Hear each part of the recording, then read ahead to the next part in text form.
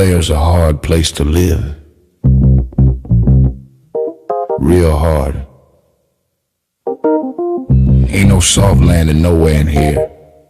You either catch on quick, or this place chew on you slow. This life don't hand out directions.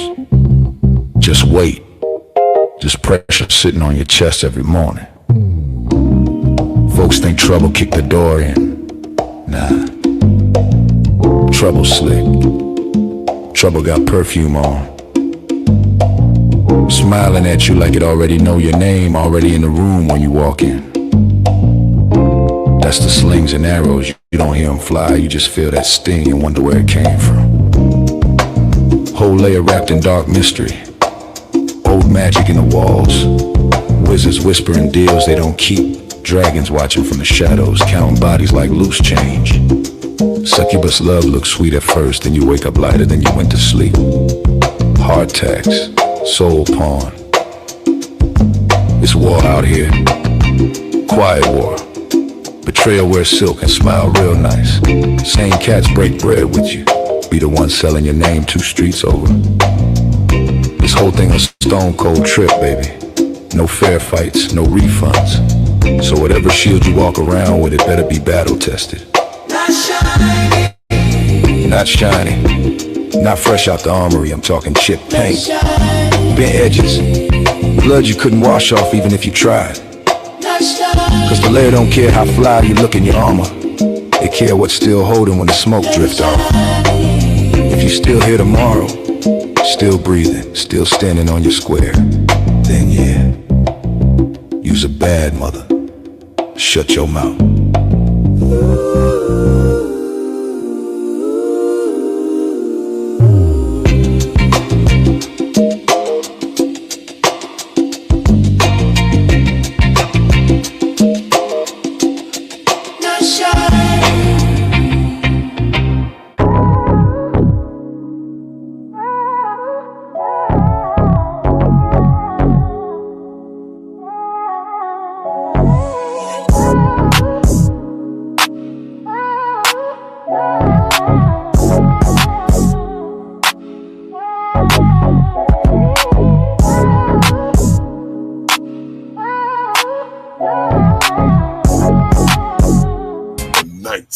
Layer.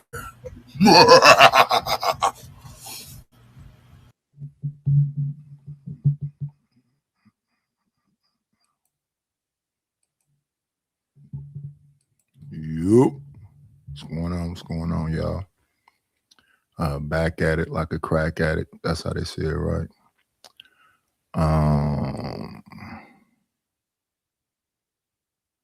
gonna get this banner up. Get this background together.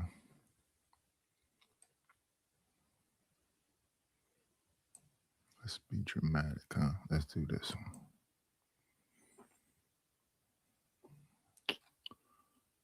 Keep playing around with the background music, but let's do this. I think it was 309, 039.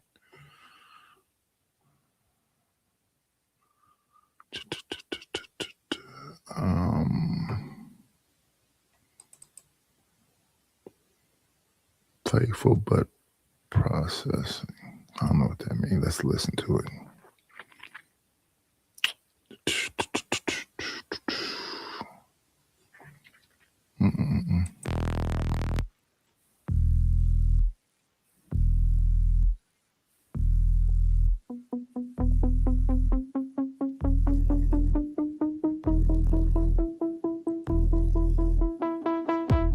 Pass it through the static, floating through the night.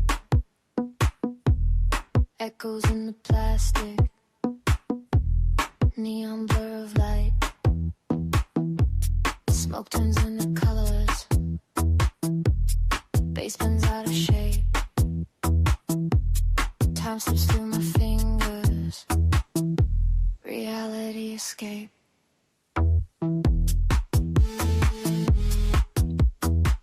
My instrumentals, that's an actual song.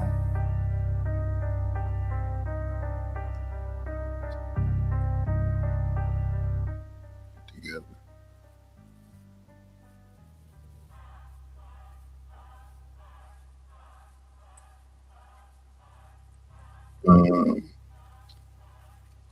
and we bike. What's going on, Chicago Rilla? And why not get started? We're about to watch an interview from the ERTS report. He asked me to check this out. So we are reviewing this.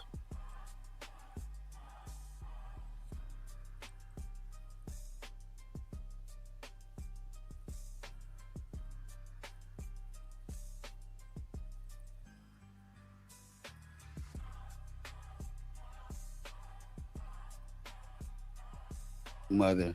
I think it's probably one of her best attributes is how great of a mother she is. But yeah, man, we're gonna switch it up a little bit. My first real interview. We done had some people come through and chill, but I want y'all to get to know this person. And also I want to introduce her as a book writer, man. She's from the CPT, Compton, California, to be exact. Very interesting story, very beautiful young lady. I hope y'all enjoy this as much as I enjoy bringing it to y'all. I'm just waiting for her to show up, and we're going to get it started, man. If y'all got any questions y'all want me to ask, or if y'all want to come up later, if she's with it, drop a link, and y'all can come up and ask her some questions, or you can ask the questions in the comment section. What's up, Christopher Hickey? But yeah, man, we're going to get into it tonight. We're just waiting for her to come through, and like beautiful Jay Michelle. What's up, Jay?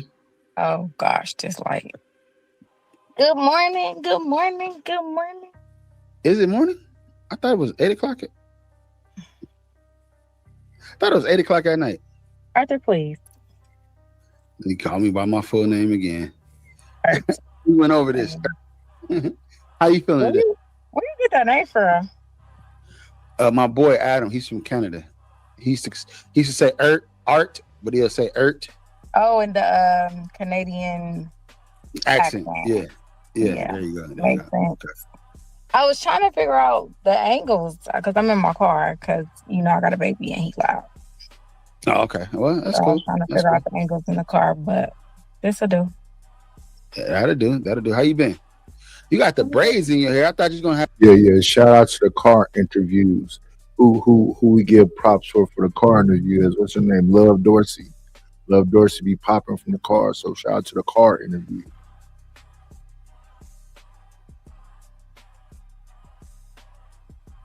Let's turn this down just a hair more. But this is just good enough for the wake up.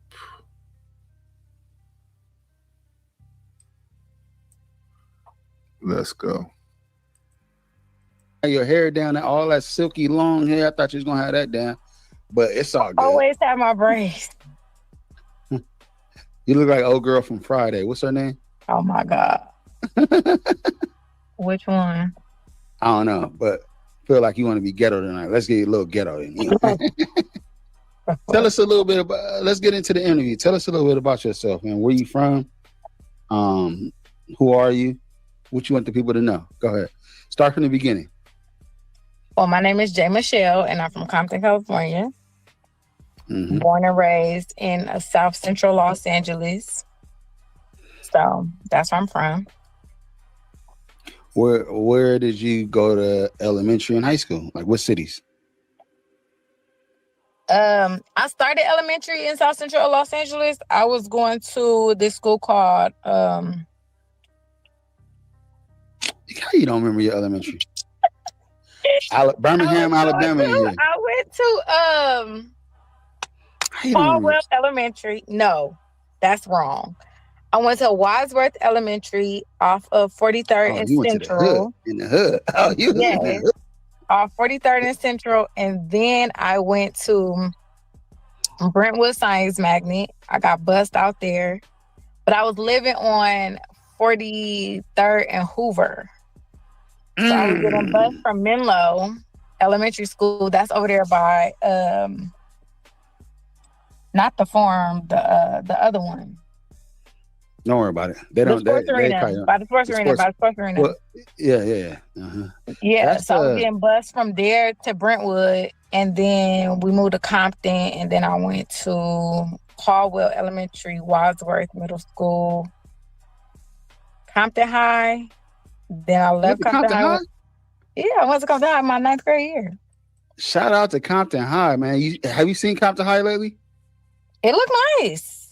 I don't. Yeah, you ain't been out here in a while though. Compton High is like The It's old like a one or $5 the new million one? school. Because Dr. Dre The opened new the one. new one. yeah. He opened the new Compton High. It's been renovated. It's beautiful, Yeah. man. My little Yeah. cousin go there. Actually, I'm going to the graduation this year at Compton High. But yeah, Dr. Dre did his thing. They got his name all over the school. So shout out to Compton Why High. wouldn't they? A shout out to people with money coming back and investing it into the neighborhood. So shout out to Dr. Dre. Something we talk about all the time. What do these successful people do in their own cities? LA got a lot of people in their own cities doing stuff. So shout out to Nipsey Hussle. Shout out to Black Sam. Shout out to the Marathon Burger and the clothing store. Shout out to Dre for his school and all the people that's successful in LA. They got it popping out there. left Compton High, went to Gardena High, got kicked out of Gardena High, and For then what? went to Cesar Chavez. I'm in Centennial. What Then you I get went kicked to out for? Chavez. What you get kicked out for? You was a fighter? No, I wasn't doing nothing to nobody. Oh God, I was chilling. I had Good morning to Chicago Rilla. Good morning to Adrian Nicole. a summer job there, and it was summer, and some lady from across the hall didn't like what I had on and was like, I'm finna pull your name. I wasn't even working in that office. She wasn't even my supervisor. She was just being a bitch, and she pulled my name. She's like, oh, you on a permit? I was like, okay, what does that mean? said art- And then They said art loves the young ones. You're not. I mean, we about the same age. What is that's messed up. Go ahead. And so then she pulled my name and she was like, oh, you on permit. We not accepting no permit students this year. So I had to go back to Compton Unified School District and I ended up going to Centennial. But when I was The at blood Gardena, school. I was ditching. So I had to make up credit. So I ended up going to Cesar Chavez. Okay. But I I just wanna graduated on catch every- time. Yeah, you did. You walked the I did. stage. I did. I got my And diploma and everything. What did you do after high school? What happened after high school? After high school, I got a job at McDonald's with me and my friends. And I hated it. That was the last time I worked in fast food. Okay. And then I went into childcare. I was at a childcare house in I worked at McDonald's.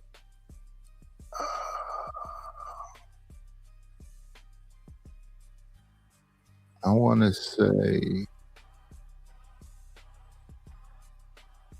1986. Me and one of my neighbors used to work at McDonald's. I used to always be up early. I would be out there and he'd come walking down the street, half asleep. That's I want to say 86. Into 85, beginning of 86. I was 15 or 16. And we had we were in there before the store opened, unpacking burgers and whatever else. Whenever the food truck came, we was packing the freezer, making salads, the whole everything. We did everything in McDonald's. Inglewood. Okay. And I was going to I went to LA Trade Tech, and then I went to the other one down there off Crenshaw. El Camino? No, I went to El Camino too. But the other one. West LA? No, that's far. Is it West LA? Yeah, Okay, like off West LA, Vermont or something like that. Vermont Mhm. and something. Vermont something. Anyways, Western or something. So I ended up going there. I went there. I went to LA Trade Tech. I went there. I went to El Camino. I was majoring in journalism, but I was working in childcare. We'll get to that. We'll get to that journalism major in a minute. But I want to talk about Jay Michelle. Okay, so when I met you, you were working at Foot Locker, I think, right? Am I right? Yes, okay. And what else? What else were you doing? Do you mind? What else were you doing? Well, when I was working at Kids Foot Locker, I was working at Kids Foot Locker. But when I left Kids Foot Locker, I left and I started dancing. I started stripping. You started stripping. you was a stripper? I was a stripper. I was a stripper. Before it was cool to be a stripper, I was a stripper. Before it was cool, right? As we say in these YouTube streets, a sweeper. Cause yeah, it became cool out here in LA about 09, 08. Whenever that song, that one song came out, and I remember all the women just started stripping. Outkast, I Choose You. Remember that? Really? Players Anthem? Maybe that's more than stripping. Cause okay, all right, let's get into this. So, who introduced you to stripping, and what introduced you to that? Because you always had the confidence, and that's one thing that I did like about you, and that's one thing like I got from you, because when you have friends, you got to gain something from your friend. One thing I gained from you is having confidence, and you stand on what you stand on. I ain't never seen you say something or do something and didn't stand on it. I've never seen you do that. So talk about that. How did you get into that? Well, this part. Give us the first day, the first idea you had of getting into that. Well, the first idea I had of What age? I was 20.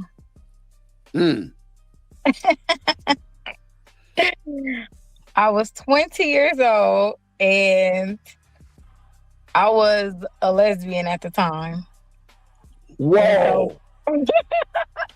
Wait, I never heard of this. Shout out to honesty. Because the cold thing about these YouTube streets, any information they use could potentially used against you, but shout out to the honesty. You was lesbian? You was a lesbian, huh? A fake lesbian. I was a lesbian. What up, Sam? That's a part of that profession, though. I think it's more women that's lesbians that's in stripping than not. At the time, I was 20 years old. I was experimenting for sure. So was you full-fledged? Full-fledged or halfway in there? Like 1 foot in? You ain't never been 1 foot in, 1 foot out. Like, what kind of lesbian was this? Well, all y'all do lesbian things at one time. Well, to be clear, I was interested in studs because from what I heard through the grapevine, the way studs get down, that's something that I wanted to kind of experiment with, because I was not interested in putting my mouth on nobody's vagine at all. And how does that? Vagine. Okay. Vagine. We call it fascine. But she said she wasn't. She was looking for a stud because she wasn't interested in putting her mouth on nobody. So how does that work? How are you a lesbian if you're not doing all the lesbian stuff?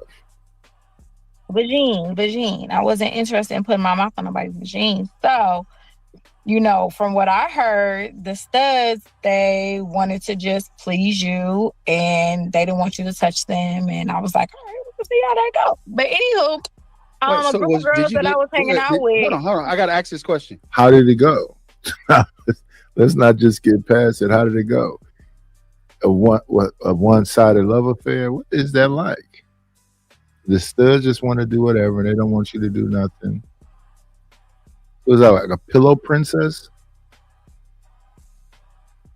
Did you not like men? Like, why did you? Okay, so it's like. What happened? It's like things that are like, I don't know what you call it. Like they overlap each other. So I was with somebody and he got murdered. Oh. And he was my first love. And so I really, really wasn't trying to deal with no men. So this is like poetic justice, kinda. Nothing like that. I was just really trying fucking with them.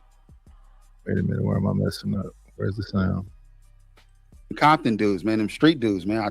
Go ahead. Well, he wasn't a street dude, and he wasn't from Compton. Like, I don't recall having no boyfriend from Compton at all. But, yeah, he ended up getting murdered. And I just really wasn't on that type of time where I wanted to deal with another dude. And then I had started dancing too, so I really was just staying to myself. That's confusing. So she lost her boyfriend, and that made her not want to mess with dudes. So she messed with a stud. Because was he too emotionally invested? It was a deep love, and the idea of that's crazy. You lose your boyfriend, then you start messing with dudes. Low key, you can say it like that. But the girls that I were hanging out with, they were gay. And so when they went to the gay clubs and stuff like that, I hung out with them. And so in the gay clubs at the time, the females would come out at midnight and they danced. And they made a lot of money. And I was like, I want to do that, but I don't want to do it for girls. And so at the time, back then, it was this little magazine paper called Dancer. And I don't know if you remember, they had all the clubs in LA and Orange County in the back. And so I just picked one. So you don't want to mess with dudes because you want to get that emotionally invested because of what you had just went through. So you messed with a stud, but you wanted to dance in a club for dudes?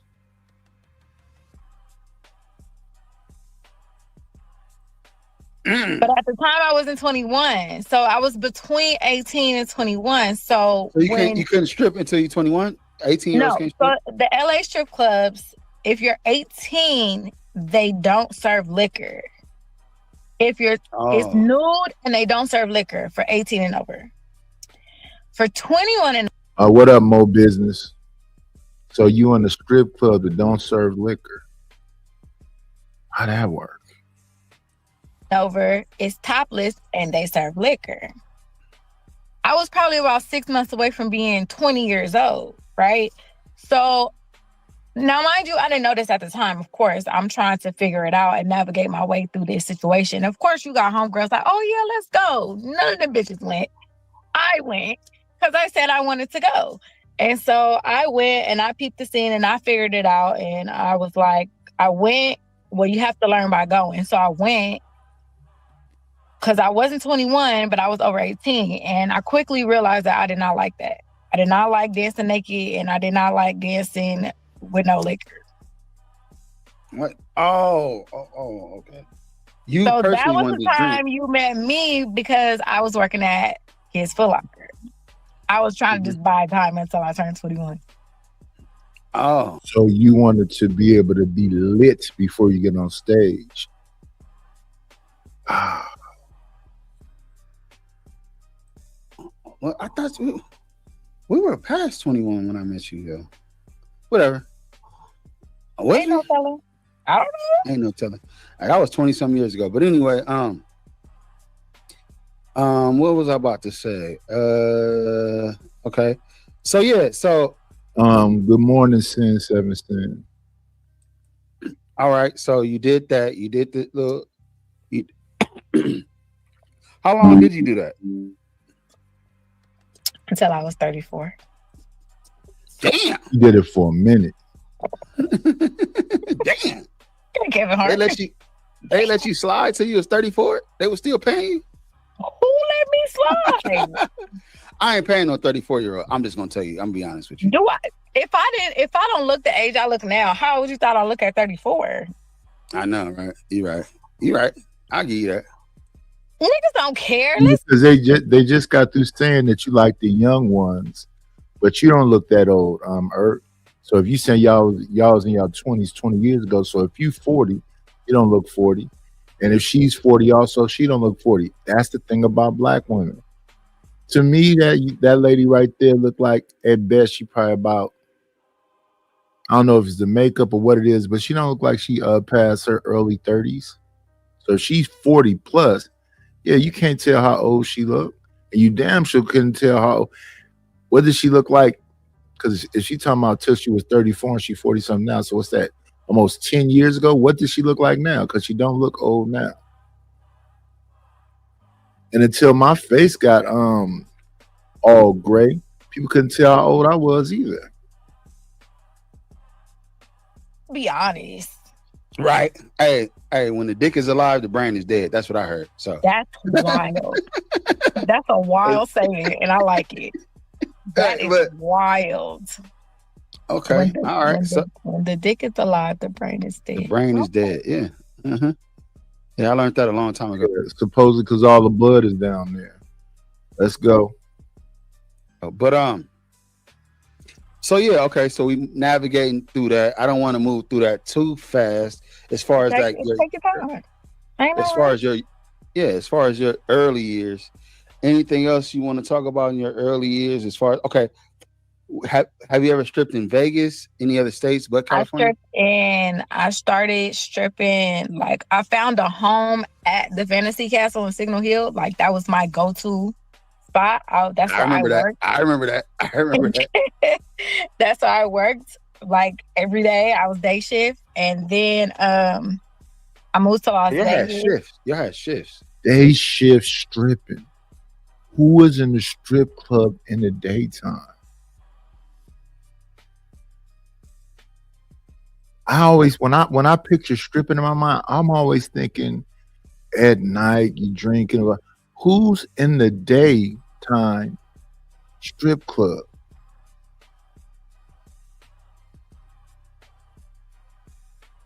Yeah, He was shifts. day shift and night shift. Then I moved to Las Vegas. I worked out there, and then I moved to Atlanta, and I worked out there. I didn't know you. Oh, you did live in Atlanta. We're gonna get to that. Okay. So where Good morning, Reese. Good morning, SD. Let me see. Eric gets a lot of leeway because of his looks. If you say so.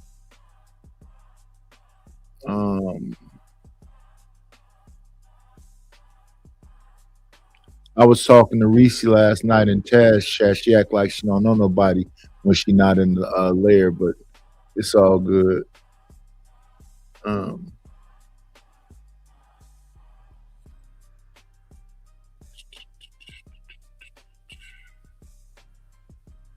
Mo business trying to get timed out. We'll let you rest in your masculinity over here, Playboy. where was the most lucrative spot, you would say, as far as regular customers making money, the lifestyle? Like, where did you eat the most lucrative? Real question is it lucrative? Or is it just a job? Is it something you was excited about, or is it just a job? Is it like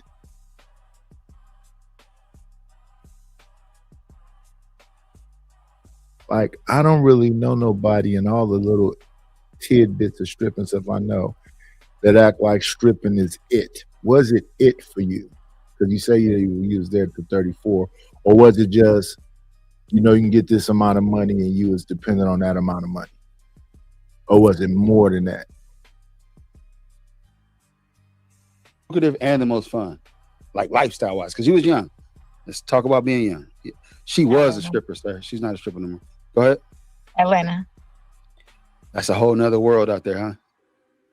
What years was this? It was the time, 2013 to 2016. So that was the end of it. That was the end of your career, Yeah. shall I say? When I was- Okay, and then Vegas was when? So she was 34 in 2016. So she's 44 now. Yeah, you couldn't tell how old that lady was. She don't really look 34 right here. She looked probably 32. And if Erd is 40 something, he don't look 40 something either. We don't know if he's doing some Just for Men or whatever else, but he don't look that old. They both look young. Vegas was 2000. Ooh, Vegas was early. Vegas was like All right, don't give up the age. 2005, 2006, 7. Okay. You're 25. Yeah, early on. Because So when you I was came back and back, forth it was Vegas. about 5 years before I went to Atlanta. I was living in Hawthorne. Right.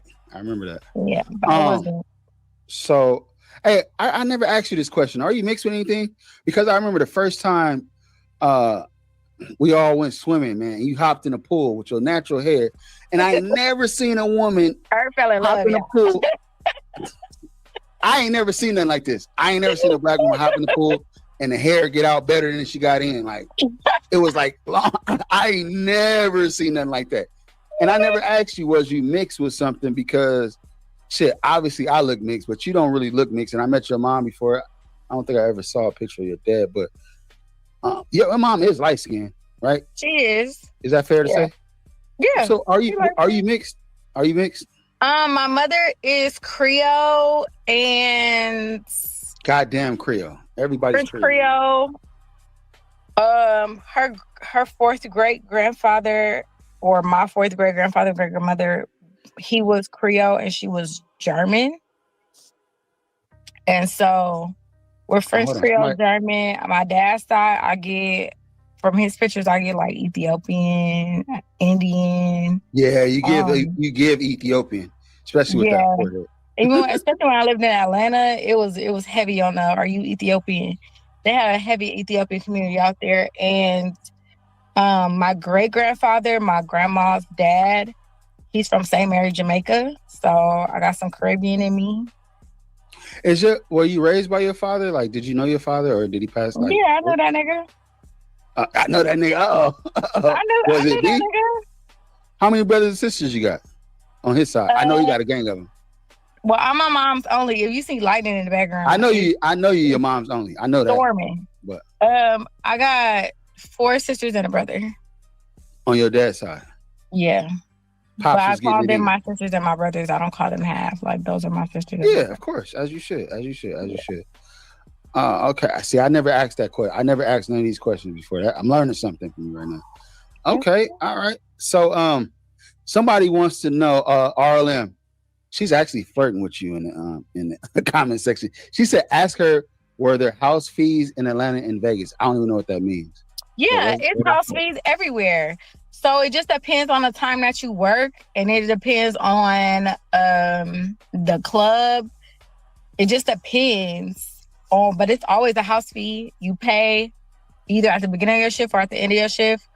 You pay the security. You could tip the bartenders. You could tip everybody. Got their hand out basically. So if you at a high end club, well, I know when I was working at the 18 Nova Club, the house fee was very expensive. It was based off per dance. And I guess that's because they don't serve liquor, so they got to make their money somehow. But when you work at a 21 and over club that serve liquor, I used to work day shift. My house fee was probably like $20, $30. But once you get into the night shift, it gets higher because it's like the busier the club is, the more money you got to pay. And the later you come in, the more you have to pay. So if it's $20 or $30, how much money? This is what I'm saying. Is it lucrative? Are you making more than what you can make at a regular job? Because at a regular job, what you talking about that long ago? Oh, is it probably the regular job? Probably about $12 an hour or something like that. What was it? What was the minimum wage back then? Is it? I mean, like, is stripping worth it? Especially when you have to pay everybody. So let's say the night shift is like 6 to 2. If you come in at 6, it's going to be lower. But if you're coming in at like 10, 11 at night, then it's going to be higher. And they usually have a chart of how much, like, from the time, and then how much each time slot is. Got you. Okay. Well, I think I got enough about the stripper part of your life. But even though that was 18 to 34, that's a huge part. I didn't know that. I didn't know you retired as stripper.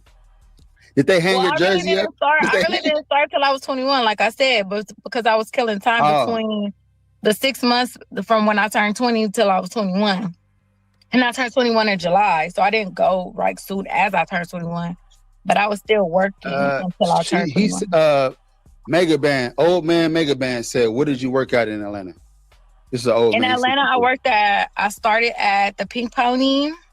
At the Pink Pony Club. I started at Pink Pony, and that was just a stepping stone. Like, I just needed somewhere to get in at. So 13 years, based on what she said. She said from 18 to 34. So 18, she don't really count that because she left out of there because wasn't no real money because they didn't have alcohol in a club, so she started working at a Foot Locker. So I guess you don't really count that, but so 18 to 34 is 16 years. It is a minute. Started at the Pink Pony, and then I made my way down to Shooter Alley. Rest in peace, Shooter Alley. They shut down the city, I think it was the city of Lenox, to annex that side of the street or some shit. And we had to go down to Platinum. Is this Thunder and Lightning? Where you at? Where you at? Yeah. I'm in Arizona. Yeah, it's a thunderstorm right now. We'll get to that. What was the most you made in one night, and have you ever stripped for anybody famous? Have I ever stripped for anybody famous? How much most I made in one night?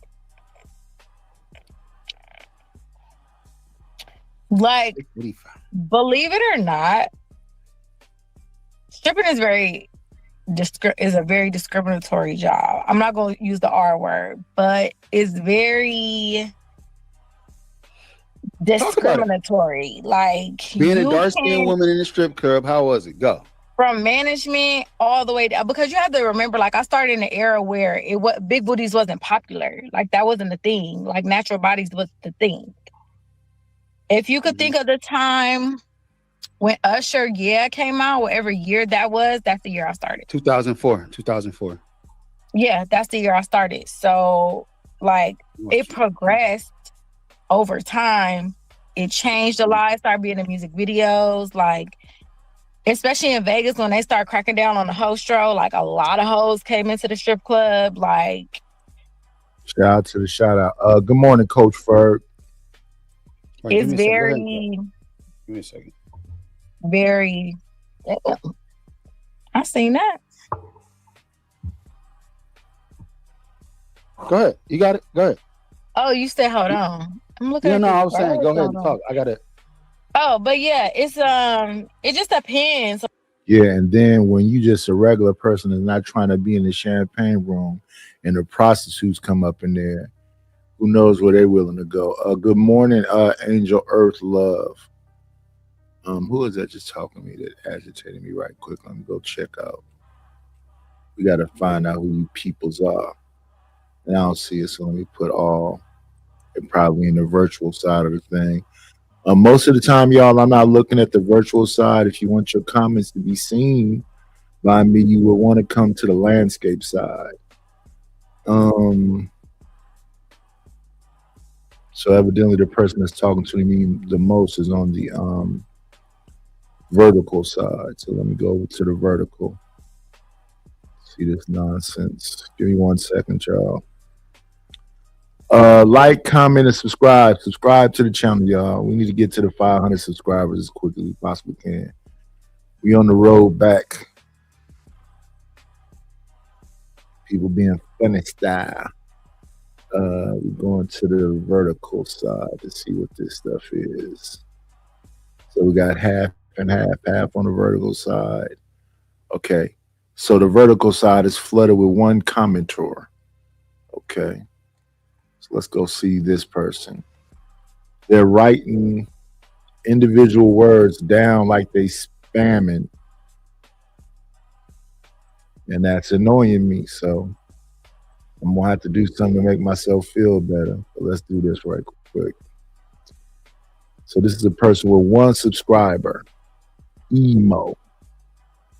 Yeah. We're going to let it rest in its masculinity or femininity. Do not spam the chat. We'll see you in a second. Oops, I didn't mean to do that. Let me reverse that. I meant to do this. Here we are. We're gonna give you a little second to think about your misdoings. We see you in 10. Do not spam the chat. Let's see. We are back. Like, some nights you'll have good nights, some nights you won't. Sometimes, you know, men are just as fickle as women are. they don't want to be bothered. Like it was the time when people was coming in just to watch the game. And it's like, it's a Friday down the street. It's a sports bar somewhere. Like, y'all don't have to be in here. You know what I'm saying? So the most money, I wouldn't say, because it fluctuates every day. Every day is a different day. But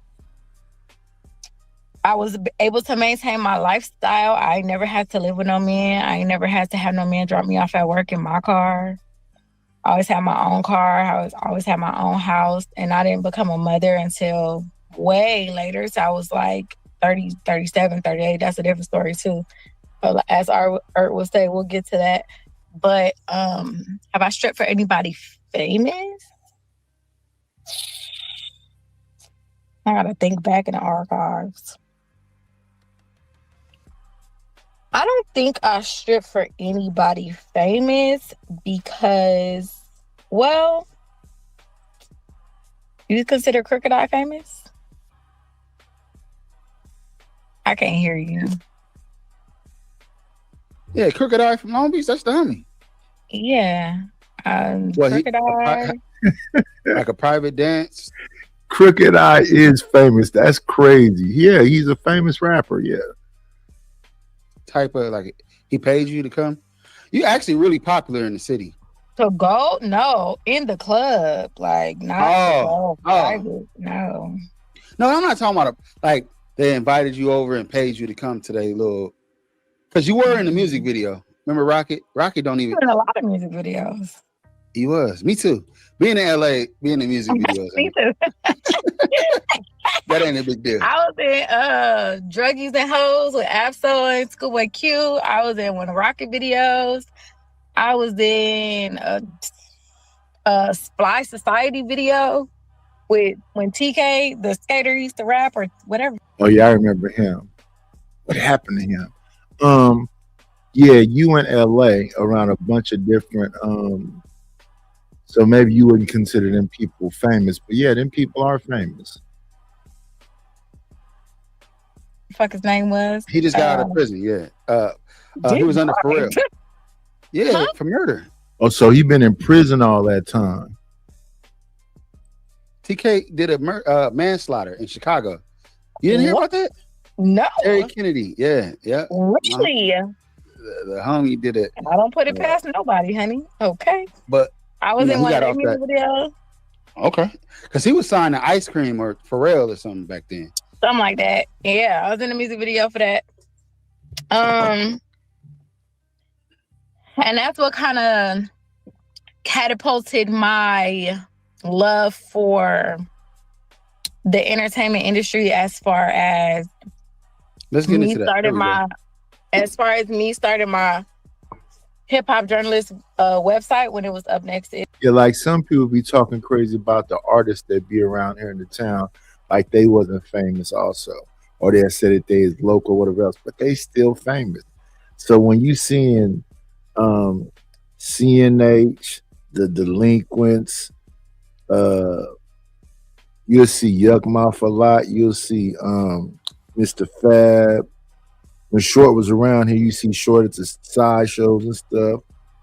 You will see Short's groups too. I think it's Black Dynasty. You'll see the Jacker. So all of them is famous. I don't know what they mean by is this famous? Yes, they're famous. Might not be at the top echelons of whatever, but yes, known. Been artists for years, and even now when people see these people, they try to act like they ain't famous. They just regular. No, they are famous. They've been damn rappers for now. So we talking about like maybe like 92 to now. So hell yeah, they famous.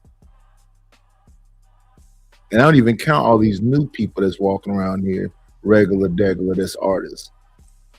.com because I was because I was interested in interviewing people on the back end because I just thought it was so fascinating to watch these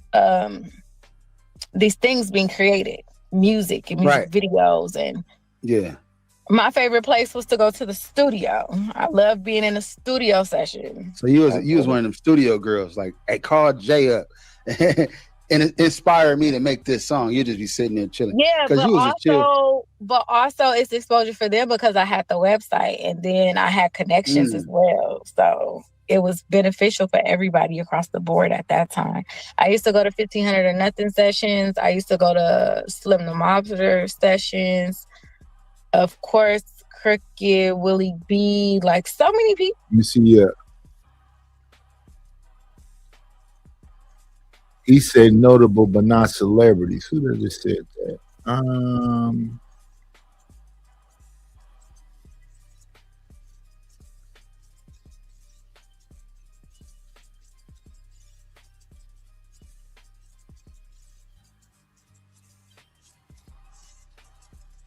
Those folks aren't famous, maybe notable in that area, but not famous.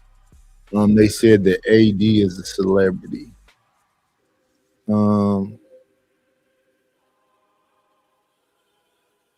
He say he don't recognize none of the rappers I name. Well, hey man, they famous.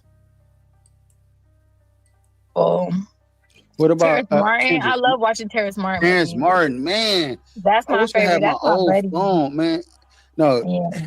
listen, I had a homegirl, one of my white older friends, man. She used to like pay for Terrence Martin to come over just to play the saxophone and all. The I didn't know who the dude was. Yeah. Was that the saxophone? Whatever he played. Yeah. The dude is a musical genius. Terrence Oh, Martin. yeah. He did that album. He got an album out. Yo, He got a Terrence couple Martin. albums It out. sounds like Terrence, but with no end. Terrence Martin. Terrence Dope Martin, artist. yeah. That's the Been homie. to That's a- the homie.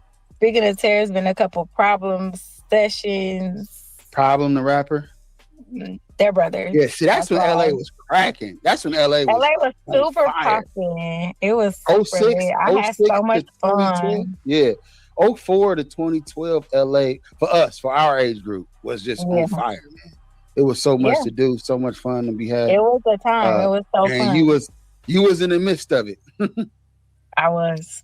I remember how famous she was back I then. was. I was. But, I was on the internet radio with the homie So Social. We did So Social Radio. And then I went to Atlanta and did You and I Up Next Is Radio. Let's get to that. Let's get to Atlanta. One of my favorite moments in YouTube history was this is like 10 years ago. I'm just scrolling through YouTube and I see an interview with 2 Chainz. And I'm like, who in the hell? And this was 2 Chainz was popping. This had to be 2014 and 16 in between there. So 2 Chainz was in Disturbing the Peace, and it was him and another dude. Before he was 2 Chainz, he was Titty Boy. I forget the name of that group that him and that other dude was in. I remember the song was "If I Don't Do Nothing, I'm a Ball." Lil Wayne was in it, and it was him and his I forget the name of the group though. And you were interviewing 2 Chainz. And I Yeah. said, "Oh shit, she made it." How did that come about? Because that's when he was pop. I think you interviewed him at the Trap House. Go ahead, explain that. How did that come about? Well, I interviewed him on the set of his music video downtown LA with Tierra Marie. Oh, okay, that was in What song LA. that was. But the relationship has started the business At the relationship. strip club. No, it did not start the Go strip club. Because when I worked in Atlanta, I worked in a day shift. Everything that I did in the evening as far as hip hop went, nobody knew that I danced. Okay.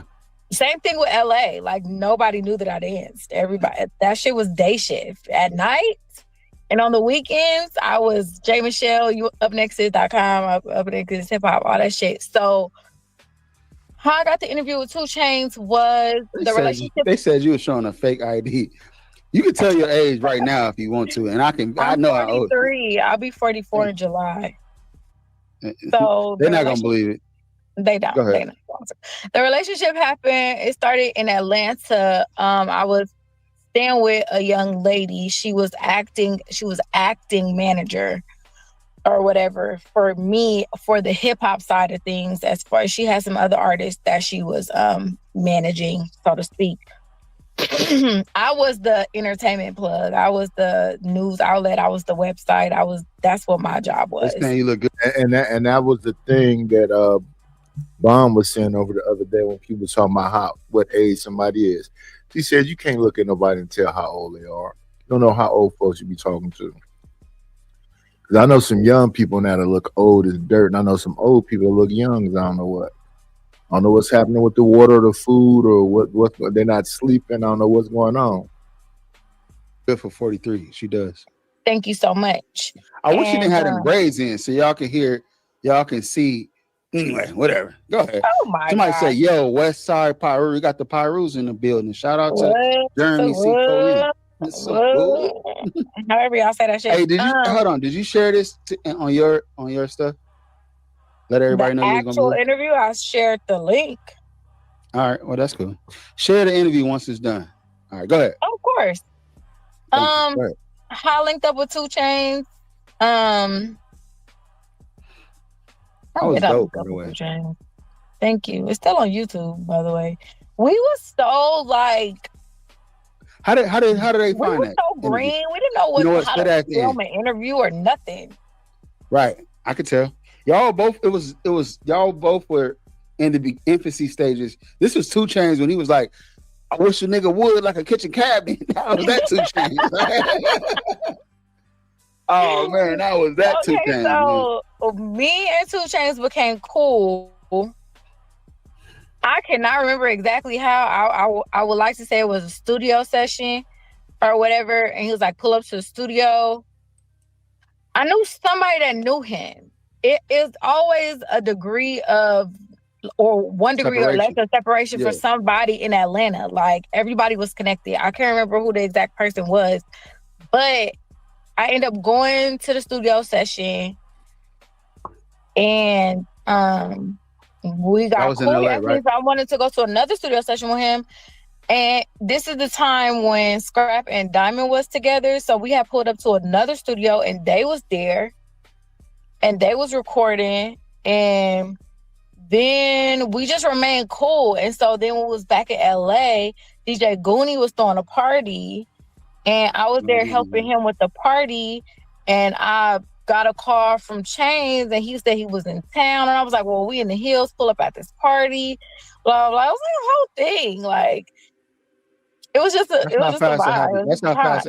Look, I see this smile on your face. That must have been a fun night for you, huh? It was so fun. I used to have so much fun. I promise. So much fun. I remember those days. Let's go back and rewind a little bit. What was the difference between Atlanta lifestyle and the LA lifestyle? Like, for example, like, because LA lifestyle is you got to move a certain way. You got the gang thing going on, you got the politics going on, you got the hating going on. Is Atlanta a little bit different as far as that aspect? It's very different. There's no boundaries. Especially when you was there. Yeah, especially when you was there. They was all getting along, man. There's no boundaries. It's not boundaries to like, oh, you can't come to this hood. Who from this hood gonna be over there? It's not who all gonna be there type shit. Yeah. How many people gonna be there? Right. But because I know niggas do beef, but it ain't got nothing to do with a state or a color. You know what I'm saying? Because I know out here, if you did it, because you was, from what I'm seeing or hearing, you was doing mostly work with the blue side. Did you get any beef when you tried to work with the red side? Because you did work, I think, probably on the red side. So, like, was it? Let's pause it for 1 second. We'll come back to it. Yeah, Player Circle. Player Circle, that's the name of them. Let's do this right quick. Let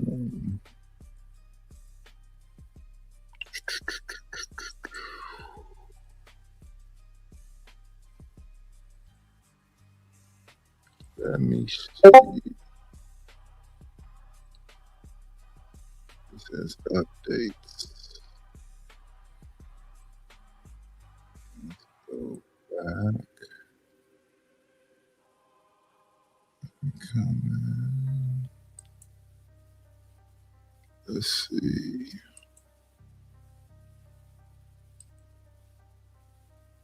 Let's see what her work is like.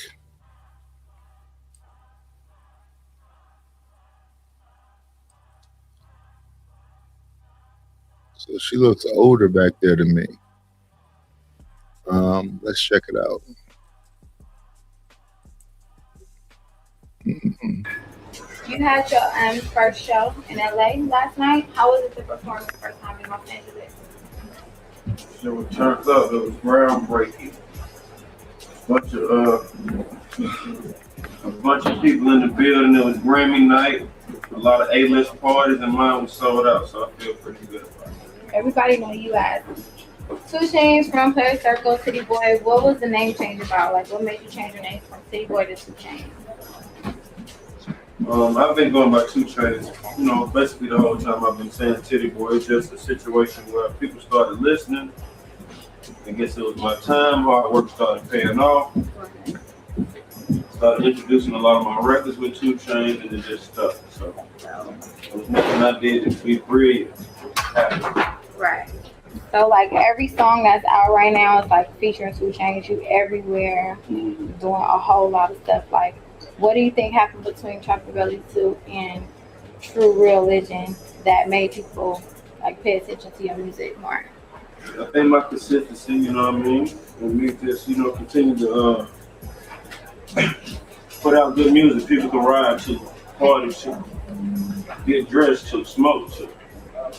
Whatever your daily activities is. So me being in tune to the streets and stuff like that definitely helped my campaign. You have a song on True Religion called Murder with Krayshawn. Like, with all the negative, like, energy she was getting from other artists, what made you still want to work with her? Because of my own art, I don't care about other art. It's a real easy question. Will there be another Player Circle album? Or I'm sure they will. We on the studio together. Dallas working on his solo career as well, so it's all about the timing. Right now it's time for 2 Chainz. Right. For everybody who hasn't got True Religion yet, go out and get True Religion. It's everywhere, especially on upnexus.com. Everywhere. So shout out to her interview skills. That was a quick run through. It was a little sound issue, but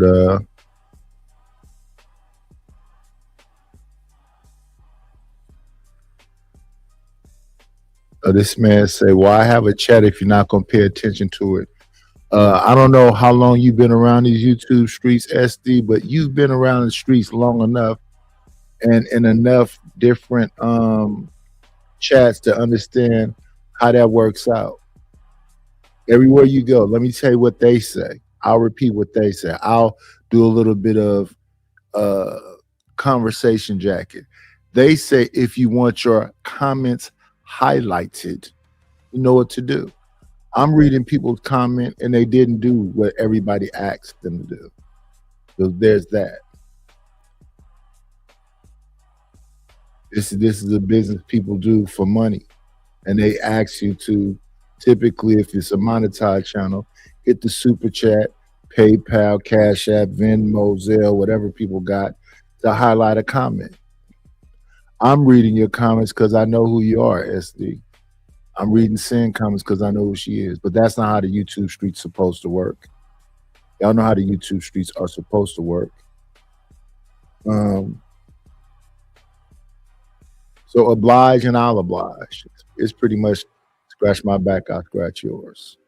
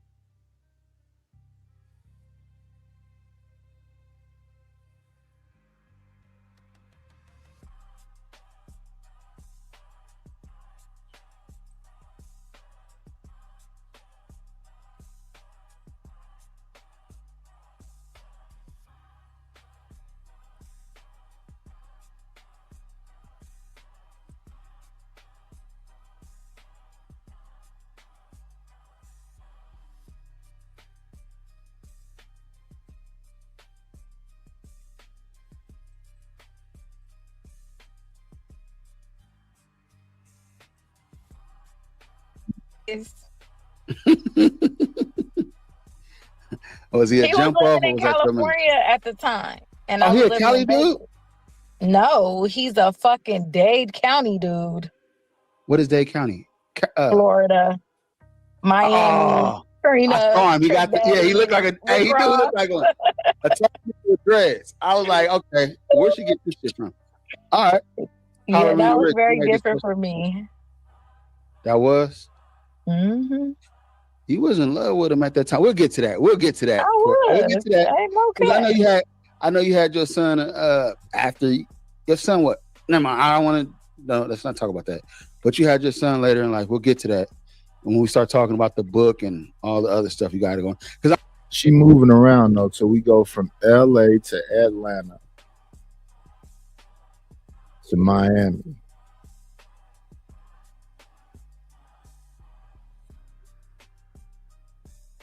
I'm really proud that you did that book thing.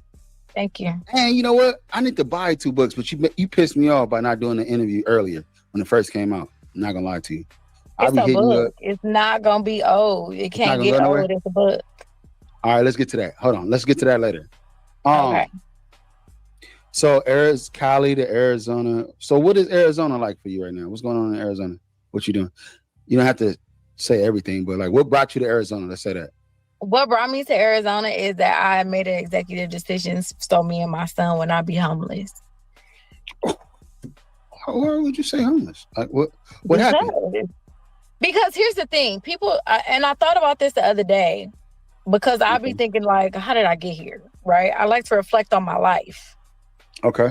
And like, how did I get here? Because every decision you make is why you are where you are right now in this moment. Nice. And sometimes you need to think about that. Like, how did I get here? Not in a bad way, just how did I get here? Right? And so, and then at the same time, we tend to be hard on ourselves as, you know, as we're growing up and we become parents and we have to make all these big decisions. And where I was living in my life, I was very happy. But where I was living and where I was working was not adding up money-wise. So I got the notice. Everybody know when you live in an apartment, when the lease is up, they give you a paper to renew. And if you're gonna renew, it's higher. And it was way out of what I could afford based off what I was making. And so I said, I'm not gonna renew the lease, and called my mom and was like, we need to stay there. Hey, you know what?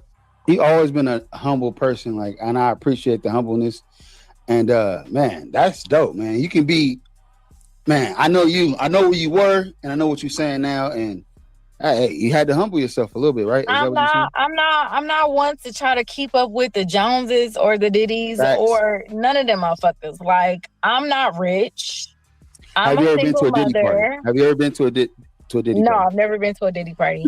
I'm a single mom. I mean, he has a relationship with his father, but his father does not live here with us. And even when we lived in Las Vegas, like, no cap, like, he saw my son 2 days out of the month. So, you know, I have to do what I have to do for my child, because if I was trying to stay there. Yeah, that's unfortunate. But shout out to Ert. That interview is over there at the Ert Report. Link is in the description. That is an interview with Jay Michelle. Let me see. This brother's talking about what he does when he goes live. Congratulations to you. Congratulations to you. That's amazing how you do your show. But again, you've been on enough shows to know how people do their shows. I know that as well. Nobody wants to do this for free. And I mean nobody. So I'm in the same bag with everybody else. Nothing special.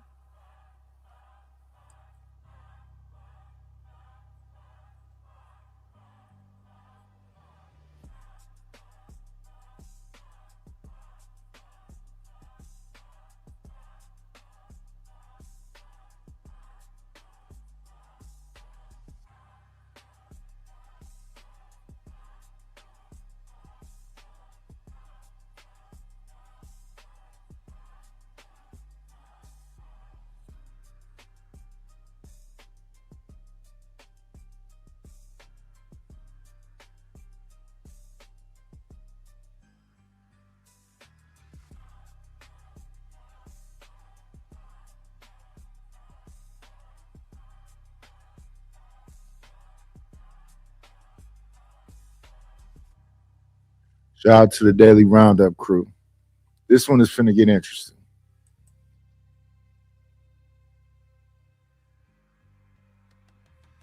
What up, Savage?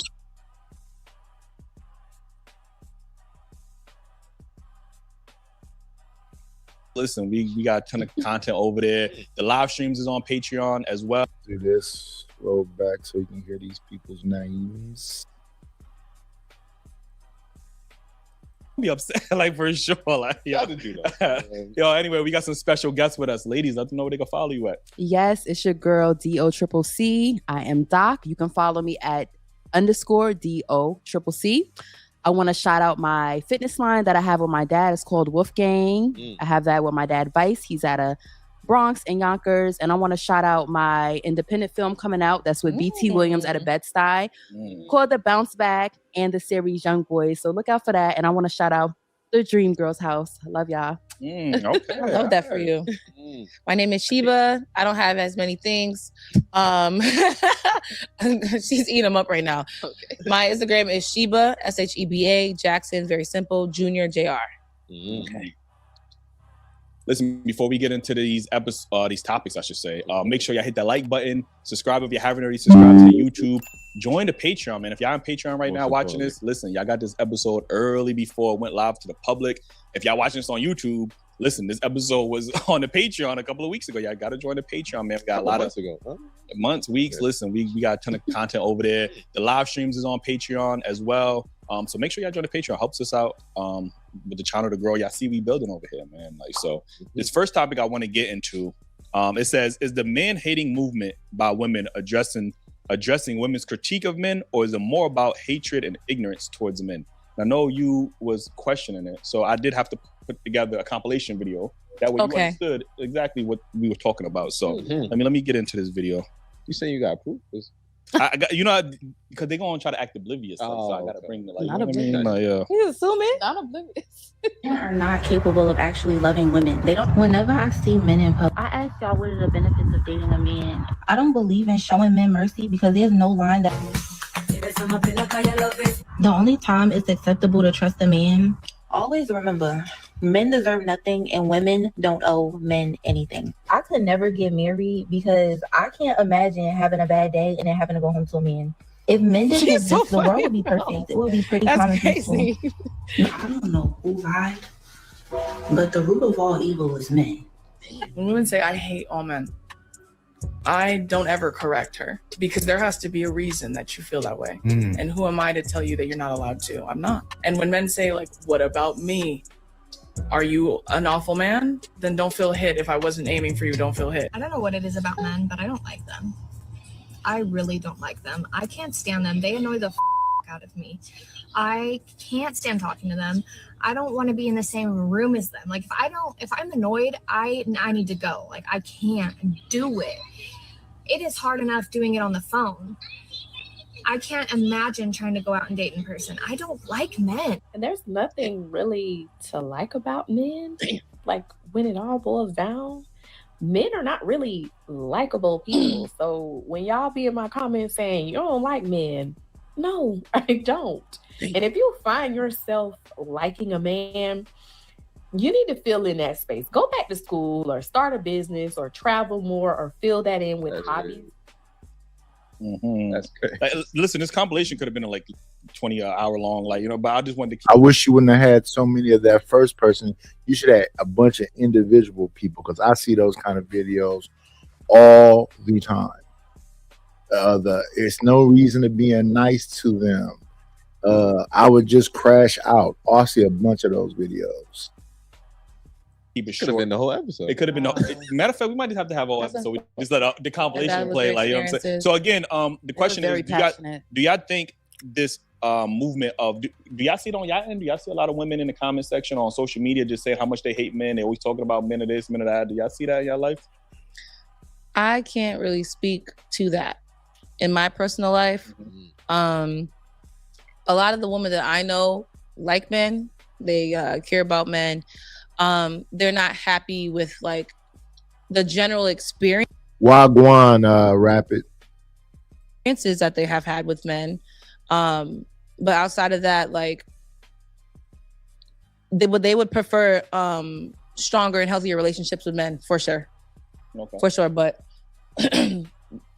they've probably had terrible experiences. Especially the lady at the end. Probably had really bad experiences. Yeah. That's Doc, what's your thoughts? All right.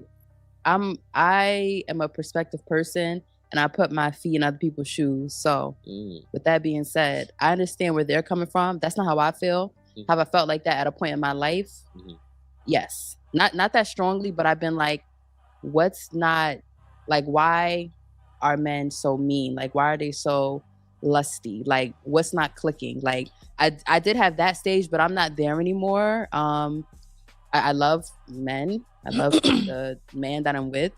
But I do understand where they're coming from. So when people say stuff, I don't just like take the bait and be like, oh, they said that. I kind of more so look inside and I'd be like, yo, what made this person get to that point? You know, like, why are they saying that? They're not just saying that for decoration. You know what I'm saying? So it's like, that's what I look at. So these women, they probably maybe had to do something with infidelity, with men lusting after multiple women, making them feel insecure, not worthy, not pretty. So there's always a deeper lens to look down when you're looking at statements like that, because it's not just a blanket statement. But I don't feel like that. It would be nice to see these women maybe like be around more healthy relationships and more men who are uplifting, so they can see examples and they could get back to what it is to really be with the man and to, you know, that's what I think. Yeah. I just wanted to read a definition because I don't think a lot of people know this word exists. But it says misandry is the hatred of, contempt for, or prejudice against men or boys. I know a lot of times we talk about not misandry. Misogyny. What is it? Misogyny. Misogyny. Yeah, we talk about that often, and even to the point where women even try to claim that, you know, we hear, oh, men hate women. Like, these are women saying that men hate women. I never heard a man, for the most part, say that he hates women. I ain't never heard no man say that. I don't think men can say that. As exactly. But that's what I'm saying. I want to be Men specific. can't openly come on any platform and spew this type of rhetoric ever. They would get canceled. I don't think they can. This is what I'm saying. So why is it okay? And why do we have all this sympathy for women? Nobody ever questions a man. If a man is has any type of hatred for women, why do we never have, damn, you know what? Maybe he really has some bad experiences with women. Because men do have plenty of bad experiences with women. I don't know if y'all understand this, but not all women are perfect angels that never do anything wrong. Like, women have their fair share of issues and trauma as well that men have experienced. Like, you know what I mean? Firsthand. Like, you know what I mean? This is why when you see some men on podcasts and they talk about their experiences, and instead of some women listening, they so quick to try to cancel him, take his mic away. Well, these are real experiences. And this is probably why men are gravitating more towards these spaces, because these are shared experiences that a lot of men have probably dealt with women. Like, don't say experience no more.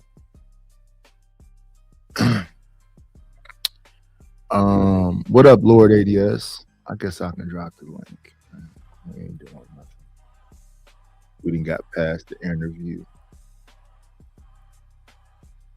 Shout out to Jay Michelle.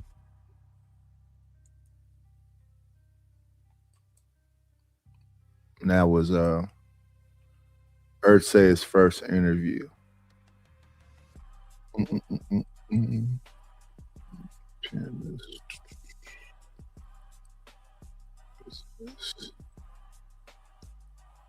Okay, let's get back to this. All right, everything's locked up there. And here, let's get to it. But if you're gonna talk about misandry and these women aren't misandrous, I think you should have got some women who feel that way, who shares that sentiment.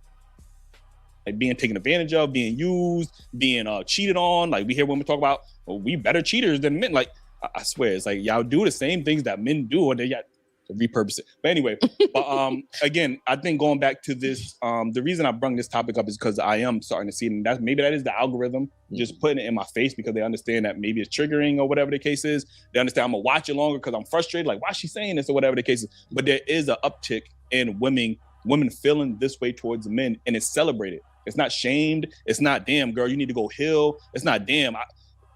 Instead, it's, I understand where she's coming from. We don't give men that same grace, and this is what I'm talking about. The patriarchy doesn't give men the same grace. Y'all call them all types of incels. Y'all say they red pilled and all of this stuff. But again, we allow women to have these platforms to say this stuff openly. The girl in the first video, I don't know if you've seen it. She gradually went from feminine to more masculine. She had a do-rag on. Like she became the man at the end of the video. Like the crazy part. Like, you know what I'm saying? I became the man.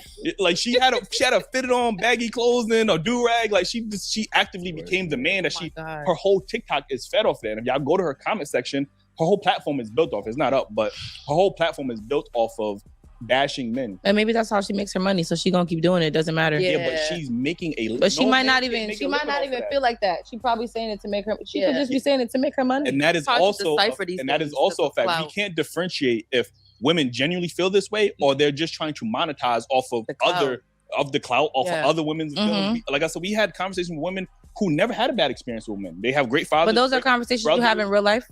Yes, like. But that's why it's different. That's on social media. What I'm saying is. No, it's not different. What I'm saying is that she's to that. Even though she hasn't had that experience, she's still participating in those comment sections. Like, you know, because girl? She feels like she has to understand what another woman is coming from. She has to put herself, she's living vicariously through women that she haven't even lived those experiences. And I think sometimes. Did she watch it? Yeah. She had sent me a post and she had, this is a different post, but she had told me, she had replied. I'm like, yo, you don't even have that experience with men. Like, why do you feel the need to engage with this content? And I think, again, we can't differentiate, you know, the women who are just doing it for content or the women that actually are going through this, because so many women want to gravitate towards this. I hate men. I don't need a man. I'm a strong boss woman. No man got to do this for me. Like, we living in this society where it's okay to brag about how much you don't need a man. And like you said, we need each other. Like, you know what I mean? So we had a ton of episodes, but we had this one episode years ago. And I still think about this. And Shorty was so convicted of what she was saying. She said, women don't need a man to reproduce. Y'all need women to have a kid, a baby. You remember that clip? And I'm looking at, she was really. It's true now, though. But it's not true, because now they have. Yeah. Now we can say, well, we got artificial wombs, so now we don't need a woman. Like, you know what I'm saying? No, I mean, like, they can have. This is a really random thing. They can take it's something within the bone marrow of a woman. You can take it out and you can impregnate yourself. But it's a study. Yeah, they still working on it. It was years ago they came out with that. No. So crazy. Yeah. The disdain for any human beings is interesting. Whether it's men hating women or women hating men. Reese says that misandry doesn't oppress. See, I listen to people like Reese and Bombchair and all of them, because evidently they've studied all aspects of this to where they can always say it's the man. And then they say that they're not active participants in this gender banging stuff. Y'all are. I mean, you had a freedom of speech, the right to say whatever you want to say, but how quick y'all are in responses to these things is an interesting thing. If you see me a lot of times on panels and talking to different people, I'm really trying to listen and understand, because I think it's more so about understanding, right?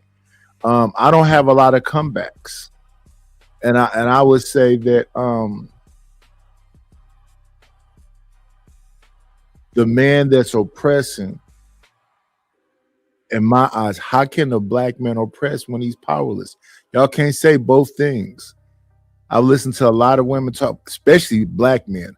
I've listened to a lot of women talk about how powerless black men are. So if he is powerless and he's had that situation since he got off a ship, if somebody got up off of a ship, how is he then at the same time oppressing you? How do those two things fit?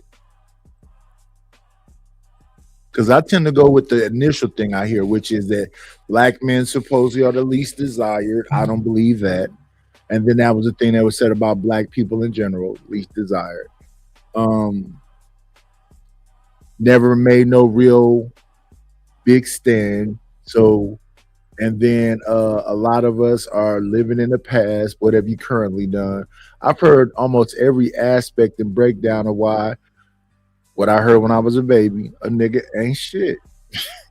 If you talk about any so-called political leaders, they've all been dragged for filth. They all got an asterisk by their name. They all could just not quite do it.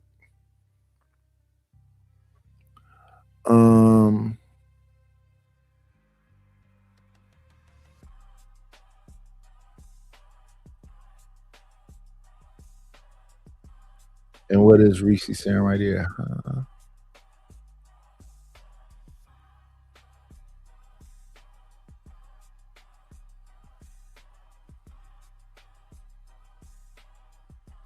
Typically by abusing their physical strength. I don't see that either. Where is that happening at? Where is this color purple lifestyle happening at? And then you got the color purple lifestyle and the abuse and all of the things. Let's go along with what's being said respectfully.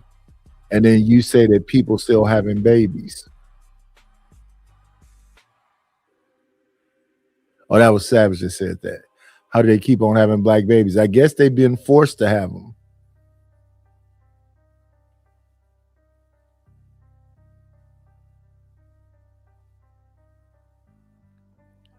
Me not seeing the color purple everywhere because, so let me give you an example. Let's make it anecdotal. I was married. I wasn't oppressed in my wife. Most of my cousins got married around the same time I got married. We all got married in our 20s, all of us.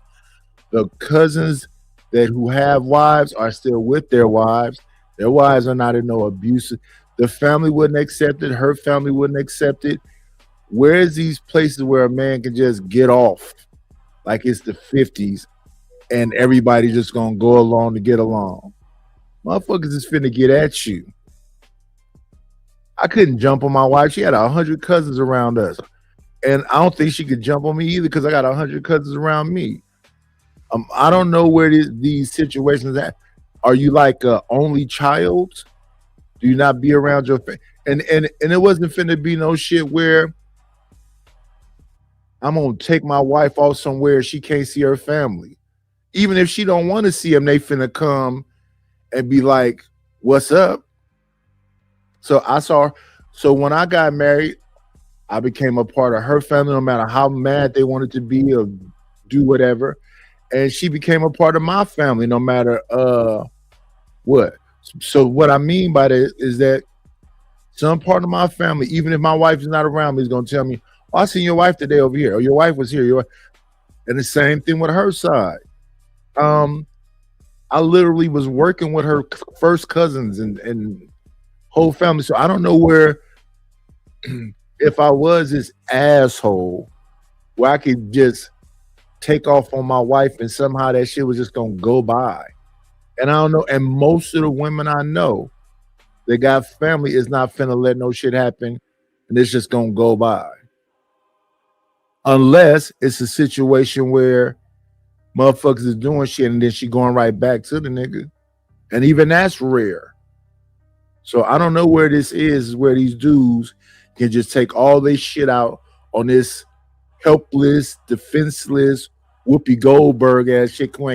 Somebody finna get this motherfucker. How the fuck he's finna get away with everything?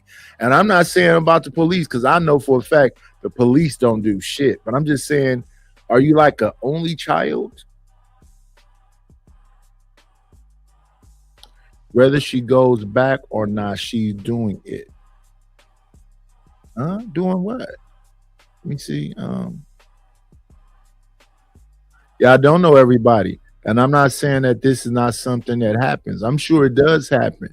But you saying if I'm not seeing it as if it's prevalent, like it's happening everywhere. I'm just saying I don't see how it could be happening everywhere. Who would accept that, male or female? Right? Science. I told you. That's what she said. But again, you can't get the X and you can't get the Y chromosome. Like your baby will come out deformed. Like, you know what I'm saying? You're They'll not come out a girl. If you ain't got no Y, you're gonna just have a world of girls. No woman has ever done it. You don't know how that child is gonna come out. Like, and we get to the point where we like, damn, you know. Let me see this too, because I find this interesting. Right here. Is this one? No, let me look. I think it is this one. So right here, why are you denying facts? I don't know what the facts are. Was someone speaking on you? I'm not talking about me. I'm talking in general. I've been on too many panels. I looked at you see the content that I review over here. I review this content to look at it. So for example, we looked at the Saint and the Sinner, had an interview with who Stanley kept calling a librarian. And she came out saying that men in general are dangerous.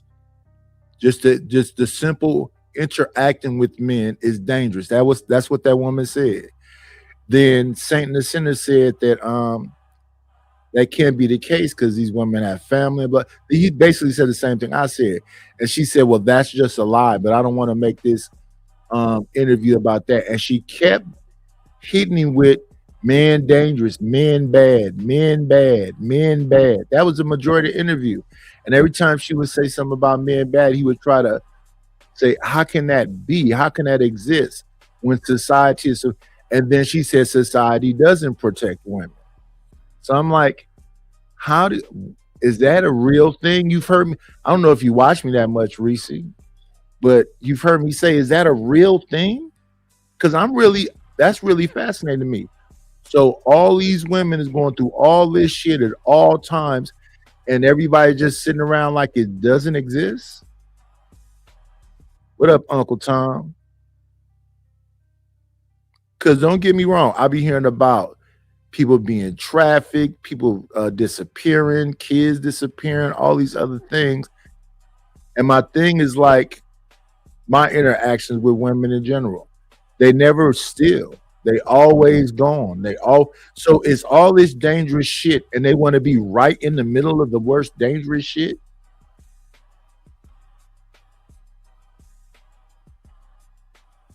Like this right here. Yes is a real thing. You're actively denying it. So that's the problem. Me actively denying something, I didn't actively deny anything. You're woman listening. If I was actively denying it, I would say it don't happen. It don't exist. I don't believe it. That would be me actively denying it. Bad listener. And saying that kind of shit right there is an attack on me. The shit that y'all say casually be attacks on people. You're the problem because you're denying something. What am I denying? I'm saying I don't know about it.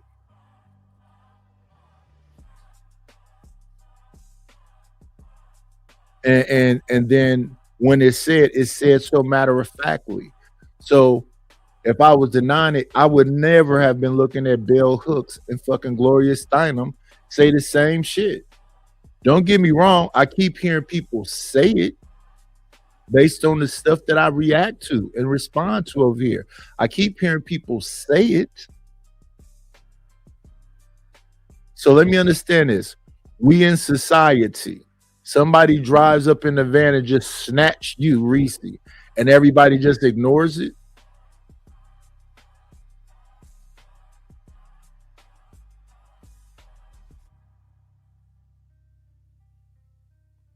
No, what you hear me talking about is the magnitude of it.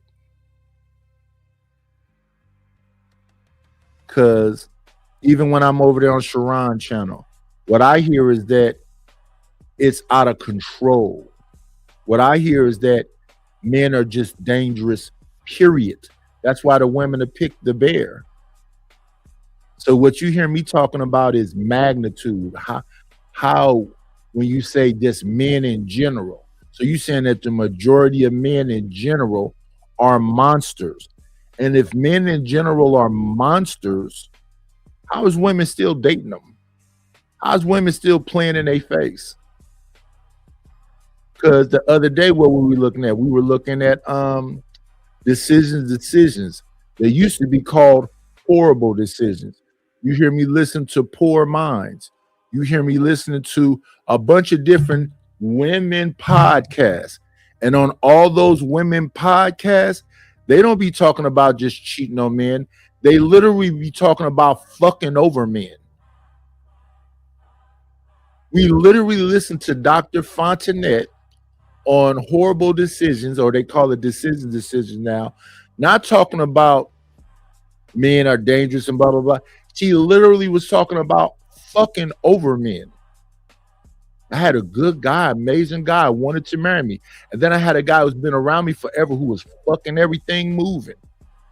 But he's my friend, and we flirted and da da da da da. And then we went to Costa Rica, where I got a guy who's actively trying to marry me. So I kiss him out there, and he said, leave that nigga alone. And then I left the man that's been around, proving his whatever for me, for this man. So that's them literally fucking over men. So if all these men are bad and dangerous and whatever else, what's up with the game of fucking over niggas? Like it's easy, like it's fun, and it's show after show after show after show after show, woman after woman after woman after woman. And when I listen to these more powerful women who have a voice, they're literally telling you about your sexual liberation and your power. And most of the power is about fucking over men. Straight up. No ifs, ands, and buts about it. And I just got through listening to fucking them talking to Ari Lennox, the singer, where she was talking about, a matter of fact, I was talking about something, I forget who that was in the chat, who said, they might as well fuck with a Pookie and a Ray Ray because the so-called good guy is boring.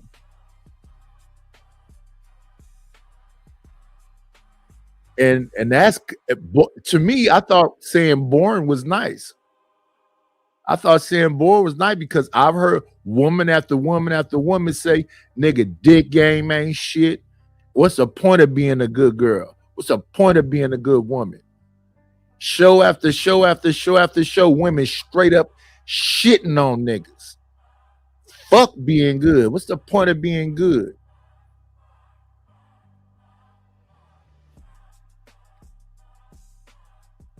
No, we're not gonna disrespect Reese. Reese has the right to her voice and her opinion. I fuck with Reese. You see, she got a ranch, and she has the right to her opinion. But she can't say that I'm denying it. I'm just saying motherfuckers are equal combatants in this shit. So they'll talk about a player or a gigolo or whatever, but they never talk about these hoes. And these hoes are out here up to no good at all and bragging about the shit. So misandry might not be oppressive. It might not be oppressive, but that doesn't change the fact of how a motherfucker play a cat. I don't like cats. I'm a dog guy. Cats are fucking disgusting to me. And motherfuckers be playing the cat. Smile in your face, very seductive, know exactly what they want, but playing with your motherfucking ass. You just in a rotation.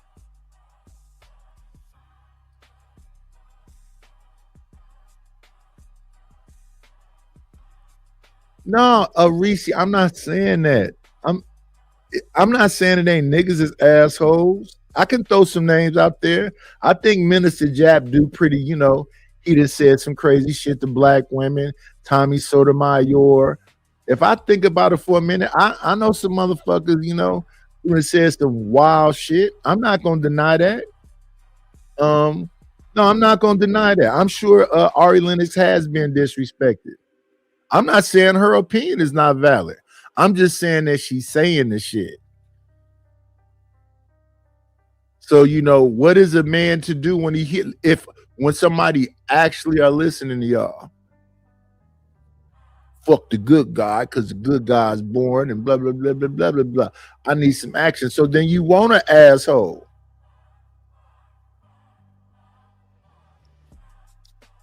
No, here's my thing, Savage. This is what you got to understand about me. I'm not thin-skinned, but the way I hear niggas talk, so who I said Minister Jap, I said Tommy Sotomayor, I listen to Hood Conservative, I listen to that Moosenex booger nigga, Triple X, or what does he call himself? Triple Black. I listen to motherfuckers say crazy ass shit about women. Don't get me wrong, I do listen to them, but I'm positive ain't nobody fucking Triple Black in real life. He can't get no pussy. Just listening to him on here. Philly Boy DC and all of these cats. They sound inebriated at all motherfucking times. They don't cam up, and they got the worst shit to say about women. So that's my thing. That's why when Bomb come over here and she get to fire the motherfucker up, I just sit back and let her rock out because they equal combatants in this motherfucking war. And she don't need my help. She got the whole Bomb squad. I done seen them swarm around a motherfucker and get on their head. And you don't never hear me saying I got some smoke for motherfuckers who fighting back. A fair fight. It's a fair fight. If conservative get on here, you know, doing the most, and you know, it's certain people. I do hear that. So I'm not denying that. I'm not denying none of it. I'm talking about the magnitude of it though.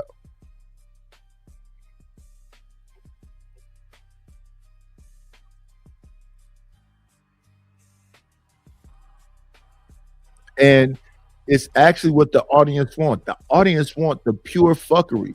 If you don't give them the fuckery on a level, so shout out to Sharon. Sharon got a lightweight Save the Community Fight Club going on over there.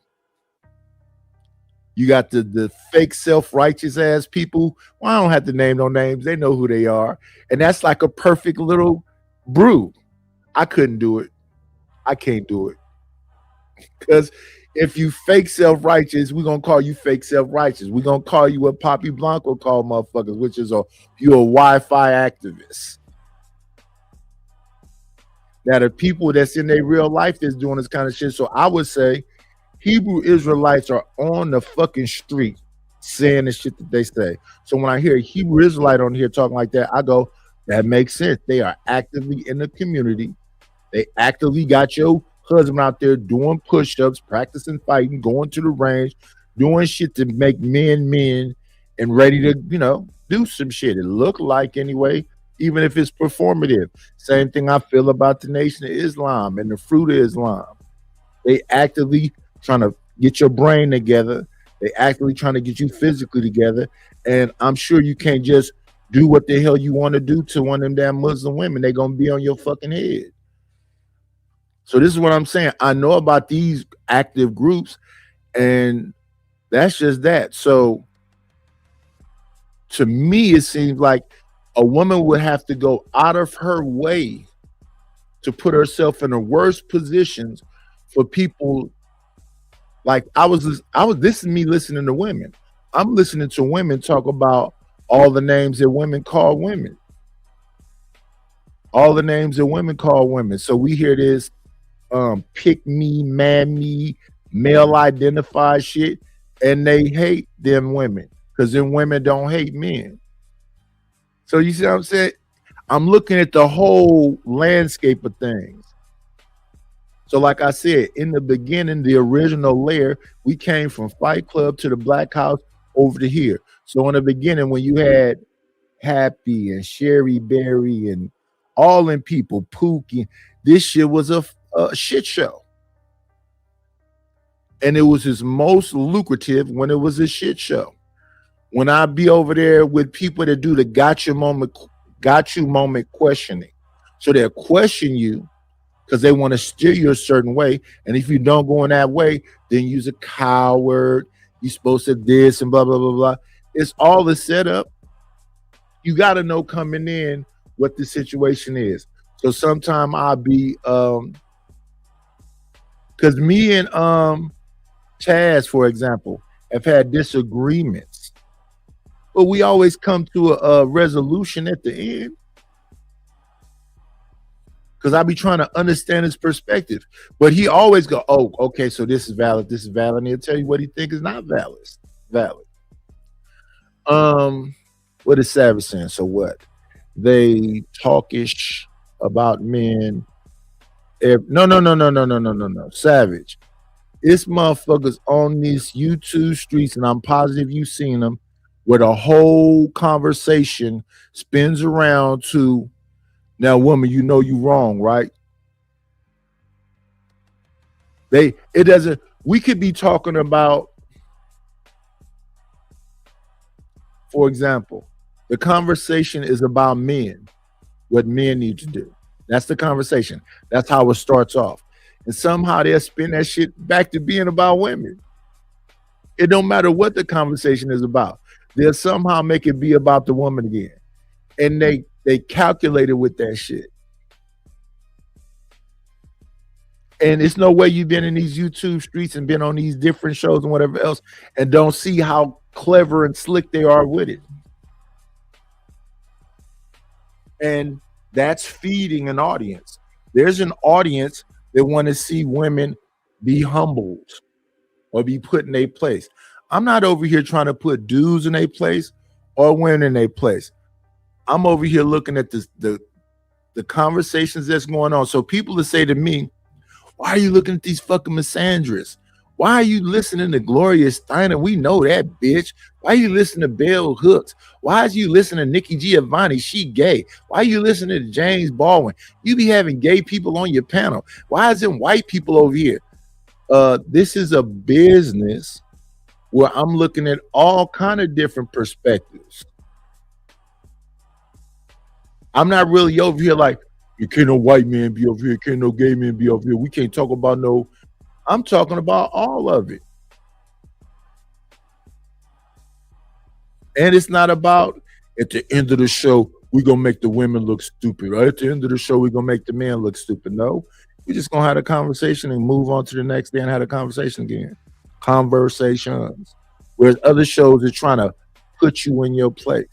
That's where it all comes from. We supporting you because we understand. No, you don't.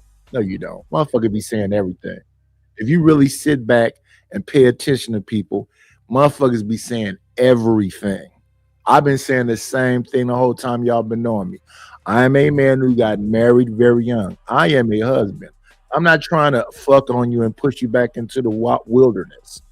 But I don't want to be with a hyena or Doberman picture. What's all the names they call y'all? Hyenas, Doberman pictures, hair-headed hoes, and all of this shit.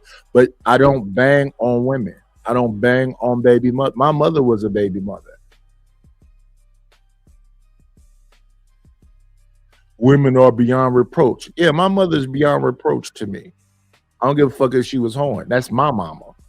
Well, I don't even be understanding niggas be saying, my mama was a hoe, used to be a hoe, my niggas go to my house. But that's the person that stayed, Goofy. Was your daddy around? Did your daddy stay? If your daddy left, why are you trying to shit on a person that stayed? Yeah, I'm not calling women names like that. You're a bad listener. I said, I know who Minister Jap is. I've heard Tommy Sotomayor is the one who's calling people hair-headed hoes. Not me. Minister Jap was the one calling people Doberman pinchers. Not me. Are you a bad listener? I said I've never done those things, but I've heard all the names. And to me, Ari Lennox is cute. I'm positive they said goofy shit to her. I'm not denying her struggle. Hey, Almanize.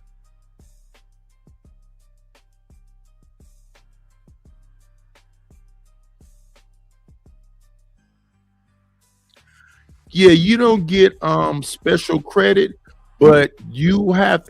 Here's my thing about this comment right here. Here's my thing about this comment right here. The same thing for the motherfucker who impregnated you. I'm not supposed to get no special credit because I'm doing what I'm supposed to do as a father, right?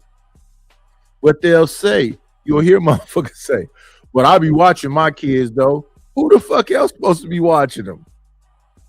So if you left all your responsibilities and then you get in these YouTube streets and you start talking about baby mamas and what a woman didn't do, she's supposed to have more responsibility than you. So this is like a bad argument for me. Yeah, if you had a baby, you should this. But we both have responsibilities that should be done. If I become a fucking fireman, I shouldn't want to pat on my back because I run into a fucking fire.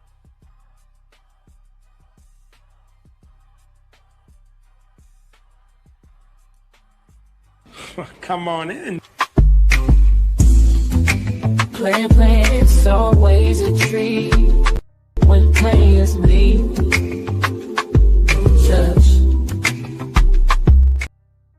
And And my guy, Lord ADS, don't have no patience. He always types in the back chat. Now, Lord ADS, when I'm talking, I see you when you pop up here. But a lot of times, you know, if you ever done this, I'm on the channel moving, you know, stopping it and pausing. I'm not inside StreamYard, so I might not see when you pop up then. But I will check periodically. But good morning, Lord ADS. Good morning, Nighters. I see you singing, enjoy yourself, enjoy yourself, enjoy yourself. Enjoy yourself with me. Enjoy yourself, enjoy yourself, enjoy yourself. You gotta enjoy yourself. Yeah. It's Friday, man. Come on, come on. You can do it, you can do it, you can do it. Yeah. Maine and Tito. And of course, Michael.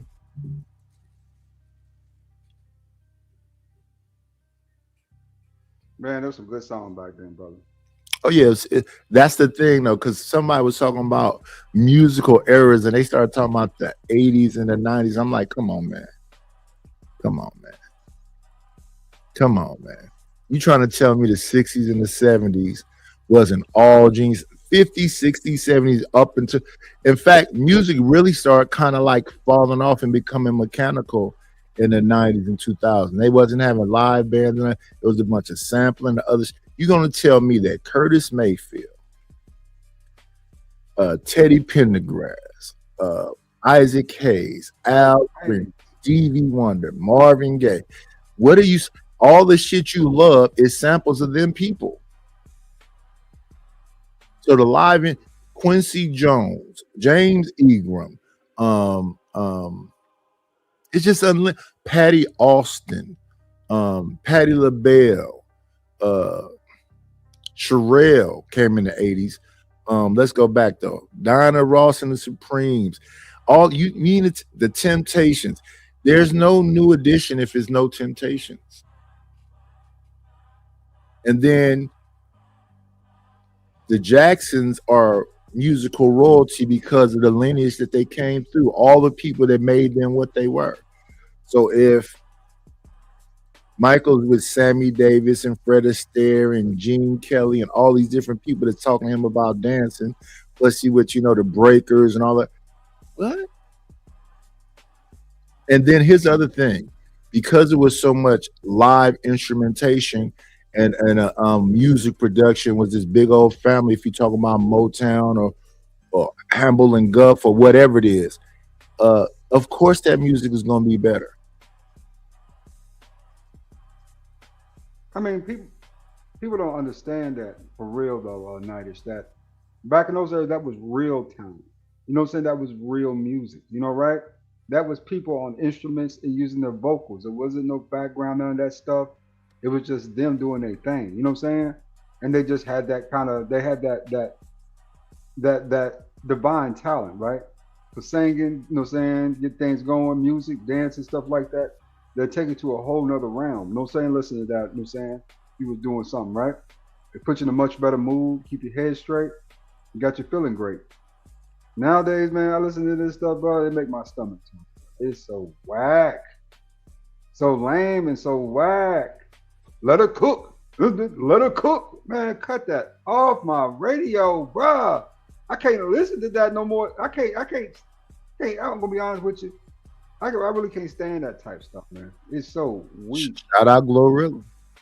Yeah, man. I mean, but these new cats, they soak it up, but they don't know no better. They don't understand what that is because, unfortunately, those kids wasn't really raised in the same kind of environments that we was, right? We was first world living, you know what I'm saying? We was living in a first world country, but treated like we were third world, you know what I'm saying? So it was different for those cats, you know what I'm saying, when they was going through the ranks. So you know, right? that's what's necessary for the family to work. You got to be treated like a 3/5 human being. No. It's if you haven't noticed, like I've been saying for the last year now, the women are starting to come back around. That safety net is eroding. Yeah, but that's bad because that's manipulated. Right. That's not them coming back. That's because they're gonna have a survival instinct, and is what you getting the real woman coming back, or are you getting the girlfriend experience? Because people are going to adapt to the situation, but the situation is being manipulated. So if you cripple women by changing laws and doing all this other stuff, is that her really coming back?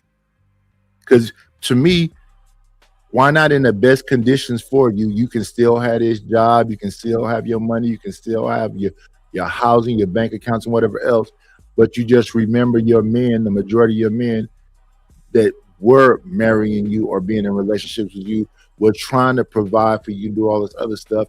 Now that the system is made it where now you're in power, how do you then forget the person who is willing to make these sacrifices and changes for you? So to me, when I think about like unity or black power, whatever else, it's not something that's forced on you. It's a natural thing for you. A natural thing for me is to think that these are my sisters. But I hear a bunch of black women on there say, miss me with that sister shit. Because, Nightish, in a first world country where there's abundance of resources, abundance of technology, you know what I'm saying? The laws. But see, that's outside of you, right? No. Let me keep cooking and I'll give it back. You know what I'm saying? Where the laws are beneficial, people willing to change the laws to acquiesce to times changing. People will create their own. Hold up. Let him. People will create problems. It's just honest. Where there are no problems, people will make problems. That's just the way people are. And if you give them an inch with good intent, they will take a mile. They're just taking the inch back. But then you getting that actual person though. No, you're getting somebody who actually understands the realistic views of, you know, saying of no, if it's good for the goose, it's good for the gander. Would you agree with that? Not necessarily. No, goose and ganders, they both eat the same food, but they have different mating rituals, different something. Well, I'm not talking about mating rituals. I'm talking about they had the same opportunities. Don't mean they have the same outcomes. Facts. Right. So if you agree with that, I shouldn't be doing anything to try to oppress this person. And if I'm doing something to manipulate laws and all this other stuff to make this person do something they don't naturally want to do, why would you want that? Well, you watched for 4 years what they did to you. What did they do to me? 4 years of oppression under progressive reign.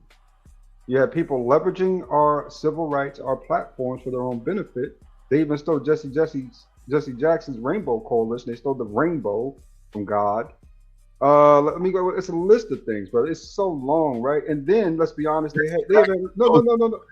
They've had a list on YouTube about red pill men. Remember that? You know, say, and they happen to all be black content creators. Where do you think that comes from? You were being arrested for rap lyrics, Young Thug. You know what I'm saying? Where do you think that comes from? That's black women trying to score on you again. You know what I'm saying?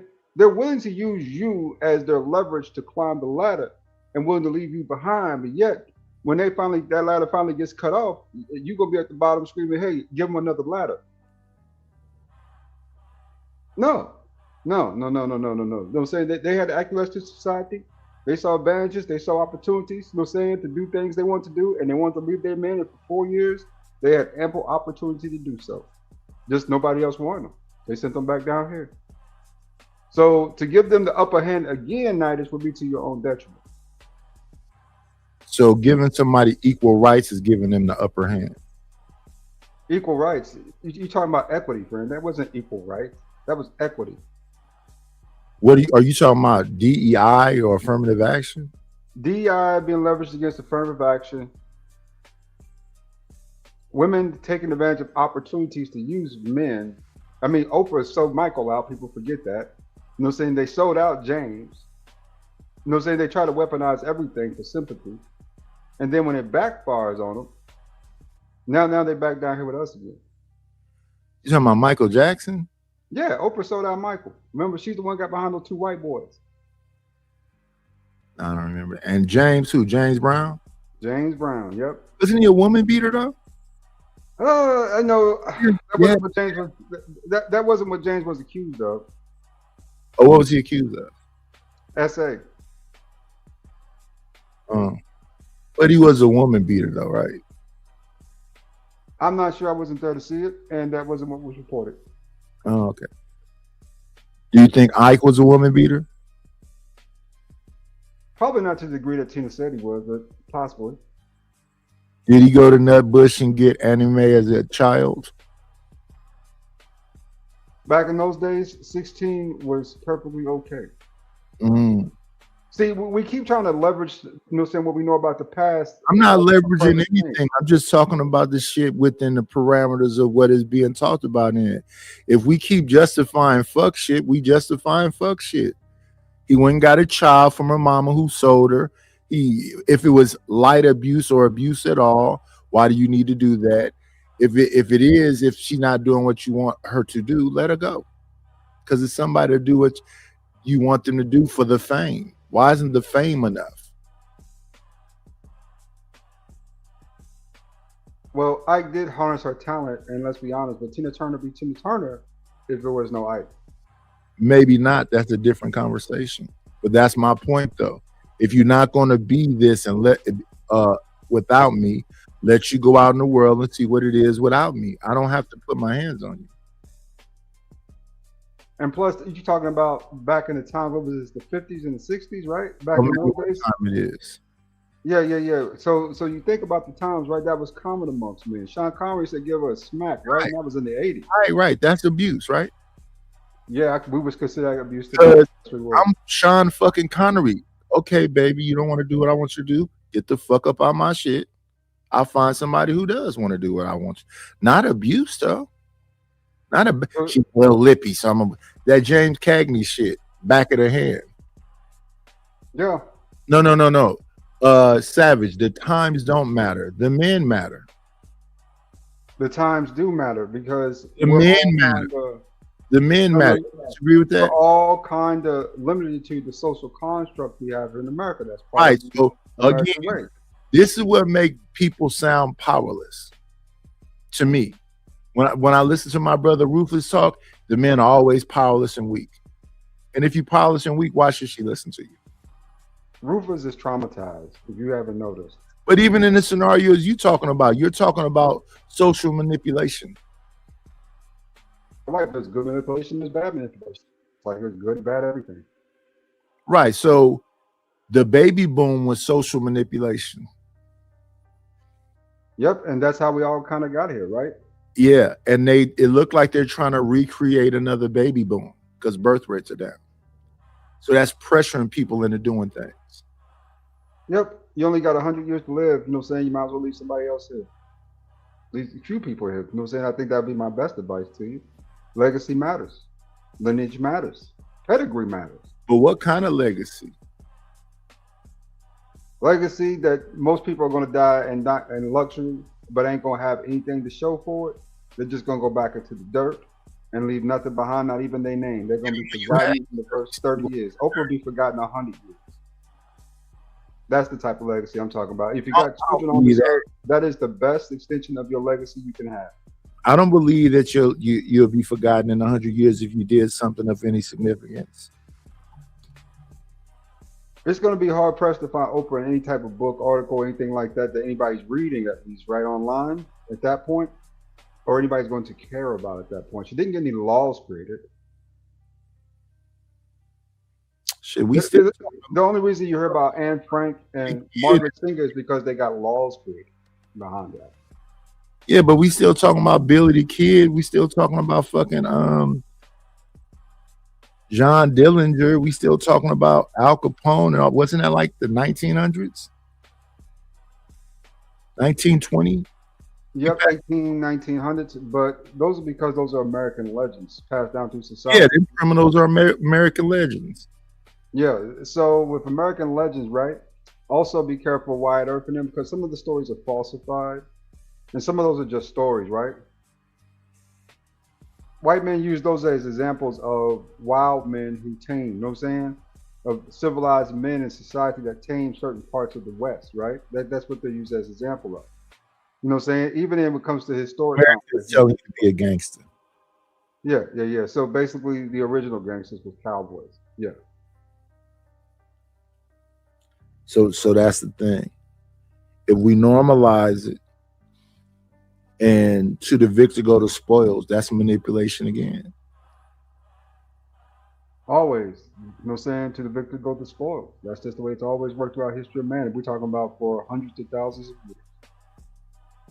Right. So we still talking about Cleopatra. We still talking about Mark Antony. We still talking about she's way more than 100 years Why old. do we talk about Cleopatra? Because she was a seductress that made two men go to war for her. Because she married one of the Roman emperors, or she was with one of the Roman emperors. One of the really. They don't just talk about that, though. I forgot his name. Huh? They don't just talk about that, though. Yeah, but that's why she's still popular. Because she married the Roman emperor, not because she had a war behind her. Yeah. If you take away that Roman emperor, nobody cares. Nobody cares. War part wouldn't matter. Mm-mm. Not one bit.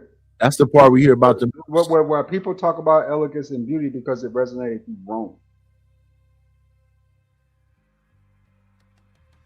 That's the reason why they keep bringing it up, right? They talk about Cleopatra. Also because she gave the Roman emperors, I forgot which lands over there. In about Ethiopia, all those places. She gave them lands. They talk about Nefertiti. Nefertiti, Queen of the Nile. Cleopatra. That's more than 100 years also. But because of the historic references, though, man, like I keep mentioning. Now, Nefertiti, that's different. That is pure Egyptian, right? Yeah, that's way, way back. Yeah. I mean, that's more biblical premise, too. You know what I'm saying? It's like if your name's in the Bible, yeah, people are still going to talk about it. But ultimately, though, we read about the stories from the biblical perspective, what some women did. But throughout the history of man, there were literally thousands of women who helped put the building blocks together, right? You know what I'm saying, to get us where we're at now. But there were also millions of men who died for that, and millions of men who contributed to that, and millions of men who built that. So the women are more of the sidebar versus the main character, right? That's because it's supposedly a patriarchal world. Yeah, Sean Connery wasn't reported for abuse, and yes, that's a fact. So that means women are willing to accept it based on who the man is. Burt Reynolds was supposedly a physical man too when it came to women, but he was Burt Reynolds. See what I'm saying? So depending on who it is, that's the thing, right? At the same time, when that was a common thing, it was a bunch of people wasn't touching their women. So if you talking about way back when James Cagney was in films, this man was a tap dancer. That's why he was always on the tip of his toes. And in all the films, that little short man was backhanding some woman. Talking about, listen here, toots. Those were the days. Normalized. I don't think all men was running around here. Well, maybe white men. But I don't even see that happening. But yeah, let's get back to the whole misandry conversation. A misandry conversation with two women that aren't misandrous is wild, though. But I want to try I that. don't want to find out. So it's I'm like- taking no chances. Again, and now, but you don't hear men like we just seen a study where they have artificial wombs. Scientists in China just created an artificial womb, so now they don't need a woman. I mean, they do because they need an egg. No, they don't. Like How they they gonna have have- the science now. Like, But- you know what I mean? So, But like, just how you said that it's gonna come out wonky. The baby gonna come out wonky if they don't got no human egg yeah, to but impregnate. what I'm saying, but It sounds like we need each other. Like, yeah, but to have like a good offspring. Yeah. But men ain't going around saying, "Damn, we don't need a woman no more." Like again, but why is there such a effort to try to eliminate men or try to like, oh well, we could do a bone marrow and like why are we even thinking about these type of options? Like, you get what I'm saying? We need each other. Like we were designed for each other. We're getting too much against that, man. Ace, what's your thought? That's true. But in the beginning, you said that a man can't. Yeah. So basically, I was saying a man can't do that because, like, he does, like, they do it in their behaviors. Like, women interact with men in a specific way where men don't have to say, I hate women. They don't need to say it. It can show up in their behaviors. They're not gonna, if they say I hate women out loud, they're not gonna get no girls. And you know that they Yeah, so at they the end of the just day, mask it better. they can't reject women outright and say I hate women and then get the quality of women that they like. It's just not gonna work. That's why I said they can't do it. But men can show and It's a bunch of men saying they hate women. Straight up. All that other stuff, I hear you, but it's a bunch of dudes straight up saying, I hate women. I hate these bitches. And they got women. have shown up and done it in their actions, not in their words. Like how? Let me see 1 second, y'all. 1 second. Come on in. Playing, it's always a treat when players meet.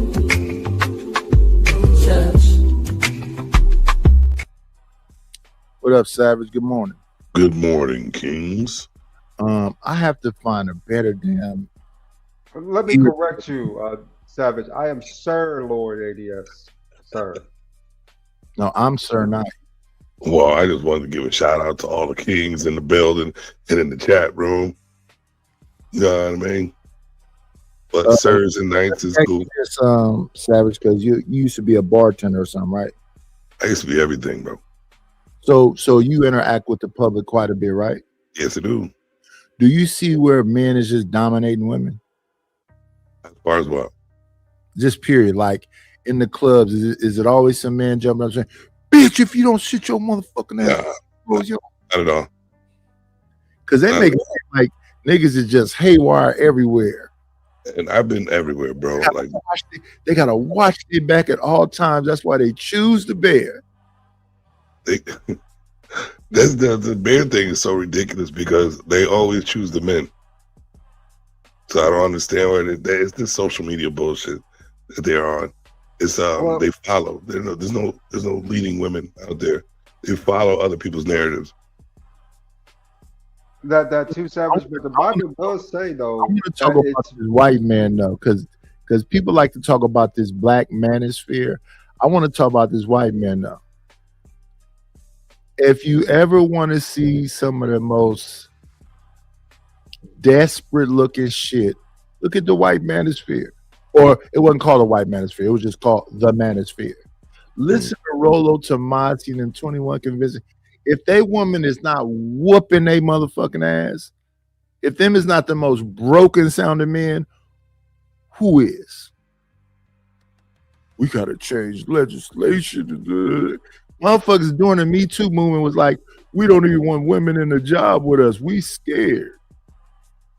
We should not have co-ed office buildings. So they just wanted to be all men because they can't have a woman be a secretary or nothing around him. If that shit don't sound sad, tell me what did. And then Lord ADS is up here talking about, but they have power, man. Got power. The women. These powerful ass women is intimidating these men. Weaponized sex, bro, had a lot of people on their knees. It still does. Weak men. Okay. They're out there. It is what it is, man. Like, can't deny it. See, this right here, shout out to Reese. This right here makes my point. This makes my point. It doesn't matter what you two random black men have seen. Facts are facts. Cool. Here's my thing. You cannot say in one breath, black men are powerless and have never had no power. Then in the next breath say they're oppressing you. How can powerless people oppress you? If these people is up here talking about men was horrified because of the Me Too movement. If men are saying they scared to get married because they thinking a woman gonna stay with them just long enough to divorce them and take half their shit. All that shit sounds like fear. So these powerful men that is so dangerous, you playing games with their livelihood, their money and everything else. We just got through watching countless women because I don't like to add nothing to take nothing away from the things that people say on these things. Countless women talking about they don't fuck with 80% of men. 80% of men are invisible to them. So they only mess with somebody that got a bunch of shit supposedly based on all the stories that they tell, and they playing games with them. If you really listen to what Ebony K. Williams said, she said she's been through all kind of men, Latin men, white men, black men, all successful. She ran through them all. That's the same thing Melissa Ford is saying right now. She's been through all kind of different millionaires. If you listen to what Mandy say from Horrible Decisions, she didn't play with all kind of millionaires. If you listen to what India Love said, she done messed with all kind of millionaires. Devin Haney, I can't even name all the motherfuckers India Love been with. Now she's a streamer. What did you do with all that fucking money? Since men is the ones that, even DDG went and bought her a fucking $20,000 bag, and he just her friend. And here's where this is where we wanted to get to. This is where we wanted to get to. It doesn't matter what you say, Nate. It's going to be an excuse. This is where we wanted to get to right here. The misandry in you. So fuck all them niggas, right? Thank you, Reese. Thank you for this moment of honesty. So I think if you're a misandrist and you're very comfortable with shitting on niggas and fucking over niggas, that's all I be wanting people to be, is just be your honest self. Just live in it. And this is what them niggas be mad at me about. You understand that bitch hate niggas? You should be fucking with that. This is what they said to me about Reese. That bitch is... And I said, I understand completely. So now when she fuck over you, nigga, she can't fuck over me. There's nothing Reese can do to me. The fact that a man would even say that, why are you invested in her? Even if she hates you, why? How can she fuck over you? How? All I do is throw in the chat. Yeah, she listen, I be laughing at shit that Sugar Bum said. Sugar Bum said, I'm an easy win. Can I get this straight? Which one is which, man? Shiesty Bum be in there, but y'all call her Sugar Bum. Sugar be in there, you call her Shiesty Bum. Are they the same person? She got both names. That's both. Okay. She got that Shiesty name from being over there with Ashton. Ashton has what he called the Shiesty Avengers. So it's Shiesty, Ashton. All them girls are called Shiesties. Okay. So she's Shiesty Bum. But yeah, Sugar Bum and Shiesty Bum is the same person. All right. So if you find her out in the chat as Sugar Bum, she might pop back up as Shiesty Bum. Gotcha. It's a bunch of people that have multiple accounts. The same thing with Truth and Nexus Purpose, and he sometimes calls himself a Mago Day. All them different things, them all him. Sometimes he's just Truth. All of them is him. They all say the same thing too. Yeah, I have. I'm trying to be Knight, even if So I'm either Sir Knight or Night Slayer. I'm trying to be Knight always. So, and that's because last time I had all them different things on one email. So when they took down the main channel, I can't get access to them other channels. So that's all washed away. So we starting off fresh. So over here, I'm Night Slayer 510, or I'm Sir Knight. That channel over there would be for like 20-minute clips and whatever else. The shorts up, I'm probably gonna keep over here. This will be like this. That channel will be for whatever is left of the old layer stuff will be put over there, all them fights and whatever else. And then when we get all that stuff put over there, then we'll, whatever we got popping up over here, we'll put over there as 20-minute clips. Because a lot of people don't watch long form, 11-hour shows, 12-hour shows. I decided to do that too, but I got one that's just for my shorts all day long, just shorts. Yeah. I was talking to Rufus, and I was saying, maybe he needs to work on the bells and whistle a little bit because he don't have no thumbnails over there, and I think he only got one short. But of course, he's like, what does that mean? It means the same thing that YouTube tell you. YouTube, at least I would have it. Because the short version is in the long form. And long form, people want to see it live. They don't want to see it. So I have people that will go back and look at the replay, but not as many as the people that look at it live. Right. And then that was that channel. Once these channels started, it knocked me out of the algorithm completely. And then folks see me now and they see the new shit, so they not messing with it, and that's good because I'm working towards getting a core audience, which is the most important thing anyway. So it don't matter that you got 50,000 subscribers if only 200 people come. The 200 is probably your core audience, and of that core audience, maybe a quarter of that it will actually be supporting you. And to me, it's more about the people that's going to support you. Who's going to buy the merchandise? Who's going to come over there and support financially? All them other people, like. My thing, as I've been saying to people, is stop telling me to come on. Stop when I'm in somebody else's chat, going like, where are you at? This is why that's a bad conversation with me. You don't support the channel like that. I used to be on this motherfucker 12 hour, especially last time, 12 hour. And the panel used to be full because it would be people that know me from different places. But them people, I'm not trying to recreate that. That shit was sheer fuckery. And then the people that know how to manipulate it and tell you that they're trying to help the community when they really just want another fight club. People got to be able to see through that also.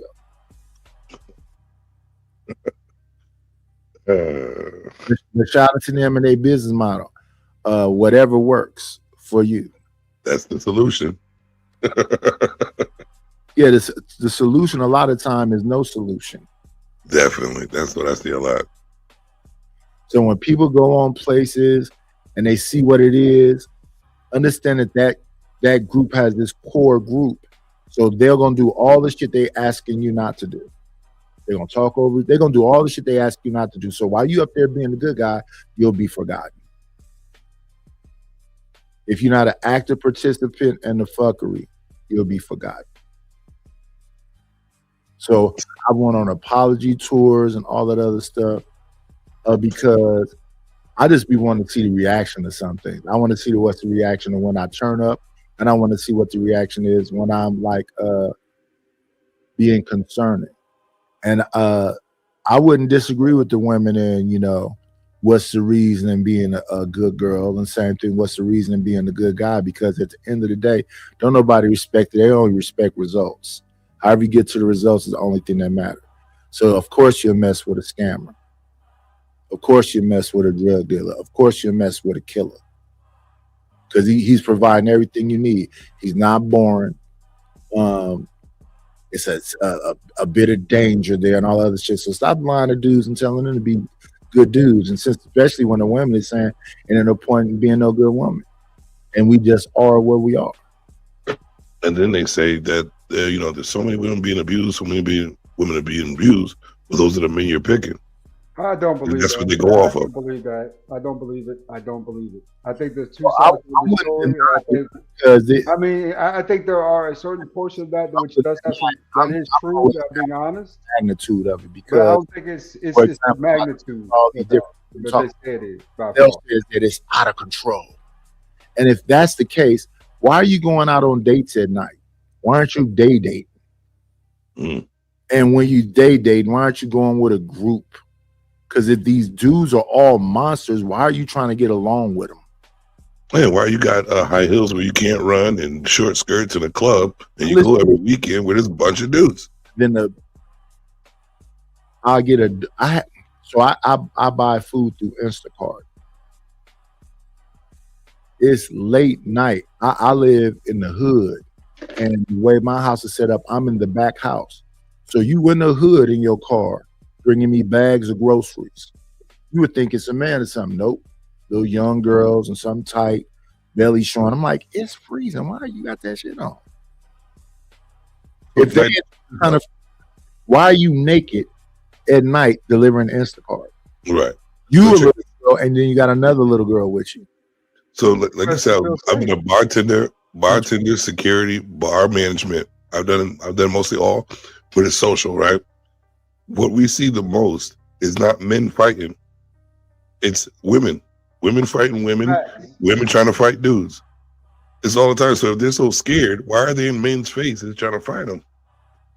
Women claim men are abusers, but in reality, women abuse each other more than we abuse them. You know what I'm saying? That's the honest man, but We can't wait to confront them. This is the manosphere full of women. It's not the manosphere then. And y'all can't wait to get on panels and argue with them. That's why I had that clip from way back where the show was called Why Not Calm the Savage Beast If We're Supposedly Savage Beasts. And a woman came on there just to fight. She came up and said, how you doing? Good morning. She said, good morning, Nidus. Well, I don't know what news y'all read, but in North Korea, I'm like, why do I give a fuck about what somebody is doing in North Korea? They can't even pay a bitch. I'm like, okay, so you call the women bitches. Okay, go ahead. Now, this whole, if you look at that clip, the short is on there. I'm quiet as a church mouse, unless I'm responding to something she's saying. And she said, and yeah, you dropped me and said, we went back and found the footage. I hate when people just, I didn't drop her. Granville dropped her because they were talking about Cassie. It was D-Town, Sway, and Granville arguing with Bomb, that girl, and another woman. And then I don't know if it was D-Town or Sway or somebody's like, who is these old bitches? And that's when the shit hit the fan. They were just, yeah, nice. I didn't drop her. Granville did. Then she said she was leaving, so he really didn't drop you. He was already going.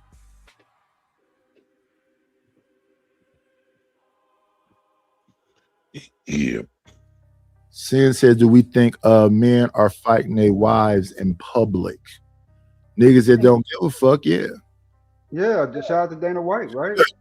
The niggas that don't give a fuck if anybody see. And the ones who doing it privately and sneaking as cowards, get them up out of here. If you gotta be in the so that seems like an easy way to fix that. Yeah, and that's I try to have a well-rounded conversation about these things. So we know some women who do get in these things, and motherfuckers do get in the middle of it and intervene, and then she be back with that nigga. Yep. Make that make sense. So you didn't told us come over there and risk penitentiary time or potentially losing our life, like them two brothers whose sister called them, and they ran in that man's house and both died that day. You gonna call me and tell us to come over there and not say he got a gun? And we go running up in there like we out of our mind, and then you just hear do, and they both fall out the door. The whole neighborhood saw it. What I want to think of, when I think about that story, I wonder, is she back with him? And I get that all the time too, Nidus. Like I'm a protector where I am, right?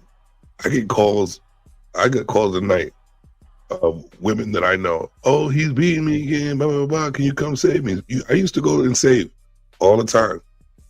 But it's like, I just saved you. Why are you back with the same dude again? I just got a call last night, Nidus. He hit me with his gun, blah, blah, blah, blah, blah. What, didn't I save you last time?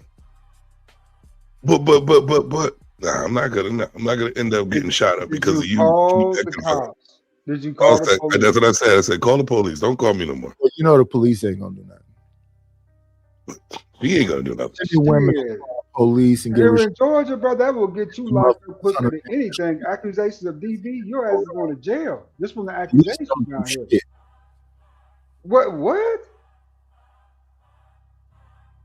Oh, okay. If you say so, Nidus. I've saved a lot of people, man, and it gets old, especially when you keep seeing with the same person that keep beating on them. And then this stuff here, I mean, they are groomed. The women are groomed.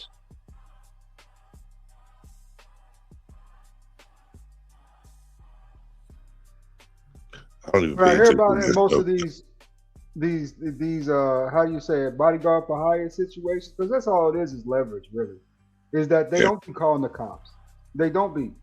What they'll do is something will happen, they'll call up a nigga to come take care of it, come talk to him, because they don't want him going back to jail They don't want no saying, call the snitch. There's all types of wild stuff, man, they be saying.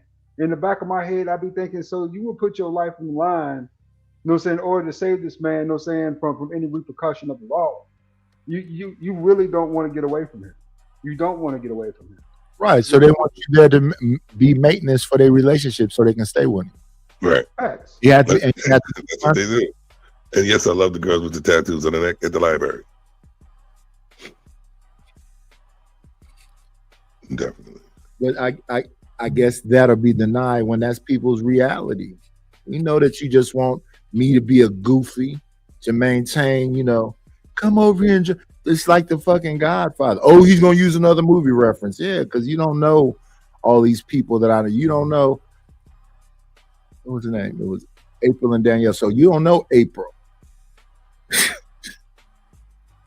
Of course you're gonna go back to the motherfucker that's jumping on her. Come up the street crying with the scroller. Oh, Bill did this to me. My stupid ass go down there and get into it with him. Now that whole block is after me, and you back with the nigga. And there was no benefit to you. None whatsoever. Exactly. And then she see me some years later and go, "Is that you?" I said, "Yeah, what you thought was gonna happen to me?" People always be looking at me like, I don't get it, but hey, shout out to the shout outs.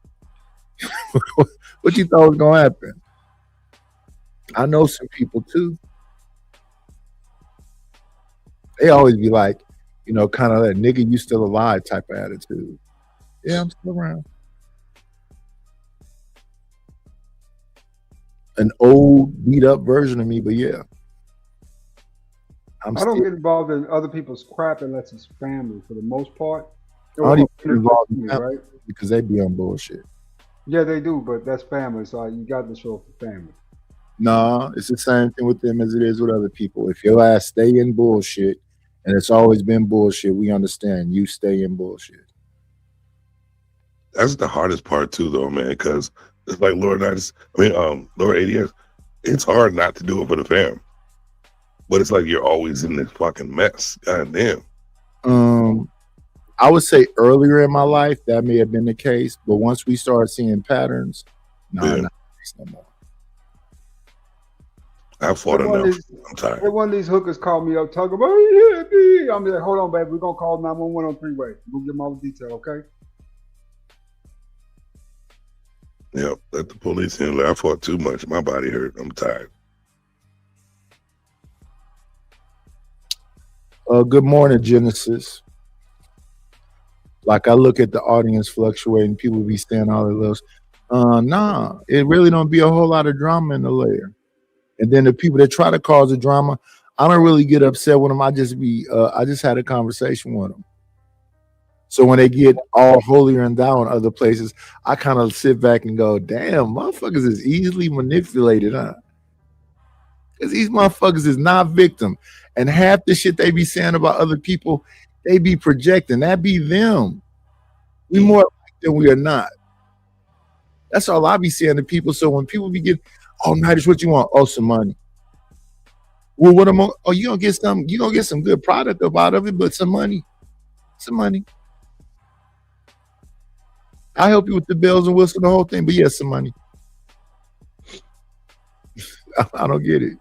Now, if she's called the cops on him and she has the restraining order and everything proper in place, and that nigga happened to pop up and she called me, then I might come over there, right? Because at the end of the day, the nigga's breaking the law, you know what I'm saying, and he's threatening to do harm to it, right? But just after random 2 or 3 o'clock in the morning, he hit me. Yo, hold on, we're gonna three-way 911. We're gonna get them, and you know what I'm saying, we'll get somebody up over there. Here's what I know about the people that be in them abusive relationships. The rare ones I know, because I do know of some. You bringing that nigga to the family reunion.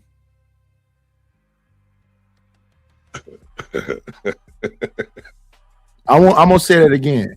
Here's what I want to say about the women that's in them abusive relationships. You bringing that nigga to the family reunion.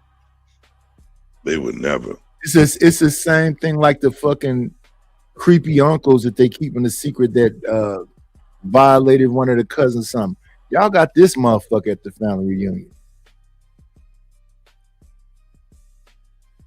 So it is some sick shit that's going on that people just allowing. But understand that people are allowing it. Somebody said kids. They jumping on a nigga that's going upside on kid. Well, he an old man now. That don't change shit. That motherfucker wrong, he wrong. Mm-hmm. But we got all kind of excuses for wrong ass motherfuckers, even in these YouTube spaces. JP will go 1,000 places and talk about deleting black baby girls and all this other crazy shit, and they'll rush and get him up on the panel. So get off the gas. Y'all love that shit. Y'all love him, so y'all can say, yeah, the majority of them is like him. So I don't listen to nothing they talk about, man. If you like, they say so much in the chat that's ridiculous. It's like, if you keep reading it and paying attention to it, it distracts your whole show because all they do is say nonsense. It's not even believable. Damn, you got Genesis calling you Sir Lord? Respect, son. Respect. Put some respect on my name. Sir Lord ADS. I've been knighted. Not by you, Knight. But yeah, you know what that means? You get tapped on the shoulder with a sword.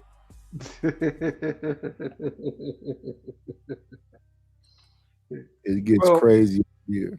That's wild, but they tap it from the back though. That's no, right?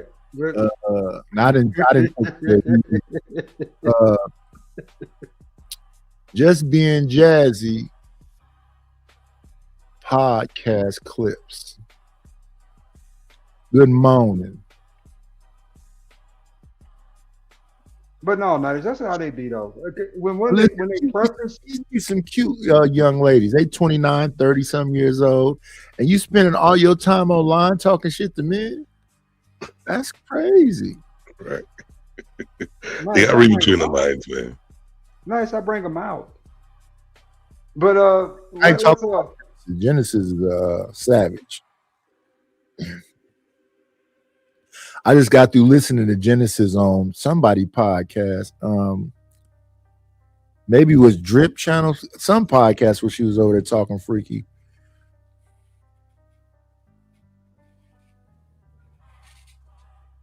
You know, Genesis, you know what I'm saying, love to get a little nasty sometimes, you know what I'm saying, but that's just how she do. But no, I was going to say before I was cut off twice. Saying that Not 3 times. SD was saying. SD was like, do you pay attention to the chat? I said, yeah, if they spend some money for it to be paid attention to. We do not do this stuff for free. Let's listen to these young ladies who are not misandrous have to have a discussion about misandry. For example, if let's say you're out with a group of girls, you're out with your friends. I've had a conversation with people too about this. Where like the only woman that you take account for is the woman that you're attracted to, but there might be women surrounding in that space and they like completely like ignore or don't treat them well. Yep. And you haven't had those experiences because you might not do that and you're not a woman. Yeah. So you are not engaging with men in that way. We're engaging with men in ways that other men are not. You know what I'm saying? If a man is attracted to a woman and he's pursuing that woman, why would he be also like... Women are watching how you treat all women in a space. Yeah. It's not just because she's attractive. You talk to that one girl, let's say she has a friend, completely ignore her. You don't talk to her. You don't do anything nice, like anything kind, anything sweet. Come down to we hate them. No, I'm not. I'm coming to view. Yes. But you can acknowledge that someone exists. Yeah. You know what I'm saying? And like from being a person that's just watching, I've watched men not treat women the best because they don't have some type of like tie or romantic tie. Like it's just for women are talking about hating men, it's like a human to human thing, like human decency. Yeah. They are not treating women like this. Women in general doesn't have to just be a romantic thing. Doesn't mean like I hate you. It's just like you're not treating me decently, but I'm watching how you treat other men in the space. You can't even treat me like that. Yeah. Do you? Because I want to reverse the roles. Wait, hold on. Yeah. I'm gonna add something to that. All right. So to feed off of what she's saying, I agree. I think men only display that they're a good man when it's transactional. Like, oh, she look good, I'm trying to get her number. Oh, you know, she's connected with this person and I want to do music. I want to do whatever. That's when they put on their, you know, nice guy. They're good face. So they're like Sheba was saying, you guys are better at masking it. Women just speak straight from that gut. Yo, I've been cheated on 8 or 9 times. I hate men. I feel like we're just more raw with it. Y'all fake it. Not all y'all, but if the shoe fits, wear it. For example, I was out with some homegirls, right? We was getting pizza. The pizza was nothing but $1. This man, it was 4 of us. Why the man gonna buy 2 of the girls' pizza? And 2 of us was left out. I'm one of the girls that was left out. He hates women? No, it means that, as Sheba was saying, to her point, you can't even be decent and spend $4 motherfucking dollars to prove you want to wow somebody. Spend Yo, that's so bugged out, B. Mentality. Eat your fucking pizza. What the fuck do you mean? Mentality of that. You saw my girlfriend sitting here. You're not gonna buy us all drinks. I'm not finna buy you one. What are you saying? Oh, well, if you ain't finna buy nothing, you might as well keep on. Thank you. What? Tricking is tricking. I don't give a damn how you tricking. Tricking is tricking. Crazy, man. You know, to me, fair exchange ain't no robbery. It's a bunch of black folks up in here. I'm black. I come amongst these black people. I expect a certain level of respect. I don't give a damn where I'm at. I don't give a fuck how y'all present yourself. I'm going to a damn liquor store called Booker's. It's on like 90th and something. It's a whole group of folks out there that people go like, oh, they're dangerous. I live around here. I live in this city. Hey, dude, I got alcohol 2 for $1. I'm in back of on the side of the store buying stolen alcohol. Yeah, I'm right in the middle of the hood doing all of the hood shit. I don't think people really know what danger look like. They just see shit on TV and they get scared because it looks familiar. They don't know what danger really looks like. They never really been in danger. Well, it's not like Hollywood. It's not like every second. And then motherfuckers is sizing you up also. And then they talking to their people and it's a little bit of politicking to it. It ain't just go. Now the people that's just go is locked up. All the just go dudes keep getting locked up because they just go. So you can be at all these different places I'm talking about. I looked at some on YouTube where people was going, don't go to this liquor store. If you go to this liquor store, you got to have this kind of weapon. No, you don't. Not at all. You're going to have to do something to stand out in order for something stupid to jump off. And most of the same characters are around. But like the I'm going to go person ain't necessarily there. And people try to make it seem like jail and all this stuff don't make no difference. Yes, it does, because you might have a gang of 30 dudes. You really only have to worry about 3 or 4 of them in that whole big old gang. Because the 3 or 4 is the go guys, and them dudes gonna get locked up. And they other cats are gonna be like, when such and such get out of jail. You are actively right on the spot to where they was going off. My cousin moved into some apartments. I want to say that was on what's some apartments on? It was on I want to say High Street in MacArthur. And in that building, they had some wild folks up there that were shooting and doing all kind of crazy stuff. It's crazy. And they would always be like talking crazy to my cousins, whatever else. So I came over there one day and my cousin then wasn't there.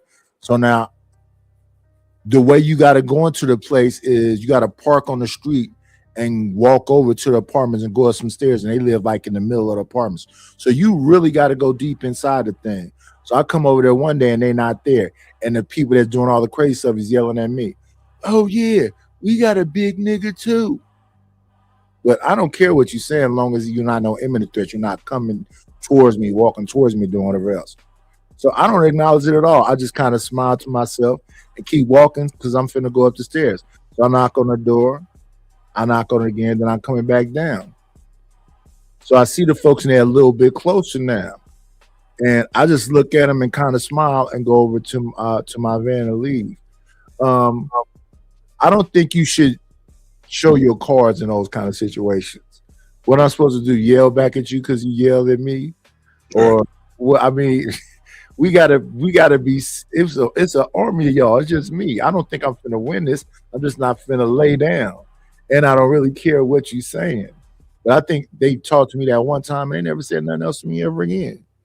But it's really about how you interact in them situations.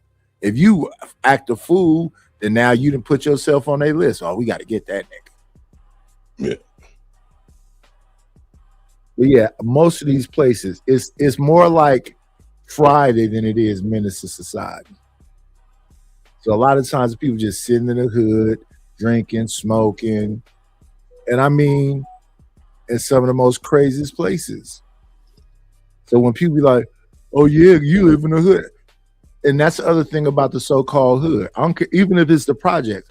A bunch of the people in the projects are good people, just going to work every day, trying to stay out the way. They are not turn-up people.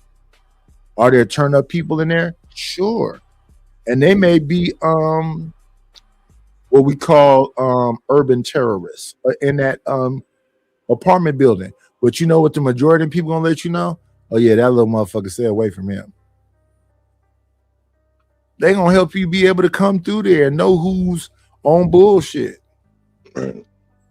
And they live there. They got to deal with this goofy motherfucker all the time.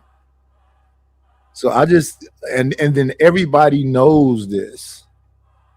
So when they go, "Oh, you act ghetto," ghetto meaning what? It's ghetto folks as doctors and lawyers and all this other shit, police officers come up out of these same environments and good intentioned people.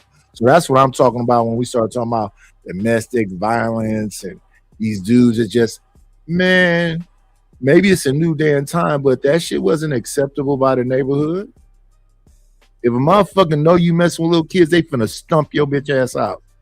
They finna change you. You finna leave with a pumpkin head. I don't know why they try to suggest motherfuckers just getting away with doing it. You can just run up and knock the shit out of a broad in the middle of the street. Where? Especially in these places I'm talking about, because there's an army of motherfuckers out there that's finna see that shit and be like, "What the fuck is you doing, nigga?" Yeah, that shit don't happen around me. It ain't gonna happen around a group of men ever. That's what I mean when I be hearing this shit. I'm like, so what is everybody? Oh, you know, all y'all men is cowards. I don't know where all these cowards are at. I think they're just talking about the young. They're hanging around young men, young boys actually, because you know what they do. They don't care about nothing. But we're grown ass men. We don't. They're not around. There's not grown ass men that we hang around. They go around trying to hit people and abuse women. Like, where is this? Our young boys is not really going for that neither, though. True, but they will. They will. You never know. No, there's some of these cats that's red pilled up and they hella young, and they didn't pick the side, so it'd be like, I ain't gonna get involved with that shit. Fuck that bitch. But why is that though?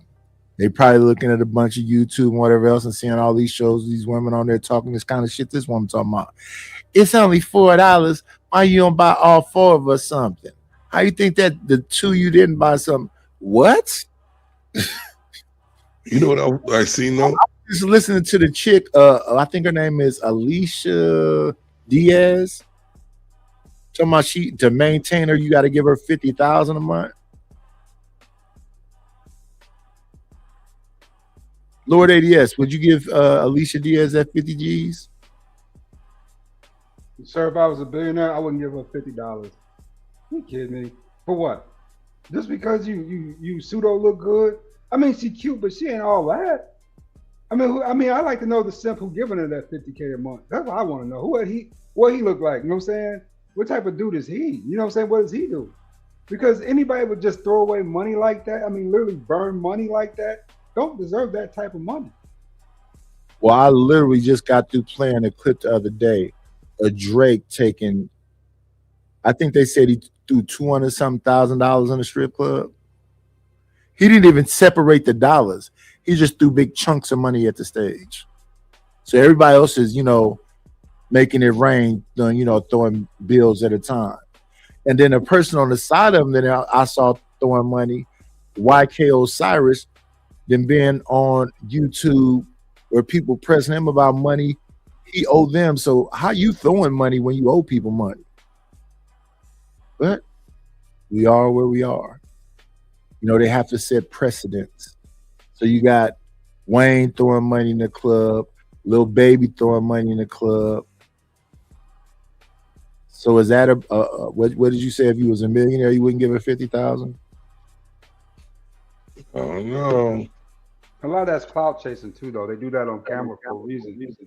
So folks don't think they broke. Clout chasing though? I think people do it for the experience. I think they do it for the clout. You know, and there's only one reason why you got a camera on why you're doing that anyway, right? Because you want people to see it. Clout. Yeah, but when people see it, when you go to the next strip club, they're gonna be like, "Why you didn't throw 250 here?" But just based off the potential that you can, they still treat you different. They know you can do that. That's a difference. It's a top dollar trick. Yeah, exactly. So so you get top bottles, drinks, all that good stuff, and you might not spend nothing but maybe let's say $1,000 in another strip club, but those women are going to treat you like you spent $250,000 because they know you can do it.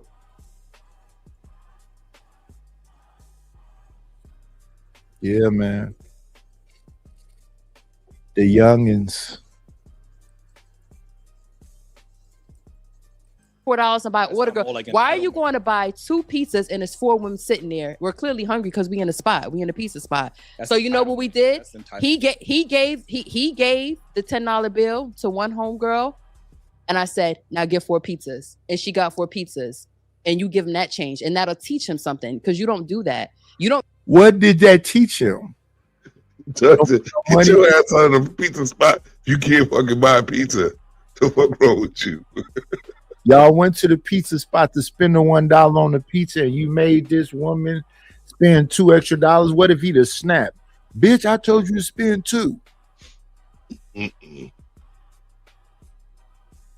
We'd have been some fight manufacturers up in there because you're not just gonna buy 2 girls pizza. What? Oh, you gotta stay away from them. Hardcore. I mean, it's just, to me, it's a subtle hint to her that, saying he ain't appreciate her, saying being out with it. It's just a subtle hint, right? Like, I wanted to go out with her. All y'all came along, and y'all looking for me to feed y'all, give y'all drinks, to treat y'all a certain way just to keep her attention. And at the end of the day, no. I came with her. This dude didn't know them. He was trying to flirt with one, so he bought 2 something. Yeah. I could see that. You know what I'm saying? I mean, but here's where we began the conversation. We began the conversations about all these scary men, all these dangerous men. And you gonna tell somebody to do what with his money, and this is dangerous men? It's a tactic, bro. It's just a verbal tactic, always just to belittle men just because they didn't get what they wanted. Nobody was flirting with her ugly ass. Nobody was giving her nothing. She felt some type of way. So the only way she could feel good about herself is to be like, "Oh, you didn't do this shit, bro. You should do it for us. You ain't this, you ain't that. Make my girl spend the money." That's all it is. I see it all the time, bro. It is what it is. You just laugh at them. Obviously, you needed it. I mean, we forget that women are master manipulators, bro. We tend to forget that a lot. And That's they will what weaponize anything, bro. They will weaponize anything they can verbally against you. So, saying if they don't get their way, they just gonna try to guilt and shame you into it. Saying at the end of the day, and saying I'm with the brother on this. Saying I like her. I bought a friend something that was 2 of y'all. Other 2 of y'all need to figure that out. I ain't coming saying I ain't volunteered to buy everybody everything. I got saying the 2 people I wanted to buy stuff for, I got them with saying they want it.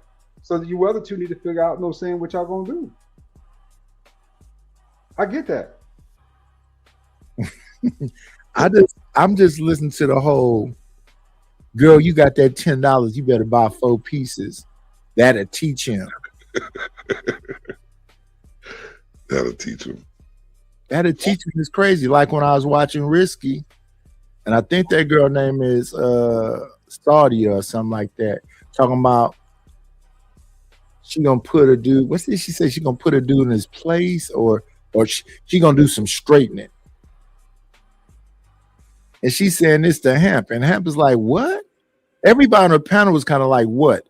But it's the casual comfort of saying that. You can't tell me all these men are dangerous and women will walk around and say some shit like she said about doing some straightening. see more runs. So like people be talking about, like, do I see this women, little women getting at people? I've seen it before, but I don't see it commonly. Has it ever happened to you before, Nidus? And I try to think about that. It happened to me once on 94th. And I was gonna say now in my life twice it happened. But when it happened, I was kind of like, this is funny as fuck. What is this? Because it was, if I decided to turn up, it wouldn't have been nothing nobody could have done, because I would take it as an actual imminent threat. But yeah, I had a chick turn up on me on 94th and another chick, I want to say we was in North Oakland. But in my everyday regular life, hell the fuck no. Never. I had to be way away from where people know me at for that to happen. And then the chick that it happened with on 94th said, I think you soft. Now I was with my cousin over there. He started laughing. And the cats that knew me from over there, they started laughing. Because they was like, bitch, you done read the room completely fucking wrong. And I was trying not to laugh. Because as she was saying what she was saying, I'm just looking at her. Yeah, because I think you soft. Okay. It's so funny how they can say men are soft. Like, but that's what I'm saying. If men are crazy, dangerous, bro.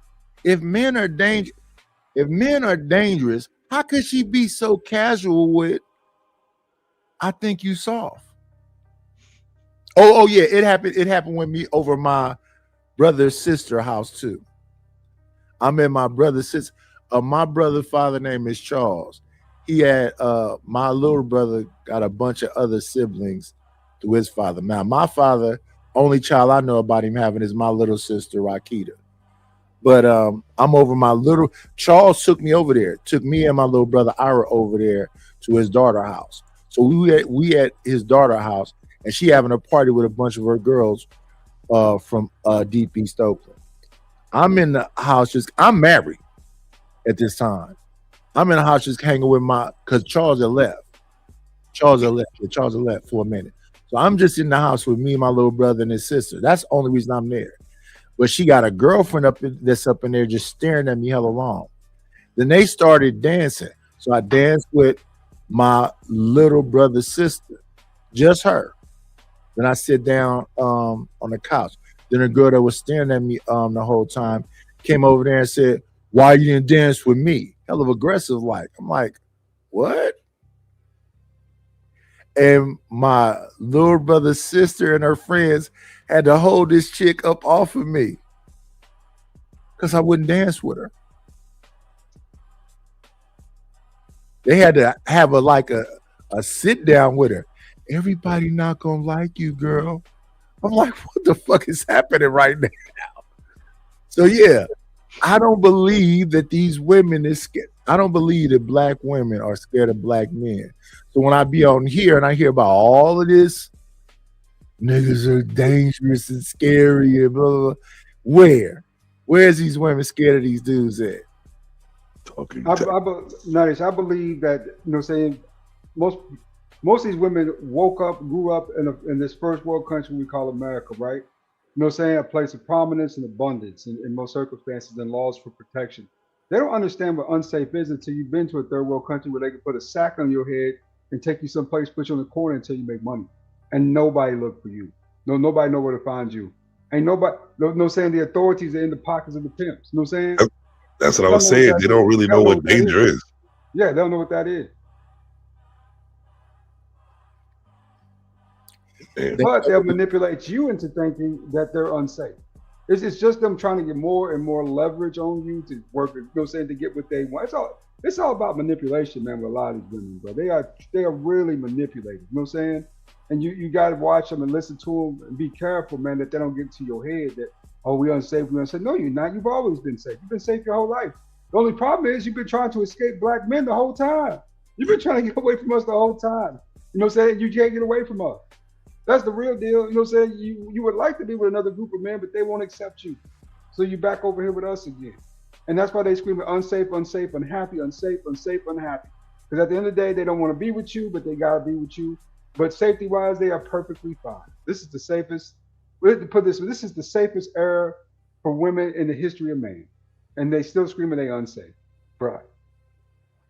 Are you saying there's nowhere to run to, baby? Nowhere to hide. Is that what you're saying? They got plenty of places to run, plenty of places to hide, but what they used to call that shit, that divestiture shit didn't work. Ain't nowhere to go. Failed miserably.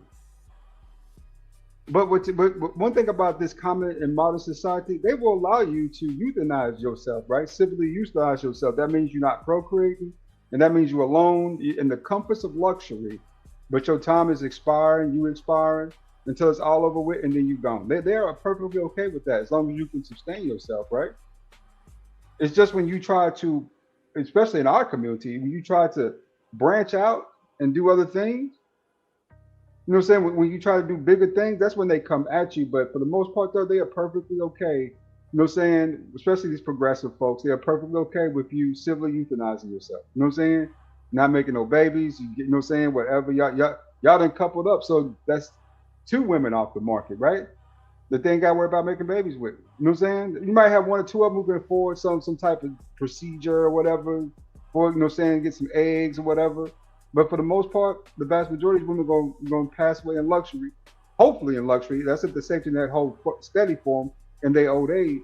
And that's just going to be that. And I just got through looking at Yamanika Saunders the other day, even though she was privately having this conversation on her channel, talking about, I didn't want no baby. I don't want no man. I don't want no nigga up in here. And, blah, blah, blah, blah. And yeah, I'm fat. Blah, blah, blah. And I got shit to do. I'm doing my comedy. I'm moving around. When it's enjoyable, why don't it sound like you enjoying yourself? What's the bitterness? If what you like, for example, I've been alone for some years now. I'm not up here talking about, yeah, I want to be alone and it's a shit. I'm not saying that. It's just comfortable. Now, it would be different if I was up here bitter about being alone. See, and that's the other thing. Alone don't mean lonely. It's lonely when you ain't got shit going on, maybe. But when I hear people that sound like they're upset about the choices that they made, it would seem like you would be happy about that choice. I mean, y'all throwing divorce parties. Yeah, you got away from me. Woo! Now what? The fun is done. Now you just got a bunch of women who are aging, looking. I mean, to tell you the truth, it's amazing to me. But it comes down to this, Nish. A lot of women come from the same homes as a lot of these dudes come from, right?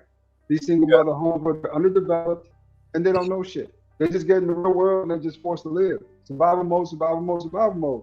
And it's taking a lot of black women to, you know what I'm saying, we talking about late 30s, early 40s to figure out that, hey, you know what I'm saying, they want to be with somebody and they want family, they want this and that, but it took them all this time to figure it out because they were chasing somebody else's dream versus focusing on their own lives, you know, right? Everybody's chasing somebody else's stuff, you know what I'm saying? Everybody here, to me, I see so many people chasing somebody else's American dream versus building their own, right? So you got all these people outside the black community, you know what I'm saying, who are having families, couples, building, leaving lineage, leaving, you know what I'm saying, legacy, you know, growing it out, being more, you know what I'm saying, extending themselves, right? Well, we used to do that. We did, but black folks now becoming eggs. Talk about that without saying the first part. We used to do it like they go, these Mexicans are moving the building and they'll be like 8 deep up in there and they're working away to get on that. We used to do that. I don't know what happened where we stopped doing it, but when people talk to me, I said, well, all the old things still work. Why are you running away from the thing that works? Is the thing that's a trip to me. People in countries with no problems will create problems for themselves. I was for my cousins that's talking about struggling and they broke and blah, blah, blah. I said, well, we all family. Y'all all come together. I got a damn duplex. If you don't mind, you know, rooms being rent out, there's plenty of space up in here. You can come up here, stay around until you get your money built up. You know what them motherfuckers kept saying? I can't be around, folks. Your family? I said, okay, I pivoted. So y'all could have been up near paying half of the shit that y'all paying, and whatever else it'll just be a little tighter. But it's enough space around there, especially when it ain't wintertime and ain't storming. And now it's being forced, Nidus, because the cost of living, all the massive layoffs, all the people who are underemployed are now being forced to, find roommates and move back in with family. So, that's specifically what's happening now, right? You know what I'm saying? Y'all really think y'all could like knowing your family, y'all could live with your family? I could. Because I'm a loner anyway. Even when I was living with my family, I'm a loner. So when I was younger, before I got shipped off to Pops, I was living in a house with my grandmother, my uncle, his wife, his kids, and my other siblings. So it was 8 of us in that house. And that was a 1-bedroom house. But the way it was broke up, when you come in, it's a foyer. From the foyer is the living room. Next to that is a dining room. Then it was the main bedroom, kitchen, and then she built an addition on the back for the laundry room or whatever else. So we was in the living room. My grandmother made the den into her bedroom, and my uncle was in the main bedroom. So my uncle, his wife, and his newborn child was in that room. My grandmother was in the den, and then me and my 2 brothers and my mother was in the living room. We ate deep up in there. But we little at this time. We wasn't taking up the whole house. I could see if we was all like teens or something like that. That's what I'm saying, grown. Yeah, but grown, yeah, I could live easily. Because I'm not in other people's business. I'm not messing with your stuff and all other stuff. If you have basic decency and whatever else, I don't see why it can't be done. And they be like, well, what? I said, listen, our family does construction. Yeah. So let's just build another bathroom. Mm-hmm. That way y'all won't be all on top of each other, because in the house in the front, it's a little it's the supply room where the hot water heater is. Next to that is a laundry room. So if you just knock that wall down, turn the damn laundry room into a bathroom, and move the washer and dryer over to this side, you got your own bathroom.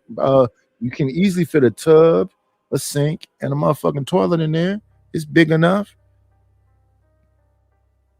Then you got 2 bathrooms and 3 bedrooms. Because you just turn the damn living room into a bedroom. It's 2 bedrooms already in there. So you had a kitchen area, you'll have the damn storage area where the hot water heater was, and take that damn hot water heater out and put a damn tankless in there, you got even more room. And then in the summertime, even in the wintertime, throw a tent up, you got a damn 5-car driveway. So a space around here is just about how you utilize the space. And if it's about saving money, what do you need all that other space for? Other than vanity, pageantry. Well, when I throw something, you're going to throw it outside, right? Nidus, who's Mo Business?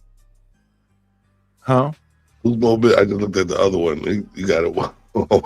You can't Mo Business, evidently one of SD's friends. Mo Business, these people I'll be forgetting, but evidently he's been around for a minute. So but I was in a chat when this individual said about what's up, Buttercup. I'm like, who the fuck is this? A woman? That's crazy.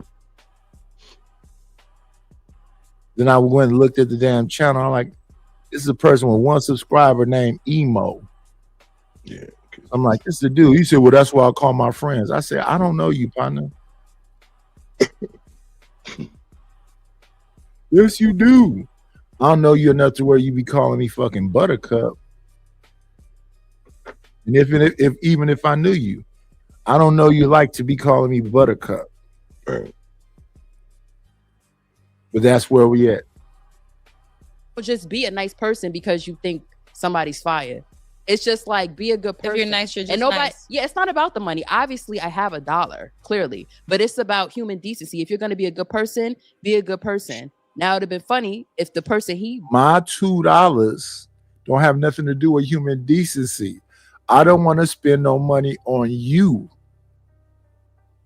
bought the pizza was a damn transvestite. I don't look. No, because Y'all if you're reaching gonna out. if you're gonna be a good person, I feel like I get what we're saying because it's very simple to understand. Like if you're gonna be a good if you're gonna hold the door, don't just hold the door for a Bernice Burgos looking chick. Hold the door for Precious too. But are women Be get a on this decent human. women get on the internet, they get on our platform all the time and talk about how men got to be a certain height, men got to be in a certain financial threshold, and those men that don't, y'all went to high school and y'all seen the dude that was ugly in high school, women were treating him just as badly. So don't sit here and be like, And they were doing that to the Chop Girl too. yeah, but we can't sit here and say that women treat men that they're not attracted to the same way in the club, but that the dude that's 6'8", whatever the case is, they gonna be latching on to him, or they won't even pay him no mind. They don't treat him like a decent human. A man that's broken or don't got as much money, y'all don't treat him like a decent human. So why? You know, I've heard people respond to this. Women will say to that, we treat him the way the men treat him. Y'all said he was a nerd. Y'all said he was a dweeb. Oh, damn it. Have y'all been able to hear me this whole time? My mic turned all the fucking way down. You know, game is too loud now, bro. It's too loud now? I heard no, you were good the first time. Okay, yeah, women treat dudes horribly too. If they don't find you attractive, they'll say you did something to them. It's a famous Patrice O'Neal joke about Tony. Tony was a cool kid in school. He used to thump girls in the back of the head, and they'd be like, Tony, why did you do that? And then Patrice said he's like, damn, that's when I'm messing up, because I used to be the draw and write words. So I would write, I cherish you, I draw a chair, and I draw an eyeball and give people notes, give girls notes, and they would ball that shit up and go, oh no. Then he was watch Tony do some shit, and he say, but he couldn't do it cool like Tony. He'd thump a chick in the back of her head, and she'd slam her head on the damn. That's the thing. Everybody's their individual self, but he said women used to treat him horribly until he got some confidence about himself and started smashing on him, talking crazy to him, and now all of a sudden, so when I'm hearing Yamanika go, Patrice O'Neal said this, but Patrice O'Neal and you was like equal on the look scale and the weight scale and everything else.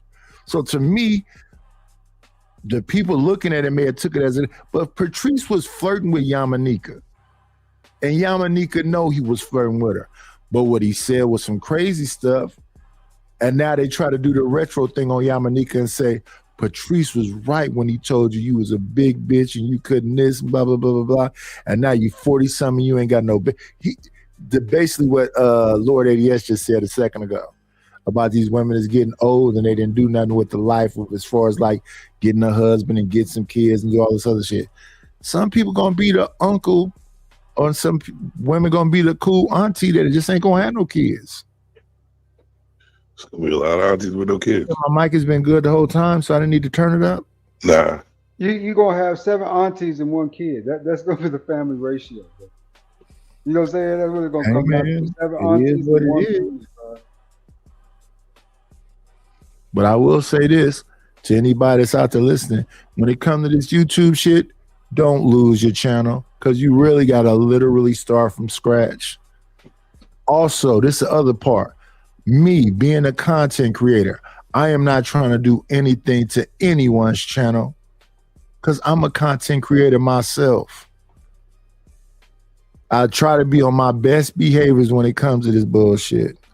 Let me stop this for a minute, because misandry is what we're talking about, but it's also a term called Miss Ann that I want to look at right quick. So give me 1 second. We're going to look at that definition right quick. Like you're like, all you got to do now is you get a panel. I ain't sending nobody no emails. I'm not doing shit. Why? Because I don't want to have that close of a fake ass relationship. Truth was like, Nidish in the emails. Truth, talking to you on here is enough. I can't talk to you beyond that. I'll snap, brother. I don't like talking to people in general. That's probably why I'm alone. I'm not finna go out. If I don't see no interest in me, my old, fat, bald, whatever, I'm not fucking with you. Here we go.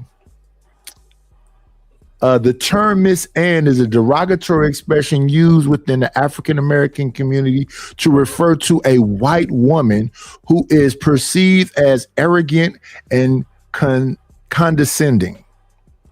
It is often associated with condescending attitude and can imply that the woman is acting white or trying to pass as black. So the white woman that sound like Whoa Vicky. And the black woman who's, hoity-toity and looking down her nose at you. So I guess the Ebony K. Williams of the world. The term has historical roots and was used to comment on imperious behavior from white women, particularly with racist undertones. It is less commonly used today, with similar terms like Karen becoming more prevalent among Americans of all races. So they got rid of Miss Ann and so started calling people Karens. So that's a different thing from Miss Sandry. But Miss Ann is another one I think folks should know about. Interesting. That's the term that Stanley used to say to his wife because he had a white woman as a wife. Shout out to Stanley. His birthday was yesterday, so happy belated birthday. I told you happy birthday on the day also.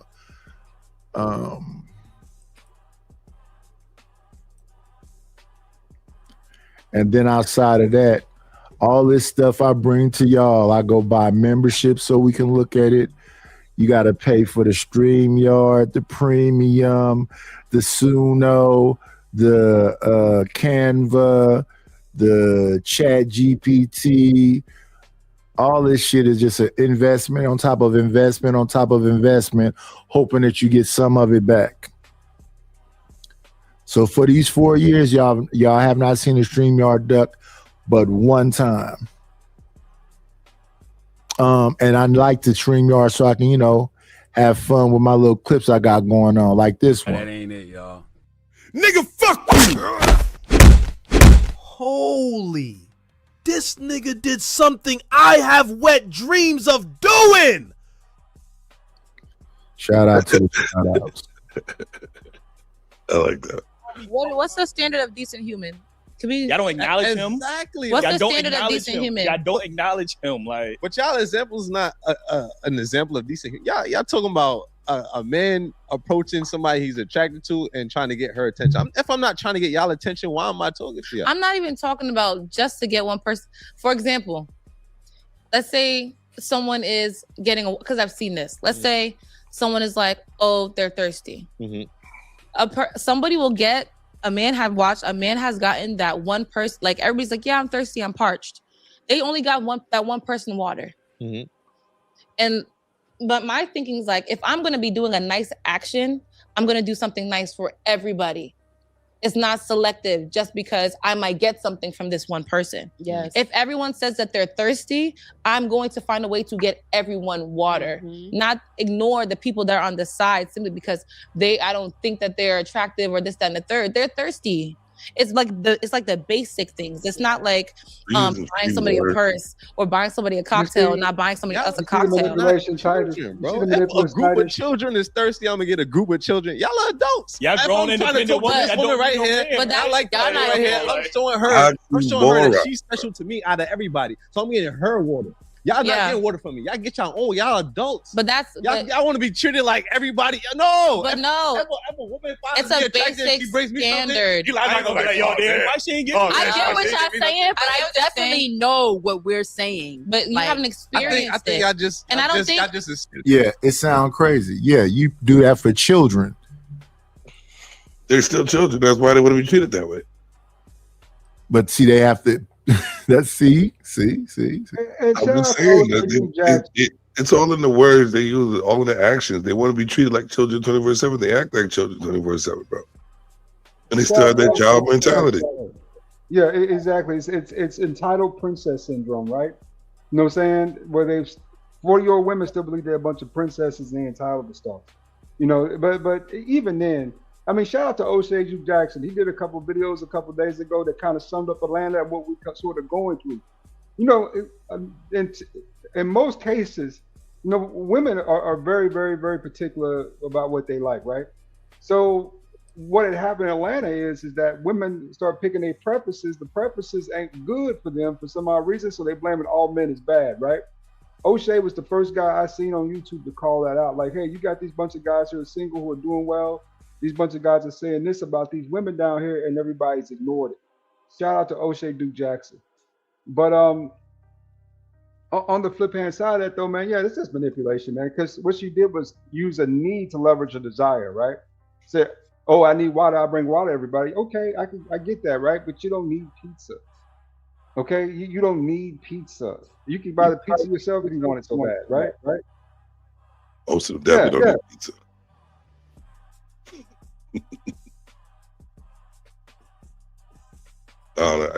It's very childish, man. Or you can drink damn tap water. There's water hoses everywhere. But then they want to, you know, keep spewing. I'm independent. Get your independent pizza. Look what I pay for you for. Yeah, I think that's what give it the added incentive to not do so. If the whole thing is fuck men and niggas ain't shit, you never been powerless, you're the least desirable. Okay, I hear all that from you. I'm a little thirsty. You might need to get that from somebody that's desirable. Somebody turn the hose up. But I guarantee if there were more women out there that cared about men, men will get those pizzas. Men wouldn't mind spending all types of dollars on females. But if you're gonna, I believe it. If there was more, if you see more men not being disrespected by females, men wouldn't have a problem doing that shit at all. But ain't that funny though? It's like, why would you want me to buy you something when you don't want my attention? You don't want my attention. But you want me to buy you something, right? I mean, if you was homeless on the street, you were starving, yeah, let's get you a slice of pizza, right? You starving out here, you need something to eat. You want whatever you want, get you a slice of pizza, right? Get a whole pizza, hell.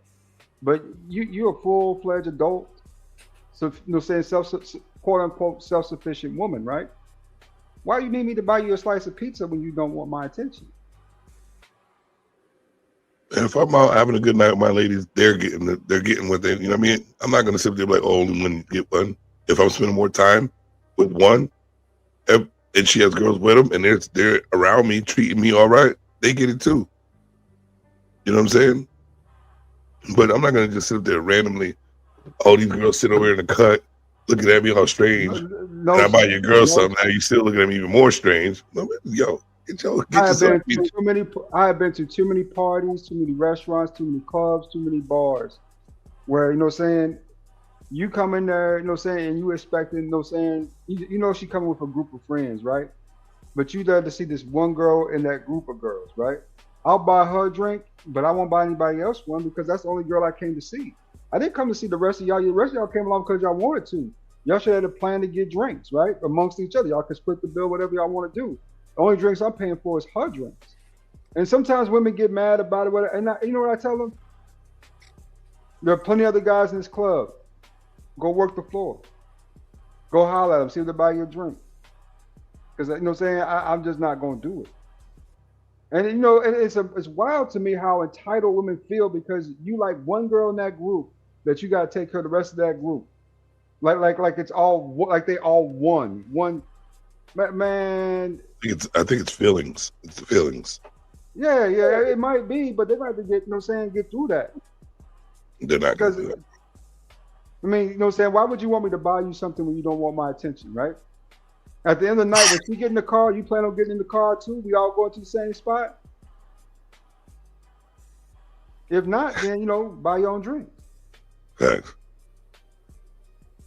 Are you going to be the nightcap celebrity? A nightcap celebrity. Yeah, these people be so disingenuous. It's absurd. Mm-hmm. It's all comedy, man. They try to talk about Sharon. Soon as he come on, they know it's gonna be fuckery, and they right over there. All them people that be complaining. I'm looking at the whole chat. Everybody that was here, so we see Reese there, see Esty there, all them people. No, y'all gotta leave that man alone, and maybe figure out how to get on this program. Until y'all start talking like him, everything you say against me. Right. Until I start seeing you talk like Sharon, SD, and all the rest of y'all. There go the birthday guy. What up, Stanley? Happy birthday, brother Stan. Let's move forward a whole lot of bit. Why the freak would you be speaking to just me? I don't want to curse on here, and not my best friend or my sister. Or I think it's disrespectful. I really do, and it's a turn off if I have a boyfriend. But that's exactly how I act. That's exactly how I act. My wife would take me out. Now, baby, you done talked all about these women. All about these here women and me. Now we going to something where they're at. So I'm gonna go there. Yeah, I'm gonna go, but I'm not gonna be so gung ho and jumping over whatever. Oh, you rude. Why you letting them talk to me like that?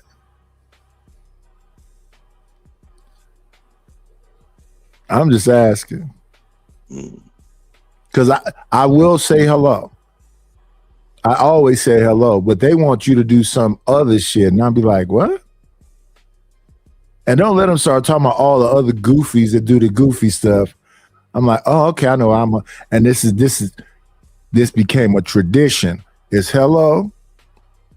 And then I'm getting the fuck away from y'all. We went to a wedding of one of her friends. I said hello to everybody. They started talking. I went way to the back of the damn thing and sat down by myself.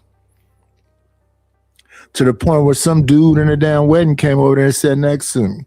He's like, what's up? I looked at him. I said, what's up too? And that was all I had to say to him. I don't know you. Until the point my wife came up over there and said, this is my husband. Because they was like, who is he? Yeah, I don't ever sit next to nobody. I don't like that shit.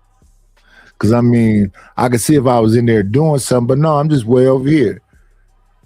And now after time, remember the time says, why did you sit way off in that corner? I said, I don't want to be a part of women's conversations. Honestly, I got a certain amount of time I even want to listen to dudes' conversations. I don't, because I'm not finna partake in it. Oh man, we got so fucked up last night. I'm supposed to tell you I got fucked up story now? Yeah, I'm cool. I'm finna get away from you. And I'm married, so when you start talking about the hoes, I'm finna get away from you also. Come on. Look at Stanley. I just said something, positive to this long hair weirdo. And now you in the damn chat talking about Reese. She not gonna give you no pussy, Stanley. Reese, Nightish hasn't figured out multitasking. Yes, I have. I just got through telling you Reese is in another chat. She's in 5 damn chats all at the same time. She cheating on me. The fuck?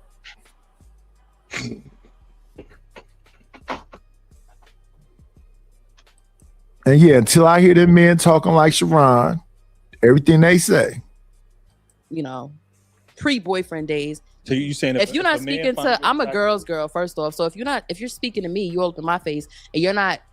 What does girl's girl mean? When I first heard girls, I thought that meant she was a lesbian. That's what I thought. Reese, what is a girl's girl? Sisterhood. It ain't no sisterhood. That's the sisterhood is real, Put a bro. dude in the middle of the sisterhood, and that's over with. Sisterhood is a disease. It's a fake thing. It's not real. Mm-hmm. Yeah, you're right. I gotta agree with you. She's giving me my watch hours. That's hilarious. I'll let you girls keep talking. Stanley, you talking about why you become? You look at what you're doing, brother. saying hi, I'm Chris or whatever. Yeah. It's giving me like you're trying to make her feel irrelevant. And I don't like that. It's not hard to take 2 seconds and address the person that's shoulder to shoulder with the girl you think is attractive. Buying a drink is a stretch because we don't know that person's financial situation or whatever. We don't know anything about them. We don't know anything about them, literally. But it will get you further because a girl, that's a turn on. The girl's gonna be like, wow, like, you know, I don't even. It's just common sense. Like, if me and Sheba out, right, and then like you buy Sheba a drink, then me a drink, I'm gonna encourage her. Like, nah, like, girl, talk to him. Like, he on that type of time. He takes care of And everybody. we ain't had nobody to get a drink tonight yet. Like, but if you can't do no, don't just jump to the negative. Listen to the positive. I said speaking and opening your mouth as a man would suffice. That's the bare minimum. If you're not doing that, I'm telling my girl not to talk to you. Yeah, but why is that? You're disrespectful. You know what I'm saying? Because the girl already feel like that. I'm not gonna lie. Because we close as hell. If we close, I'm gonna give my insight because we close. We made eye contact. I'm interested in you only. I can acknowledge your sister, yes, but I'm not about to.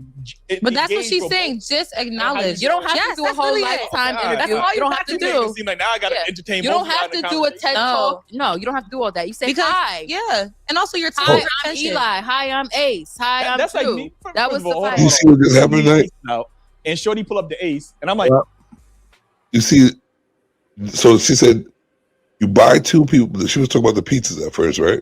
Mm-hmm. And then now that all you got to do is acknowledge, and I'll give you credit on my girl's behalf. Mm-hmm. But if you don't buy that pizza, they don't make no sense to me. Well, she's saying that if you work on her, she'll give her girlfriend a word of encouragement. Because there's always a girlfriend there that's to be like, girl, don't talk to him. The hater, the one that didn't get hit on. So what they're saying is buy the hater something, pay the hater off. It's 10-1. If that chicken, if she got to listen to her chicks because I bought this chick a pizza and her friends is mad because I didn't buy her one, there's 10-1 out there. Yeah, Buy all of y'all. so here's the thing, family. When I said I thought girl's girl meant lesbian, I used to think man's man meant gay. Even though I heard them say a man's man is someone that the men want to be like and the women want to sleep with. I eventually heard that, but initially when I heard a man's man, I thought that was some gay shit. And I also on top of that, let's add on top of that, if a man wants to be like another man, I think that's gay. Well, what's a role model then? A role model to me means mentor, mentee type of thing. But would you want to be like that person? Not be like them? No. So a role model may be able to teach me something as far as like how to act in public, teach me something is like how to make money, that kind of thing. When I think of role model, I don't think gay. But when I hear man's man, yeah, that's the same as a girl's girl. The same thing. I think people just make up shit. So a lot of times, like for example, when we were younger, it was influential stuff that used to jump off. So like we used to watch Happy Days, and we thought that small hat that was playing an Italian was cool when we were younger. So people started wearing leather jackets and jeans. So I think that the famous white boy that started that off, because I know Marlon Brando did it, but it was a dude named, he was always in motorcycle games, a white dude, James Dean. Okay, so with the slick back. Yeah. So that's influential, but in my older age, I think that's gay. Why do you want to wear tight ass jeans and a tight ass jacket because some white boy with a pompadour that's made up did it? But we all do that though. We all take it. Run DMC has said, Calvin Klein's no friend of mine. Don't want nobody's name on my behind, even though they start wearing Lees. Right. Back when I was younger, it was about originality is a must whenever I bust. So rappers didn't sound like each other. Now everything is very homogenized. Everybody sound like everybody. It's hard to be original either. From. Yeah, and originality. You have to get some type of style from somewhere. So it's the same thing. Like when I be talking to these people about making beats, I say, here's the thing about the things that y'all do versus the things that I do. And this is the significance of the amount of time I've done it. I've heard Earth, Wind, and Fire. Right. I've heard Confunction. I've heard LTD. So I know what human sounding instrumentation sounds like. Mm-hmm. Then I've heard people singing around. I've heard choirs, all this other stuff. So I understand I'm not just, I could punch and play and put this out. So what I would do is say, put all y'all stuff side by side. See how it all sound the same? It's kind of catchy. Then play some of my shit. Well, it's still the same. No, it's not. It's not. I don't know how many beats I made before I got to the sound. Then when it comes to prompts, do you know what arpeggios are? Do you know what staccato is? Do you know about how to get the sound effects in there? Do you know how to make it be two people singing? Do you know how to, in the middle of the singing, have somebody talking? Because I don't hear that in y'all shit. Okay. If you listen to mine, it's a man talking in the beginning like old ass music. I don't hear people talking in the beginning. Back in the days, it'd be, hi, my name is Larry, and blah, blah, blah, blah, blah, blah. That's the floaters. Float. So I know how old music sounds, so I try to make it have an old music sound. And if it's modern music, I try to have it more of a human sound. So it just is not the first thing. Yeah, I could slap something together in 2 seconds and it sound like shit. Right. And that's not worth the $20 I'm gonna charge you for the song. And in fact, I'm doing song packages now. I'm reducing it because it's a part of a package, but you got to buy the whole package. But my shit don't sound like everybody else's, and it's very unique to the person. So I got to drop, brother. I got something to do. Thank you for having me up. All right, I'm gonna say some old school shit. Don't be offended by it, but you don't have to make announcements to leave. No, let me shut up. They used to laugh, so they'd be like, damn, now that you mean the shit. I'm not being mean. If you gotta go, go. We still mess. I think it's out of respect. Yeah. I mean, is it respect though? Like if I was at your house, like say I was at your house, right? Yeah. And then we chilling, we had a couple beers, we watched TV, and I just get up and leave. I wouldn't think nothing of it. I got jammed up about that in my cousin house stuff. You just don't say nothing. You don't say nothing. What you want me to say? Everybody's gonna leave right now, break up the whole conversation and everything that's going on. To quiet. Who am I? That's where I'm looking at. It's rude. I would think it would be rude to yell at everybody. Hey, everybody, I'm about to leave right now. Me and my family finna go. What? Of course you're supposed to say so. I don't know. I think it's just how we raised. Anything. It's acknowledging, you know what I mean? Like, where those people go? You didn't say bye? No, I would just get up and go.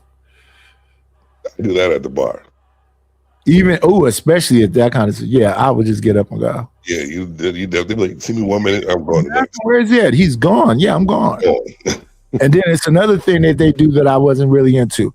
Whenever I used to go out, I would never live stream us being out. No, but my cousins, you be live on Facebook and Instagram and whatever else, and I'm like, I don't want to be live while I'm out. It's kind of content creating too, a little bit streaming. And even if I did that kind of thing, it would be like an upload. I wouldn't like the people that do the IRL live where they at, especially with the kind of drama that be going on. You better not have no enemies because you basically tell them here. That's how Pop Smoke got up out of here. They saw the damn address. Well, here's the thing. I'm not gonna sit up there show them all my money online and where I'm, stagnant at an address or something like that. You know what I mean? That was his problem. That's what fucked him up. And I do the live joints too, but I say, hey, you want to test me then. It is what it is, man. If somebody gonna pull up on you, they're gonna pull up on you. Yeah, but they can pull up on me just period because I'm out.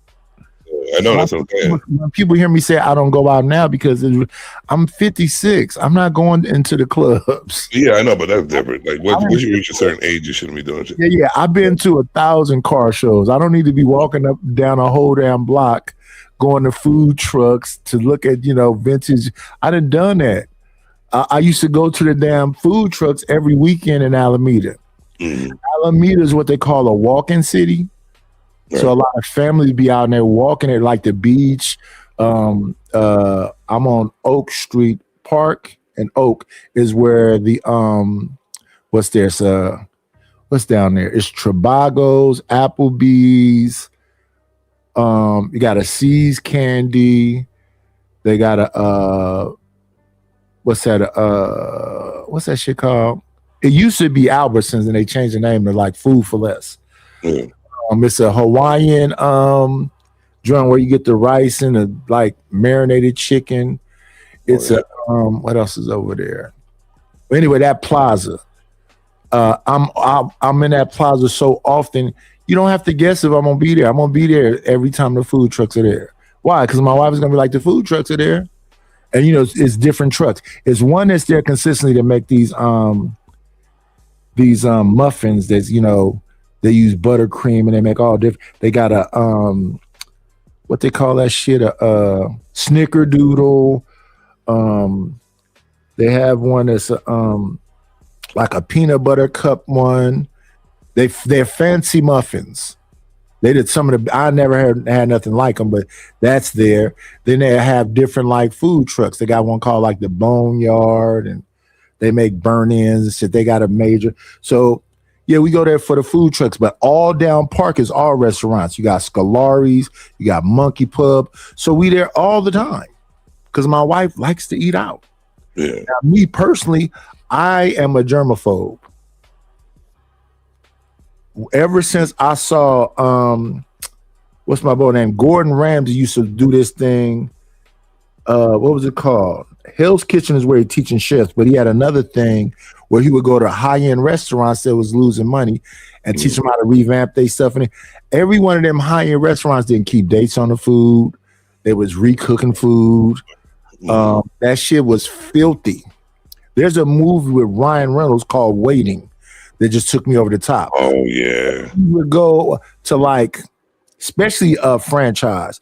So like IHOP, I would go in there and I would put my arm on the table and lift it up where you could hear the stickiness.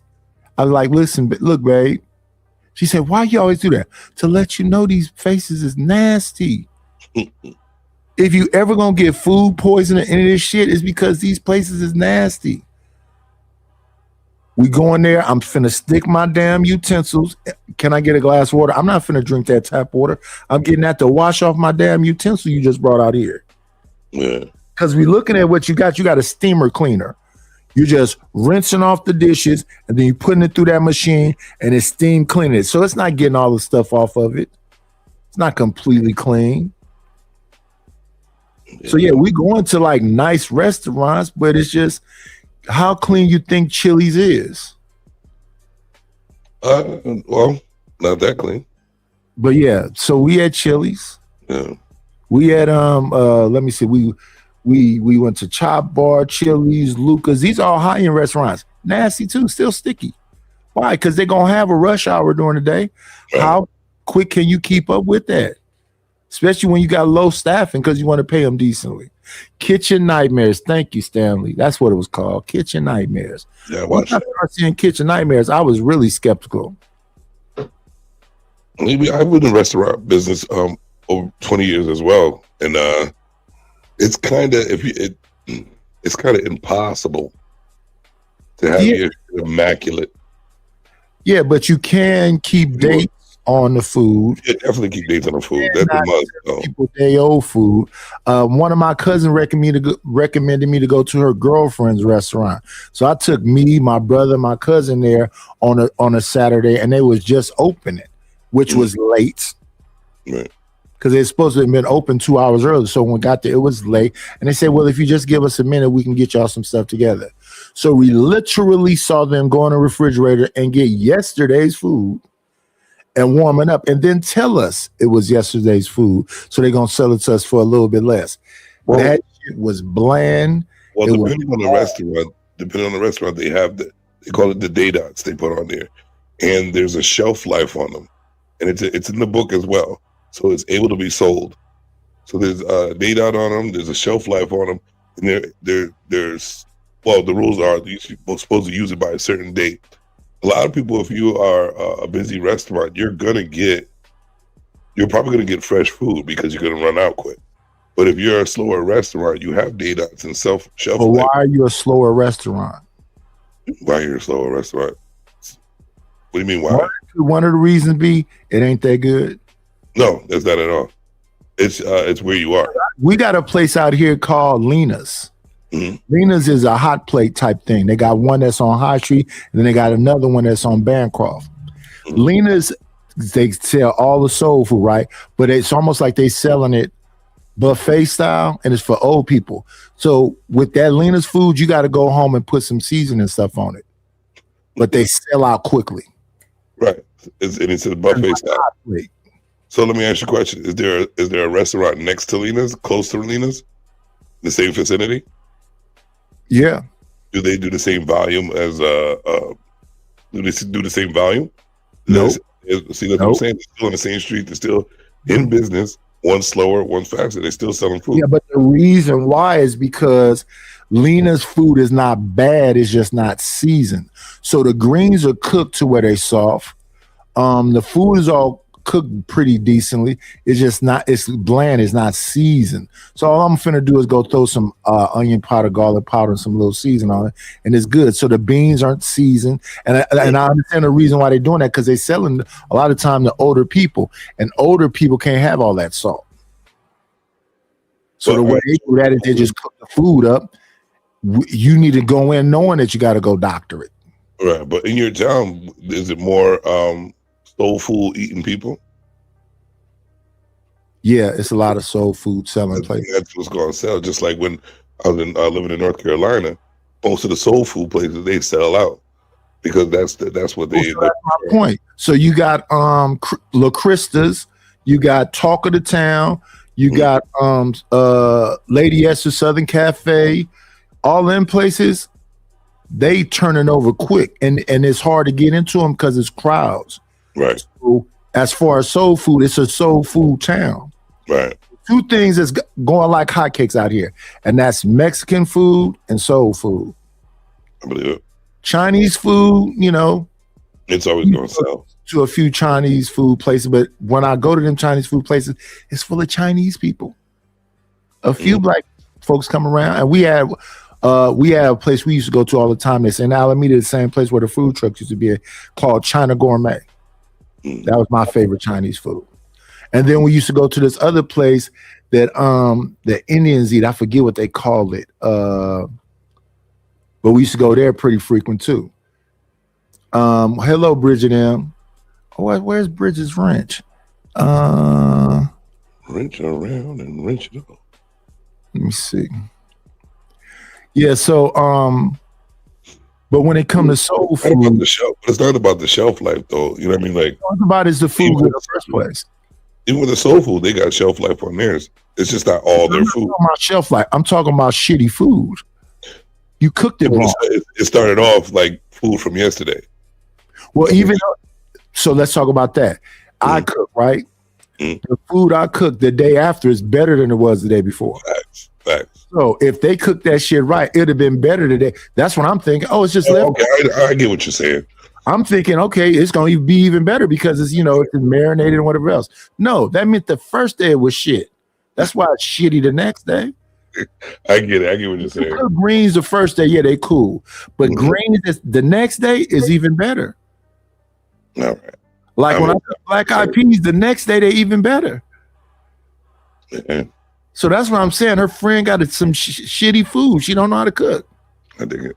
And all them other places, I'm sure they may be selling shit that was from, like if I go to La Crista's, I never had no bad food from La Crista's. I've never had no bad food from Talk of the Town. But there's other people making soul food. That shit is shitty every time. They just don't know what they're doing.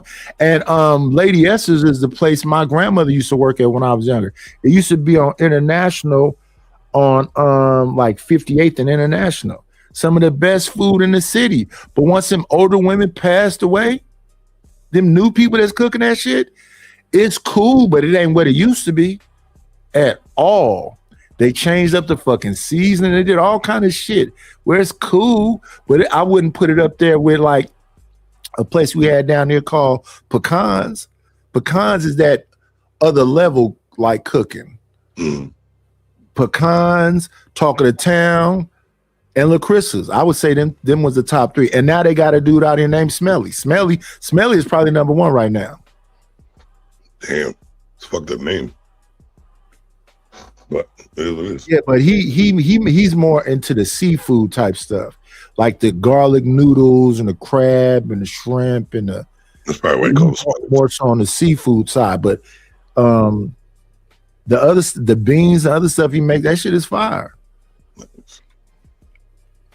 So yeah, I think it's just about if it's a good product. Like whenever we have went to Pecans, we have ate there and then took a to-go plate, and the next day is better than it was the day before. No, I'm talking about bad cooks, and not so much the day after, because I would think the day after, and then we got some barbecue place down here where, you know, these people just don't know how to make barbecue. Barbecue sauce, right, yo? You gotta know how to make some barbecue sauce for your barbecue place to pop off. Yeah. So I would say the best barbecue we got down here off the top of my head would probably be what's that called? Everett and Jones. You can critique a barbecue rub, then your barbecue sauce will be on point. Oh yeah, they got some barbecue sauce that they selling in the stores. Okay. Everett and Jones barbecue sauce. Nice. It's perfect. It's not too sweet. You got a little bit of smoke, and they only got a couple of them. They got the mild, the medium, and the hot. But it's not too sweet. Got a little bit of smoke flavor in there. Yeah. And then some people, they just got that sweet ass barbecue that ain't it. Yeah. Well, yeah. What do you say, Steve? I agree with them. Like I just said, Sam, like if the rub is good, you probably won't even need the sauce. Well, I know I'm gonna know how to make a barbecue without no rub or nothing on it. Go with the name call. Like this, I'm not even gonna do it. Never mind. Go ahead. Yeah, we don't know what Stanley talking about. Yeah, it's all feminine energy. How do you know what anything tastes like other than Coors Light? Coors Light philosopher. Like I'm not even gonna comment. I'm gonna keep my mouth shut because it's like going on a hamster wheel with Stanley all day. You only spend 25 minutes talking to that man, and then he just woke up and he already on bullshit. The same shit. It's just like the ladies in the chat over there, Sherrard's. He's one of them too. Yeah. Trying to chat bang. Son, if you want to talk, come to my channel where I can drop you and have you, motherfucker.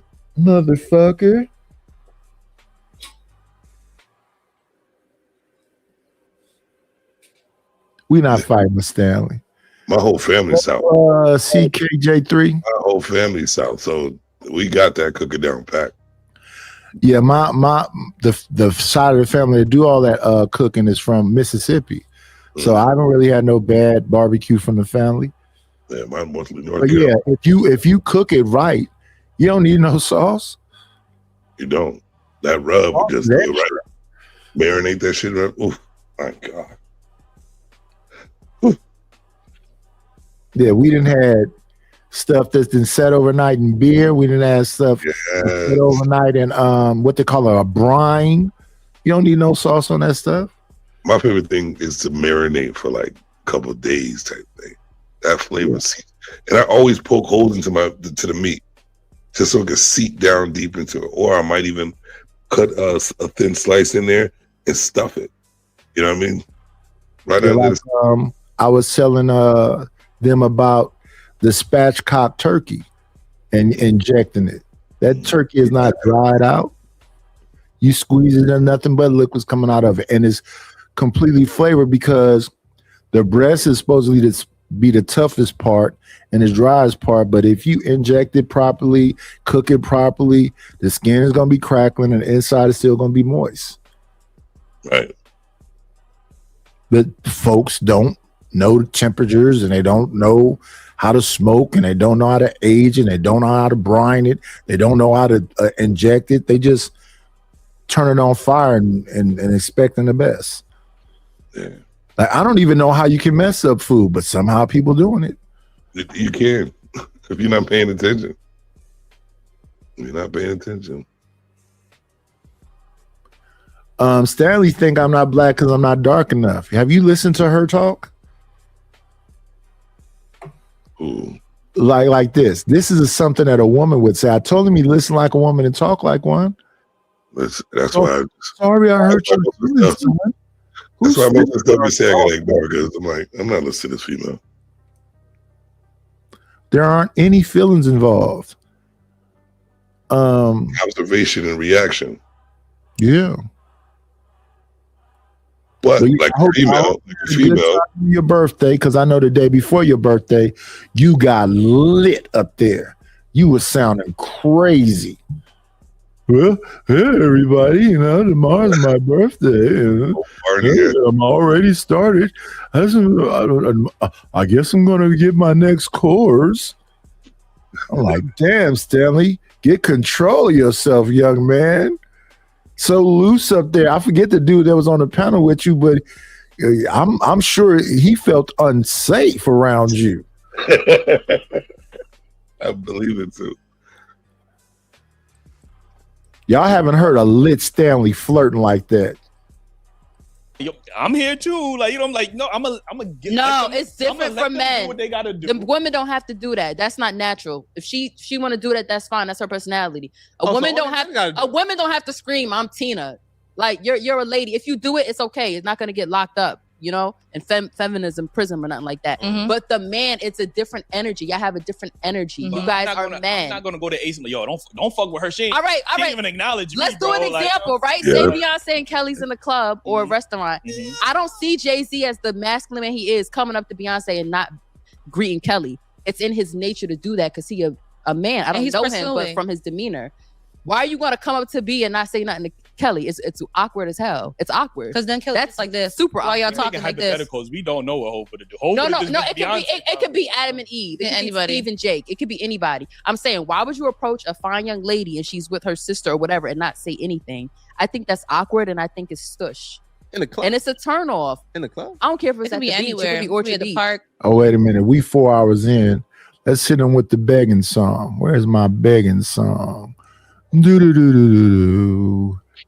Let's hit him with this. I need a dollar, that's what I need. Talk to me about money. Where is the money? We need our millions. Don't you think it's about time you gave me my money? Support the situation. Is money is love. You could donate on PayPal now, and you can donate on the Cash App. Thank you very much. All right. And the Cash App is scrolling on the bottom of the stream. It's $KNIGHTISH1. And the PayPal is paypal.me/IDLNO. And let me tell you why y'all should support the channel. Because and won't you want to see a king in his proper place?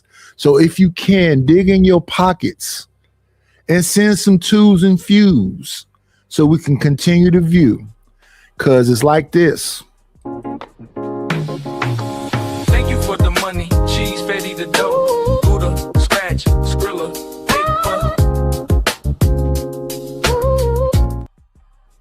Don Magic Wand say he don't wipe his behind with nothing but cash. Yes. Be generous. Today is Friday. Support the wine fund. I would like to be tipsy like my guy. Stanley said he wasn't. So he just somebody told me I got a slur. Am I slurring right now? They said, yeah, you slur all the time. I went back and listened to some tape and I'm like, damn, was I drinking that day or do I just have a permanent slur? Actually, I wasn't drinking, son. Sometimes when we talk, not even drinking, we just, a word slur. Yeah, but you don't sound like you slurring, Savage. Nah. Sometimes I do. Actually, son, I wasn't drinking that day, sir. And look, Stanley, you can't use my jokes On me, sir. I'm the one who introduced that people are lisping. You got to come with your original material. Let's listen to this woman try to shame somebody into buying stuff for her friends. It could be Then anywhere. what happened? Now, You should what if your speak. sister feel like, oh, he was flirting, or she might have Keep felt it like short. How Common she- sense. how- Keep it hello, short. the Don't be flirt? giving her the googly eyes. Googly and eyes, you yeah. want Beyonce. Why would you be like, hi? Oh, you look good too. No, if you But think she attractive, you better now fake that I it. said what's up to Kelly, I'm like, damn, Kelly looking good too. Like, But then you might as well walk away because now you fucked it up for yourself. That's Yeah, individual yeah, discipline. yeah. If you can't, You should have gave both ladies a look, and you got to make a game plan. You can't be doing all that. And even if you you- don't know how to yeah. speak to introduce yourself without being all lusty, that's why I said the lusty stuff in the beginning. If you don't know how to do that, go home and turn on what you need to turn on your phone. Yo, Turn on, watch ladies, that. I don't understand why y'all be cock blocking so crazy. Cock blocking? No, What we're about infiltrating. What us on this couch are infiltrating a standard. So hopefully people see this and be like, "Yo, I do That's that." the That's a turn dumbest off. shit I've Oh, ever they heard. ladies, they know the It's a cheat turn. It code. could be a turn Now, off. Please Bro, tell me to pause that is- because we do want to hear do you. that straight up without them saying that. They Please have a tell me problem to with that. pause. Please tell me to pause the video so we can hear you. Oh, my bad. Counselor. My bad. Yeah, but can you repeat what you said? Because I didn't hear you. I said that's the dumbest shit I ever heard, because if we were to do that without them saying that, they're not gonna like that either. They're gonna have a problem to pick out with something we did anyway. If we try to give a compliment to her and her friend, oh, why you compliment me when you want her? It's always gonna be something. So I don't listen to that dumb, goofy shit that they talk about. It's an oxymoronic conversation every time we listen to it.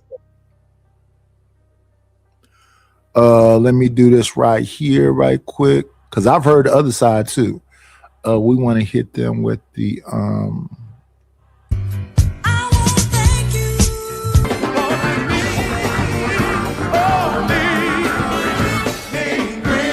Got me a couple of dollars. Guess what I'm gonna do?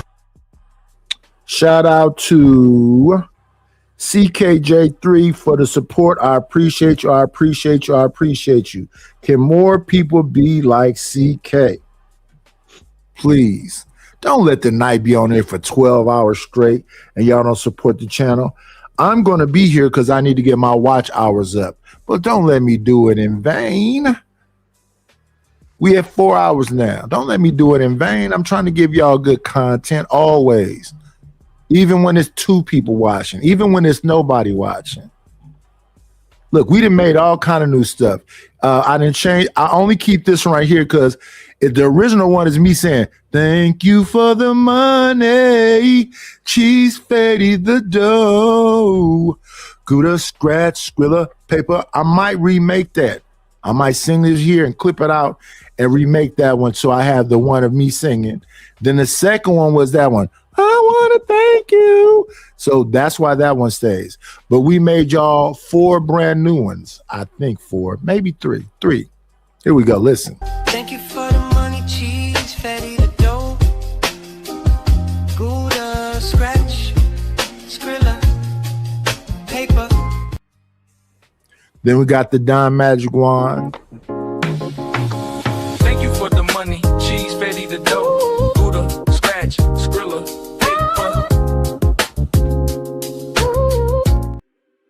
And then we have this one. Thank you for the money. Cheese, Betty, the dough. Gouda, scratch, Skrilla, paper. 3 brand new ones. So we got rid of the sister dancing, which I like that. They was doing, but they was doing a steppers dance and I had kind of a regular song. I think I want to make a steppers thank you for the money to go along with their dancing. Then I had the blues one with the brother inside the office. Those still exist, but they're in the back. But what I don't want y'all to do is do this right here. This nigga's crazy. Don't be like Stanley. We done got y'all a bunch of fresh clips. We like the Boondock clip. That ain't it, y'all. Nigga, fuck you! Holy. This nigga did something I have wet dreams of doing! Then we had a beautiful one for when Stanley gets up here. What we've got here is failure to communicate. Or this one. Hey, nigga, why you fucking with me? Shout out to Tiny Zeus Lister. Rest in peace. Good night. Let me tell you something about that real quick, because every time I ever see Tiny. So I've had the name Debo since I was 16 years old. You know what I'm saying? And people to this day still call me that. So I like Tiny, that's my dog right there. Shout out to shout out to that. I love me and Debo. We had this beautiful one too. I find hilarious. You putting me in the post. I find that hilarious. We revamped this old school one. Let me see. When Stanley is up here.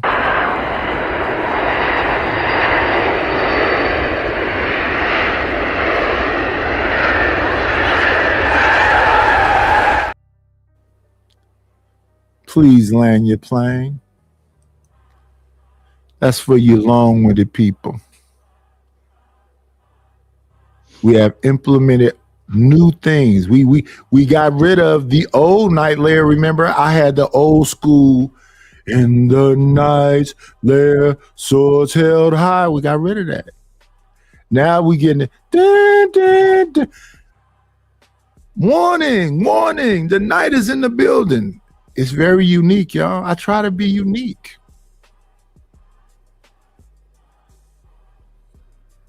And then the man gonna come over here and use my joke on me. Tell you.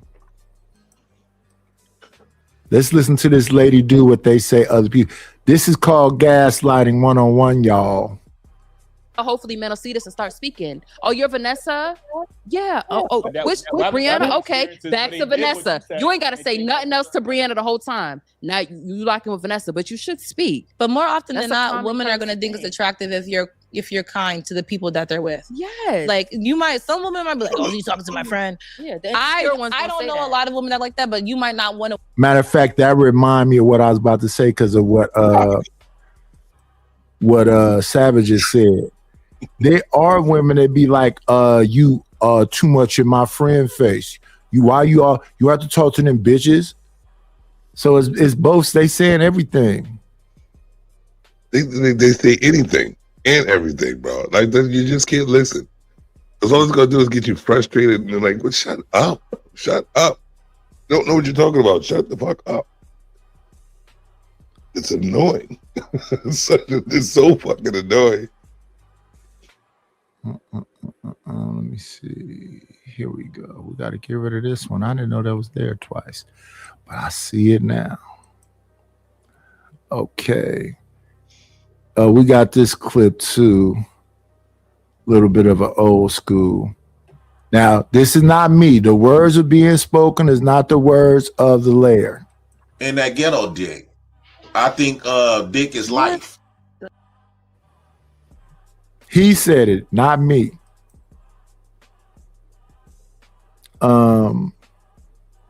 Let's play the music again. Let's break that up. Let's play the Megan music again. After that, JP, come on, man. Oh, dog.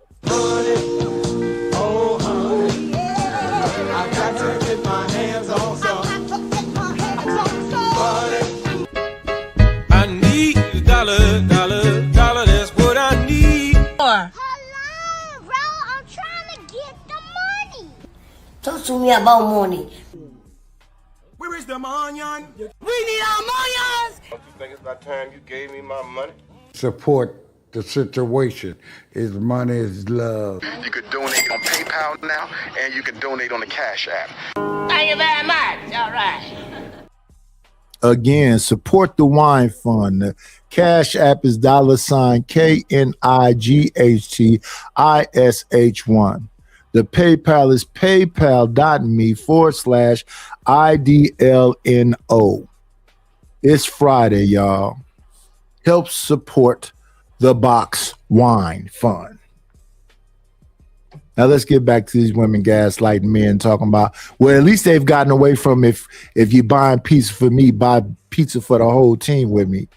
Now they're just talking about, civility. Yeah, I can speak to your friends, and I'm not going to focus on Kelly if I'm talking to Beyonce, but I probably would be talking to Beyonce before I talk to Kelly. No, I would be talking to Kelly before I talk. I like these sisters here. I like chocolate women. Woman that's like that, that's going to be upset that you're being kind to their friend. Yes. You don't have to be like, hey, how you doing? Hi. Yeah. Yeah. And you're talking to one person, now you're looking at them, now you're talking to them. You don't need to do that. You talk to the girl, hey, it's nice to meet you. It's nice to meet you as well. And you can go about your day because you are interrupting a moment that they're sharing. Exactly. So now the girl's just sitting there while you talking to her friend. They might just have sitting been there on the venting phone. anything. They might have been going to some tea. Talking. Might have been tea time. Okay. In the club? You in the club? Yes. Girls have tea everywhere. Yes. We're gonna talk about everything, no matter where you at. Exactly. Okay. So just take that note away, because I seem like this. They spit in game. Go home in the mirror, practice with each other. You don't have to learn their names. Just be like, it's nice to meet you. You guys are beautiful. Go in the mirror and practice. Today, I just wanted to introduce myself to you. Don't do the thing where you think both are hot. See who you want and make the game plan. Don't figure that out ahead of time, because they could tell. Ace is over here talk about, oh, what if both is cute? You need to handle that before you go over there. You gotta figure that out. The whole play. You don't see it until you up close, and you're like, damn, Then you better find a way to walk back and forth. Figure it out. Walk back and forth past them every once in a while to figure out what's going on. Can't call it audible. But once you make your choice, you made your choice. That's it. That's it. Because then you can't after that, you in a group chat and you get. They're gonna talk about, oh, he wanted me too. Yeah. Ew, yuck. He loving the crew. Yup, terrible. Don't do that. Well, if they find him attractive enough, they might. They might. You know what I mean? Like, but some girls don't care. Mm-hmm. They don't, and I don't think They're like, I didn't want him. I don't think it ever ends well when girls get like that. No. You end up in the best man situation. He's telling his secrets. Listen, telling himself. I think it does. Listen, this next topic, it says how do fashion and presentation affect attractiveness, and can you tell a lot about someone about how they dress? Yes. So I have a specific type.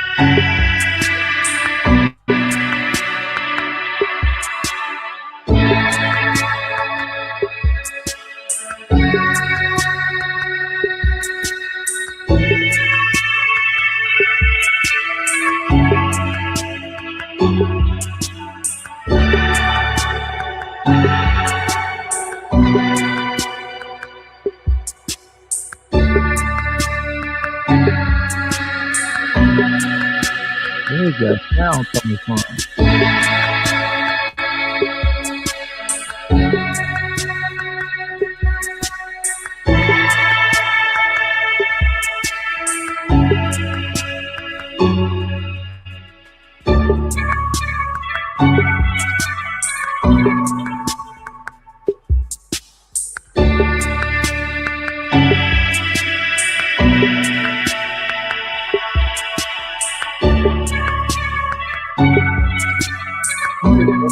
Coming from?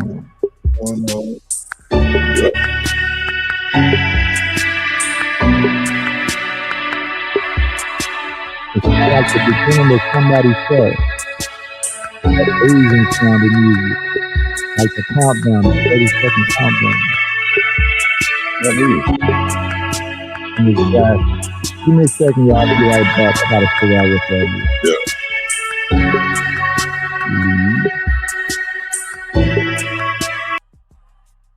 Whoa. Well, probably post about it. But yeah, man, I think those ladies are full of it. Because switch scenarios, the ones they're asking for, you do that, they're going to have a problem about that. You do something else, there's going to be a problem about that. A man like me, I'm talking to both of them. I'm acknowledge both of them. If they were both talking together and I happen to interrupt their tea time, I want to see if they want any Baileys in their tea. I'm talking to both of them. And most likely, they're both going home with me. Swagger on 100.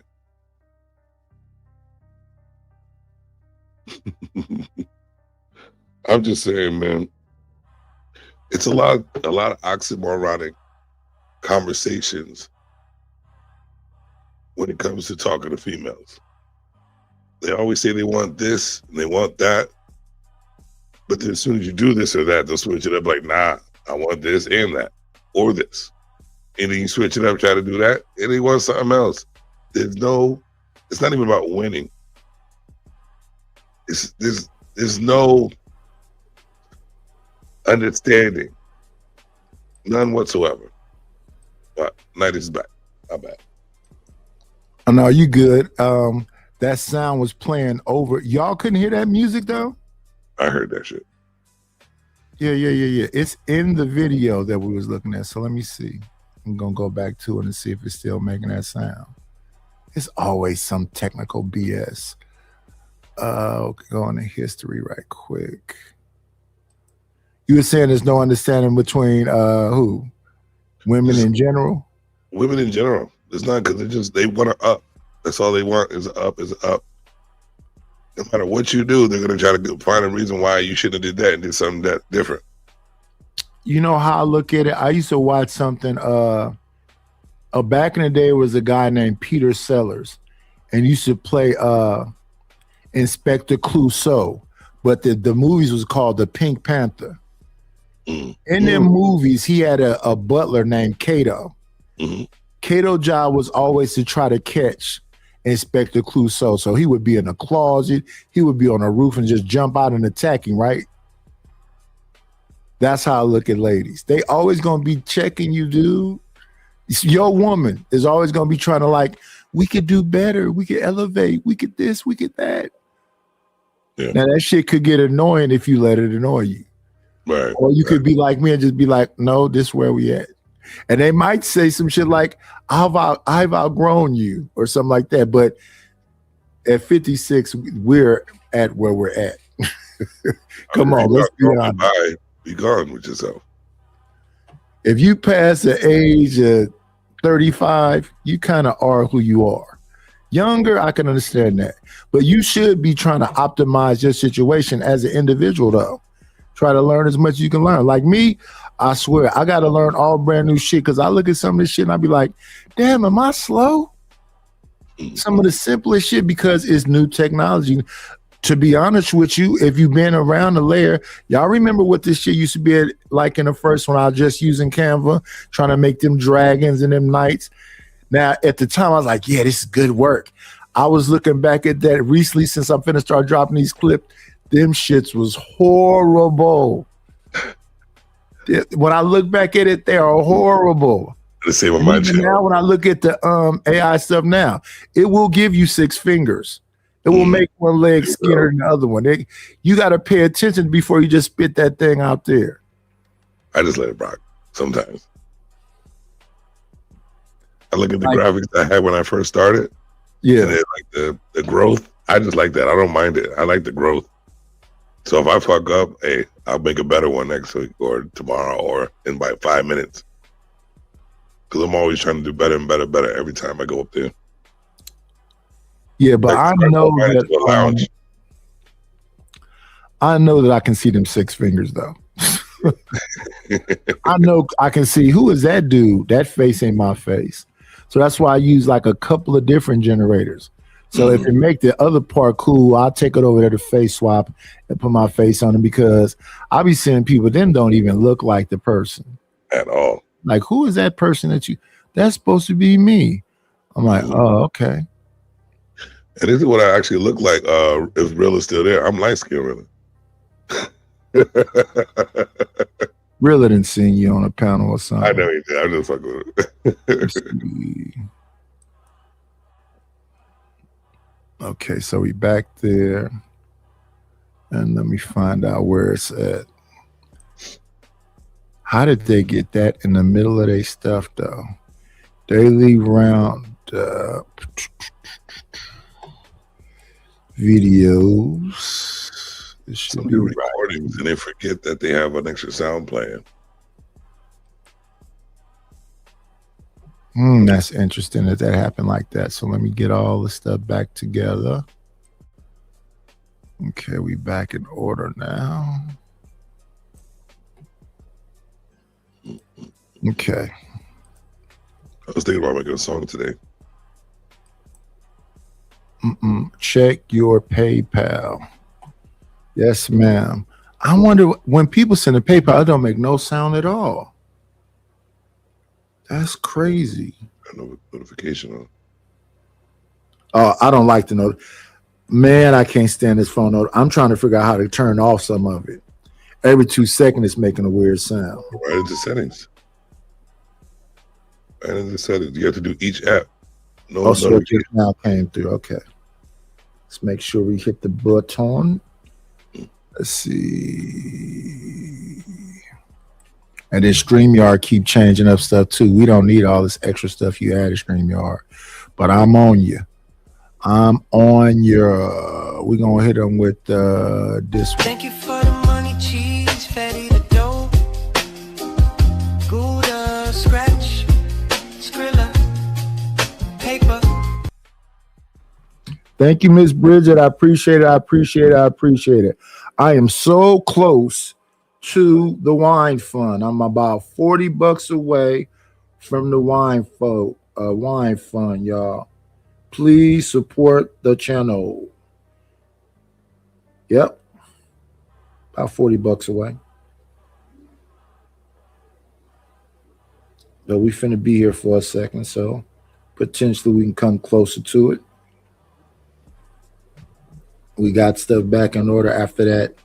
Oh yeah, so it finally made this sound. So it does have a notification sound for PayPal. It just came through. Let's get back to what we were jamming with a minute ago, though. They have changed the subject, and that was called misandry, right?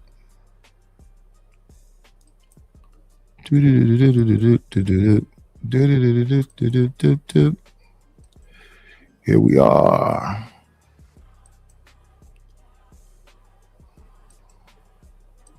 Okay, still nerdy, a little chic, a little clean cut, you know, but you don't have to specifically dress like that all the time.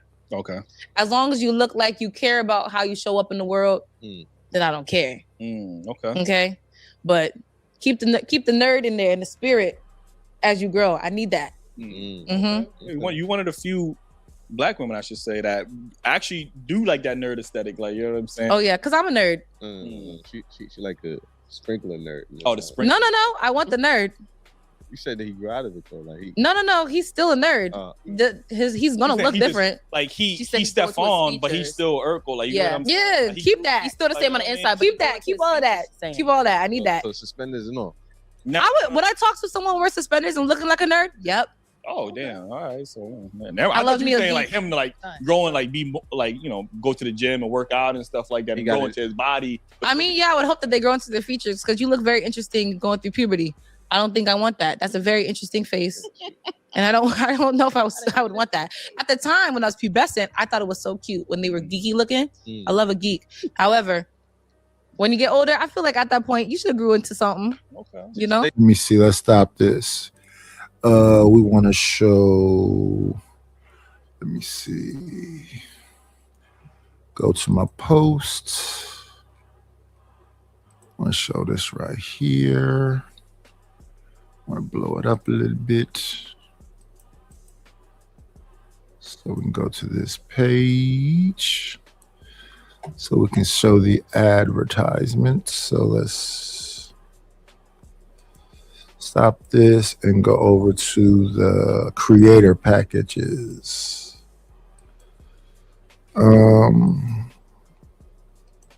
Here's the post. Hopefully y'all can see it. Here it is. Let me read it if you cannot see it. It says, creator package available. Ideas deserve more than just ordinary presentation. They deserve color, imagination, sound, and style. If you're building a YouTube channel, music project, podcast, or creative brand, these creator packages are designed to help your vision stand out and look professional. Beat prompt packages, custom prompts designed to generate unique AI beats and powerful sound design include beats per minute, key selection, instruments and sound direction, 808 bass textures and sound effects, beat arrangement, structure for AI music tools. Styles are available: trap, Detroit, Bay, R&B, funk, cinematic, experimental. Song writing packages. Turn your ideas into complete songs. Includes verses and hooks, song structure, ad-libs, and delivery ideas. Mood and concept direction. Thumbnail design package designed to grab attention and make people click. Include bold and colorful visuals, realistic cartoons, your stylized artwork, perfect YouTube thumbnails format. Branding to match your channel. Short video short video intro packages. Create a strong opening for your videos or podcasts. Includes catchphrases and intro lines, short intro scripts, visual style suggestions, branding concepts. These packages are great for musicians, creators, podcasters, YouTubers who want their content to look polished and professional. Comment creator package if you are interested. Contact through email in the description. Like, comment, and subscribe, but it takes you to my IG. The IG is at the bottom. Instagram.com/IDL Robertson. Shout out to the shout outs. And if you want something like that, let me know. I can make you something slick like this. We do work over here. You can find that on the community post. On this community post and over there at Sir Knight.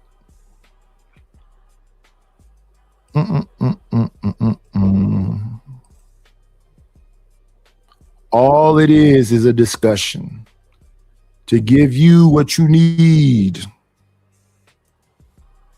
And Mr. Savage does the same thing. He can help you out with these things as well.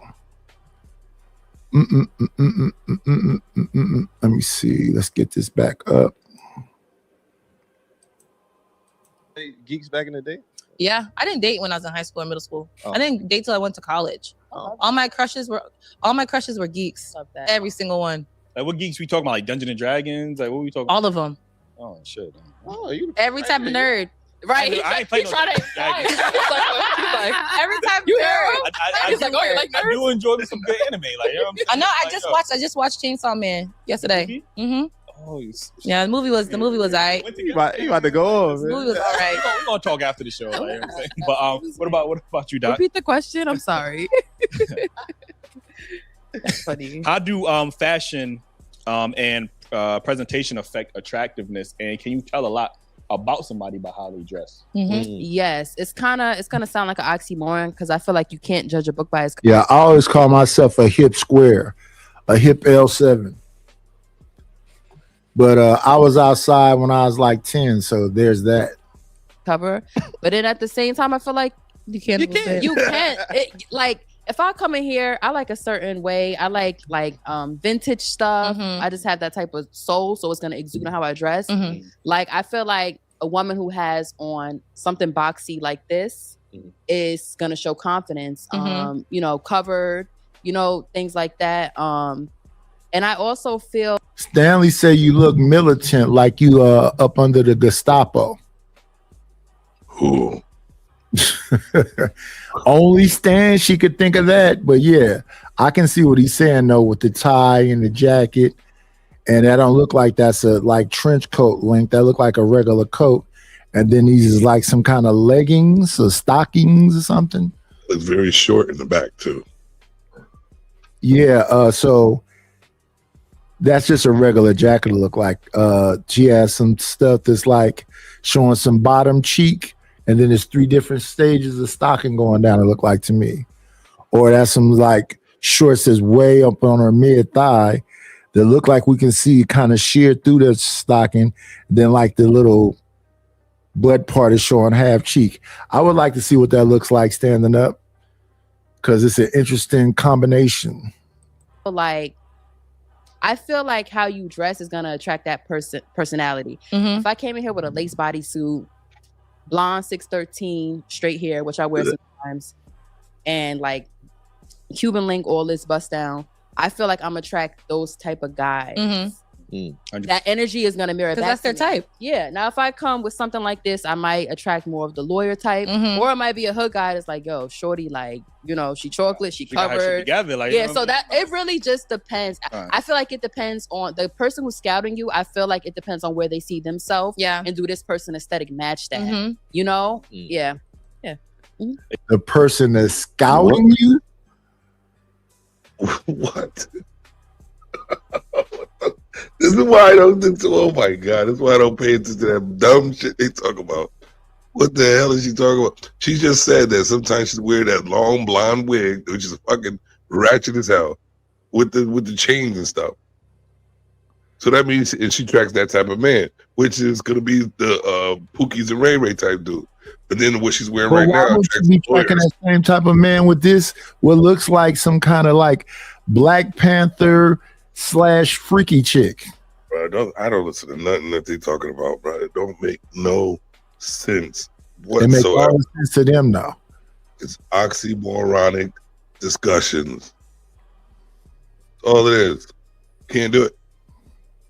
And all I do is listen to exactly what they say verbatim. So when I hear women on there talking about they got through their thug phase, they got through their light skin phase, I'm like, do you hear what you're saying? What does it mean when you got a low body count? How you got a low body count when you talking about you've been through your light skin phase? So you slept with a bunch of light skinned dudes, and then you said you got through your thug phase. So you slept with a bunch of thugs. Or what does that mean other than that? Hoe phase. Well, they don't call it hoe, they call it sexual liberation. I've established that. There's no such thing as a whore. That's a man trying to shame a woman for being sexual. Okay, so let's just change the name to sound more professional, which means the same, which is the same thing you're doing. Yeah. We call it a whole phase, but this is how listening to Gloria Steinem, listening to Bell Hooks, listening to these people who write about this stuff, the men do it too. And the men aren't shamed for exploring their sexuality. So when a man is sleeping with everything moving, and the Huss, shout out to Zoomer, who comes in talking about booty hole brown when he's a man. But anyway, let's move forward. They're saying the reason why she could sleep with 1,000 men like Lily Phillips did is because they're exploring their sexual liberation, and that nobody can tell you about you. Who gonna check me, boo? You're calling it a whore, but if it was a man doing it, you're calling Wilt Chamberlain. He's somebody to aspire to be. You know who checks it though? It's the ultimate check that they don't need. Time. Time checks it all. Because when time passes, you ain't gonna do shit. You think they really give a damn about that? Now, no. We just got through looking at a woman that's 44 who said she was a stripper in her 20s, and she did that for 14 years. She looked brand new to me. One man's trash is another man's treasure. Facto. And that's why it's okay to do so. That's why you can be liberated. Well, that's why they're comfortable with it, because they're like Sin 7 Sin has been in the chat talking about if she fucked 1,000 dudes and came home and got in the bed with you long as she bathed, you wouldn't be able to know. Do you see the chess move from the whole thing, Nanish? That they made it so hard for men to be men so they can be sexually liberated, so they can do whatever they want, so it can be okay. Let me ask you this, Savage. Let me ask you this. Are you a man still? I'll never stop being one, bro. Yeah, they can do whatever the fuck they want to do. I'm still a man. So when all right. So biologically, to be a man, not me. You got to have a 6-pack and whatever else to be a man. I'm a fat dude, not me. Biologically, man, but your actions, your man actions. Yeah. When you start letting shit happen, when you start not checking shit, those are the simps. That's the ones who's fucking these 900-pound women, and they fucking them real good too. So they be like, "Oh, doesn't matter the way I look. This guy just beat the brakes off me." Oh my so it goodness! don't matter. Savage said that they fucking her real good too. Damn. They're doing it real good. And they're like, oh my God, it doesn't matter. I don't have to lose weight. I don't have to do none of that because I got a dude that'll do anything. There's so many simple-minded dudes out there who don't stand on 10 that allow so much joy. It doesn't matter what they do anymore because there's a dude out there that will just bow to the knee for it. They will bow, they will bow, they will bow to the knee for it. Take the knee. I was listening to Yamanika Sander talk about her power. She's like, I don't want no nigga in this house, one of those, but I bet you I get some dick though. Mm-hmm. I was like, oh, okay. Shout out to her. That's crazy. Is that all it takes? Is that empowering? And evidently it is. Thank you, Bridget, for helping in the chat. Appreciate it. Yeah, man. So that shame ain't there no more. That's over. Ace, what's your thoughts? Yeah.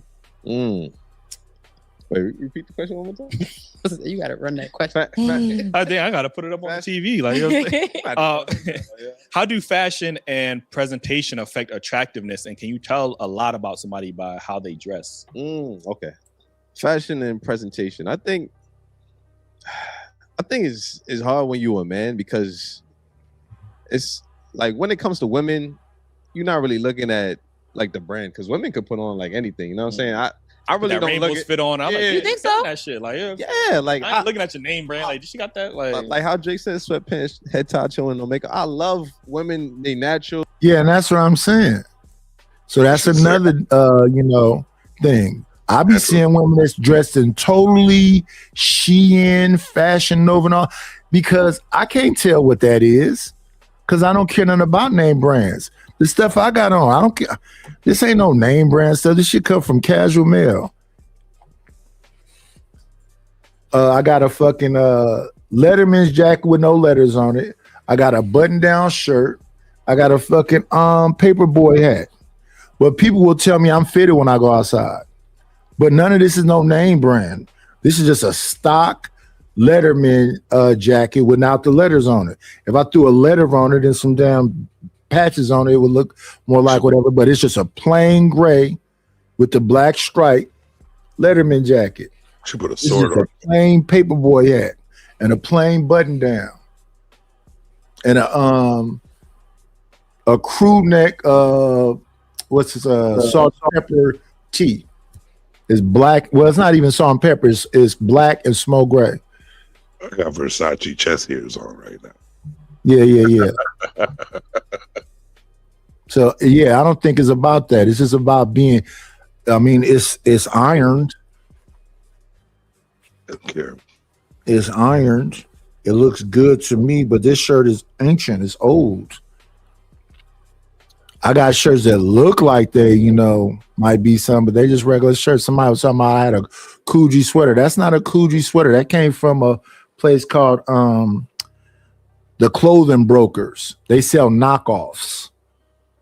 So that shit cost me, I think, $30. It was on a clearance rack. It just looked good to me. But it ain't no damn cool. I'm not spending no $300 on no sweater. Crazy.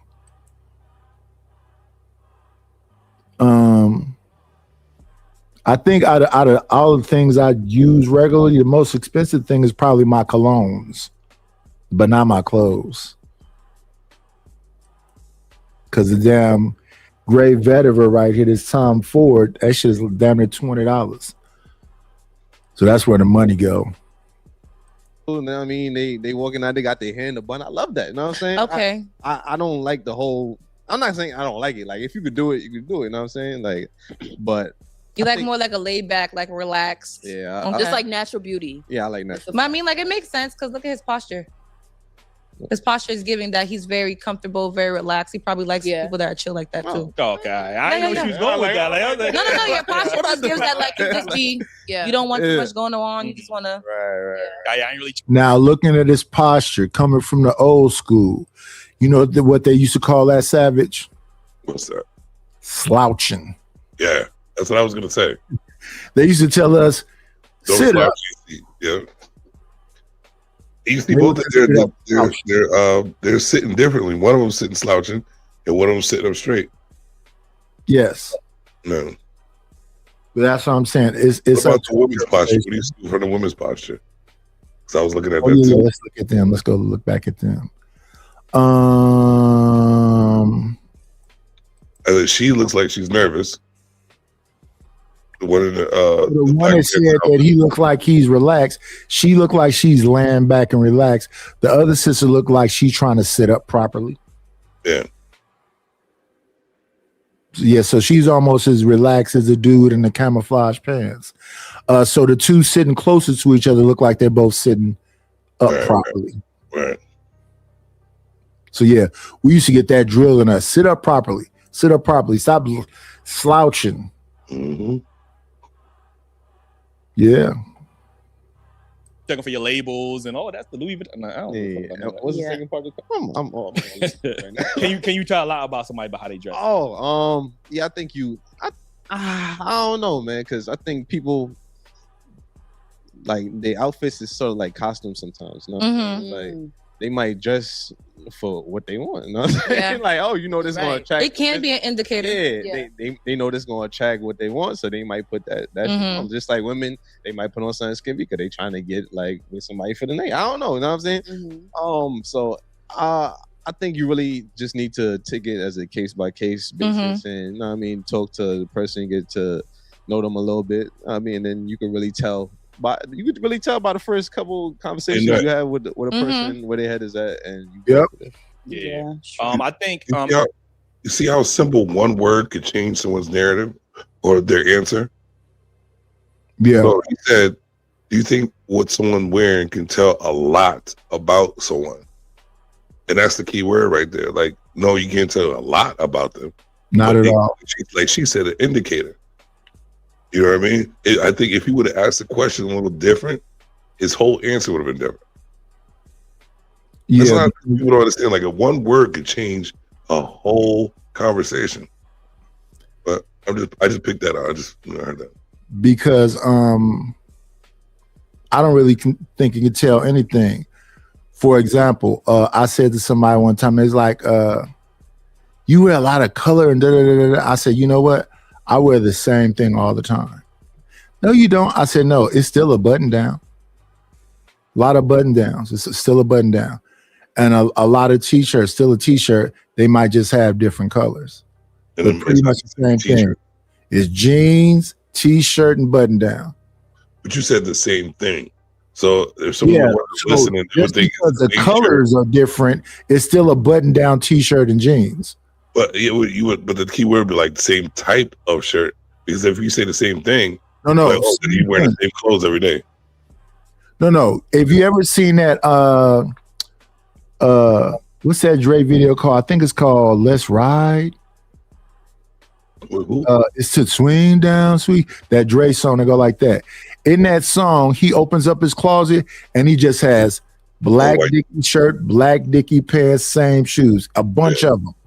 The same thing. But let's say same thing, only this one is black, this one is blue, this one is gray, this one is white. So I got white Crocs, blue Crocs, black Crocs, gray Crocs. I got button down jeans. I rarely wear a slack. So all of these things are the same thing. It's still a t-shirt, button down, and jeans. Yeah. Even though these jeans might be white, these jeans are gray. Oh, and then sometimes I wear cargos. So it's either cargos or jeans. Love pockets. Yes. But yeah, I think we got the gist of that whole thing. When I heard it say misandrous, I thought they was gonna have some actual misandrous up there, but they got some women that's not misandrous talking about misandry. Now they've moved on. Very casual show, but shout out to Eli, Ace, and Jew. Those are the three dudes that host the show. Interesting. Well, it didn't turn ratchet, so No, it didn't turn ratchet. It was pretty cool. Yeah. But they do have some shows with folks that turned up, but this is not one of them. Yeah. Let's see. We're gonna check out a little bit of this show here from my guy Taz. He's talking about an old show with a lady named Lady T. I think she called herself Margaret or something like that. Lady Margaret. And I remember the show. That's what let me know how long I've been here. When Quest and Logic and all of them used to be around. So it has been 4 years. Yeah, I think we got the same. I think you were there a little bit before me, but I was like, I know I was I was definitely part of Fight Club. Yeah, the first time I met you, you was arguing with Pookie. Yeah. In the Black House. In Black House, yeah. Yeah. I remember that. Oh, wow. Here we go. These where we looking for. Come over here, put it up. There we go. So shout out to Taz. Let's close this up. This one is called Anton Daniels and Island Girl Q tried to tag team Lady Margaret, who they called Lady T, and she ain't going. I remember when Logic and Quest used to be together because they both military dudes, and Anton called Quest a bitch. And Quest said, let's stop everything. Let's slow everything down, brother. And Quest is a straight up, strategic military cat. So I don't know, but this thing he did with Corey, I don't know why I do this. I always get on people about this. You don't play the video when you're talking. You get back to the bubbles. I don't know why, but Anton has been doing the shit he did to Corey since I first saw him. He been telling dudes they ain't men. He been telling dudes they're not gonna do shit. He been saying this same stuff. And even though Corey came across the room, pump faking, so he can get close so the spit could hit Anton, pump faking.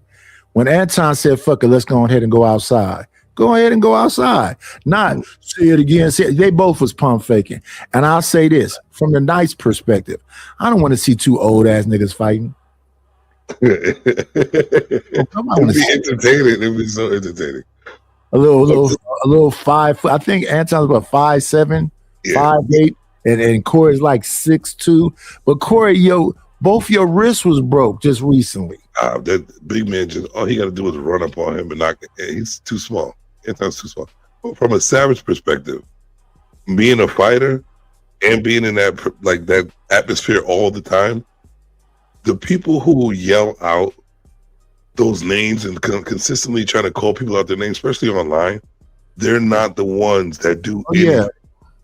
They don't do nothing to nobody. Not the one. Yeah, the one who talks a lot is not that one. You know what I mean? Like, the one who gets silent and then all of a sudden they answer your door and you're like, what the hell happened? That's the one that gets it. Yeah, and if you let them up the name, those dudes don't do nothing. I wish I could find this old sign I used to have. I think it used to say, please enter because I am disturbed. The old signs used to say, do not enter. I forget. Right. Yeah, but I had a sign that says, please enter because I am disturbed. I mean, you about that business. I want that smoke. Let's get it. I don't really want it, but I mean, if you came all the way here, let's indulge. It is what it is. Please kick that motherfucker in. Oh, please. I used to beg for people to fight me. I used to beg. I'm like, please, come on, just swing. But it is what it is. Yeah. So let's look at the master at work. The master at work. Matter of fact, I'm gonna fast forward a little bit till we see them on screen. There we go. So who we have up there? We got Chicago Rilla. We got Quest. We got King. We got JR. We got Kayla. We got Courtney. We ain't seen Courtney in forever. We got Island Girl Q. We got K. And we got Lady T, also known as Lady Margaret. I love you some Courtney, boy. Oof. Yeah, I thought her name was Courtney Michelle. Why does she have it saying Courtney B. Jordan? Because Michael B. Jordan, she's in love with him. Oh, okay. It is Courtney Michelle. Shout out to Kay, Kayla, Courtney Michelle. I remember this group. Yeah. Let's go. A blast from the past, like 4 years ago. I remember K. Very beginning of the show. I said it was gonna happen. See, I didn't know the order of I these love this. videos. This is what I live for. This is right up my alley. I didn't know the order of these videos. I think it's a red flag when guys obsess over women that aren't their wives to the point where they gotta. I don't know the order of them. I think I got the order right, but now I don't know. But I think the order is pretty much right. But we'll see. On episodes on their show to try to make World Star. Hey, This is gentlemen, crazy. you know the interesting thing about it is, no, Rilla, stop, Rilla. Stop, You're Rilla. supposed to be a Christian man. Stop, Rilla. So you want to Let me use just your say the last influence? thing. No, Rilla. She said, Yo, one thing I can't stand, Nightish, was the way they disrespected Rilla. That shit pissed me off from way back. Oh yeah. They need to keep Rilla pissed off. Rilla still, don't mess with Anton. So humble though. I like that. Yeah, but they used to keep Rilla, Tawana, B-Nix. Let's see, who else they used to keep pissed off? Because Logic never cared. Quest wished the nigga would, so it didn't work on Quest. But Rilla, B-Nix, Tawana's husband. He used to mess with K and K a little bit, but K kind of was like a little submissive, but Kayla was there for all the smoke. Courtney, he used to work Courtney's her nerves too, because she used to be on there sipping too. If you got to drink, well, wait a minute, don't let me say that. Support the Box Wine Fund. Please support it. Refuse, support the Box Wine Fund. So this is going to sound a little contradictory, but if you got to drink to be on the podcast, maybe be on a different one. I don't have to drink to be on a podcast. I'm just not a pussy. I'm not a quitter. So send me my box wine money, but at the same time, I'll be honest right now. I'm sipping some wine right now. That's what I'm saying, man. Ain't nothing finer than some good old winer. Thanks. My goodness. Help me reach my goal, everybody. Help me reach my goal. Hit the Cash App. Hit the PayPal. I'm gonna get the I don't know that. I think the Venmo, you just say Venmo and put your email. I think I got Venmo and Zelle. I'm about to make something for you. I'm gonna probably work on it today and tomorrow. I'll make something for you with that Cash App PayPal joint. Well, a Cash App song? I got a Cash App song. Oh, not a song, like a graphic. You can do what you want. We need to talk about the graphic because that's why I was talking about doing the collab with the music and the graphic. We need to talk about the graphic because it's a specific thing I want. It's a couple of things that you keep saying. When are you ready? I'm ready whenever I'm not on this damn camera. That's my fault. I got a lot going on right now. That's my fault. Yeah, you are. I got you. You confusing, and I be looking. I be like, this man said, "When are you going on?" I went through a breakup, bro. And I'm struggling right now. So I'm trying to make shit work. Yeah, I'm struggling too, brother.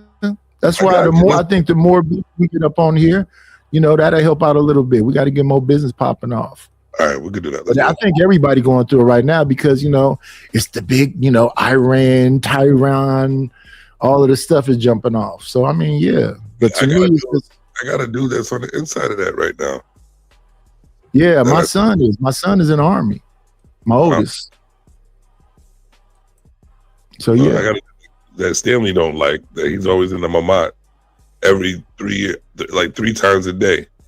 And the Mamat is something where you it's like a shelter inside your home, where when the bombs go off and the alarms go off, they run in there for about a couple hours, and then when it's like they say it's okay, they come back out. But they do it like 3 times a day. That's how much the bombs go off over there. So I talked to that dude. He's like, when I go on my show, he comes up all the time and we talk about it. Stanley can't stand it. Those shelters do work. Yeah. He said they do work in like if they're just dropping things, but if they target you, it's a wrap. Okay. Yeah. Yeah, man. Let's see. And then they see Chicago is pissed off and then put him on the big screen. Yeah, you supposed to be a Christian man. That's how you're gonna use your influence. So now we already in the mix of it. You know what I'm saying? I was trying to put how it began, but I guess I got him out of order. Oh well, whatever. Right. So Lady Mogulette is down here in the corner, in the bottom right corner. That is who is challenging Anton tonight in tonight's video. And yeah, she was talking that shit to that nigga, fam. I was actually glad to see somebody saying something to him. You know what I mean? Because I feel like he done got away with way too much. I feel like somebody needed to say these things to him in every video. You know, she kind of deserved a shout out for that. I mean, it's really a lot that need to be said. So that's who we paying attention to tonight. She was talking that shit. Joe to try to make World Star. Hey, This is gentlemen, crazy. you know the interesting thing about it is, you know, Rilla, stop, Rilla.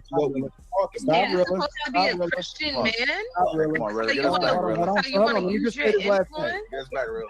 No, Rilla, stop. I'm gonna say this last thing, and then I'm done with it. That's how he wants to I'm use not his even gonna influence. continue to go back and forth. I'm gonna do what I do or whatever. Yeah, let's get back on track, y'all. Rilla, get us back on, Rilla. Rilla, do Get it. us back on. Start rapping, Rilla. You say You man. Go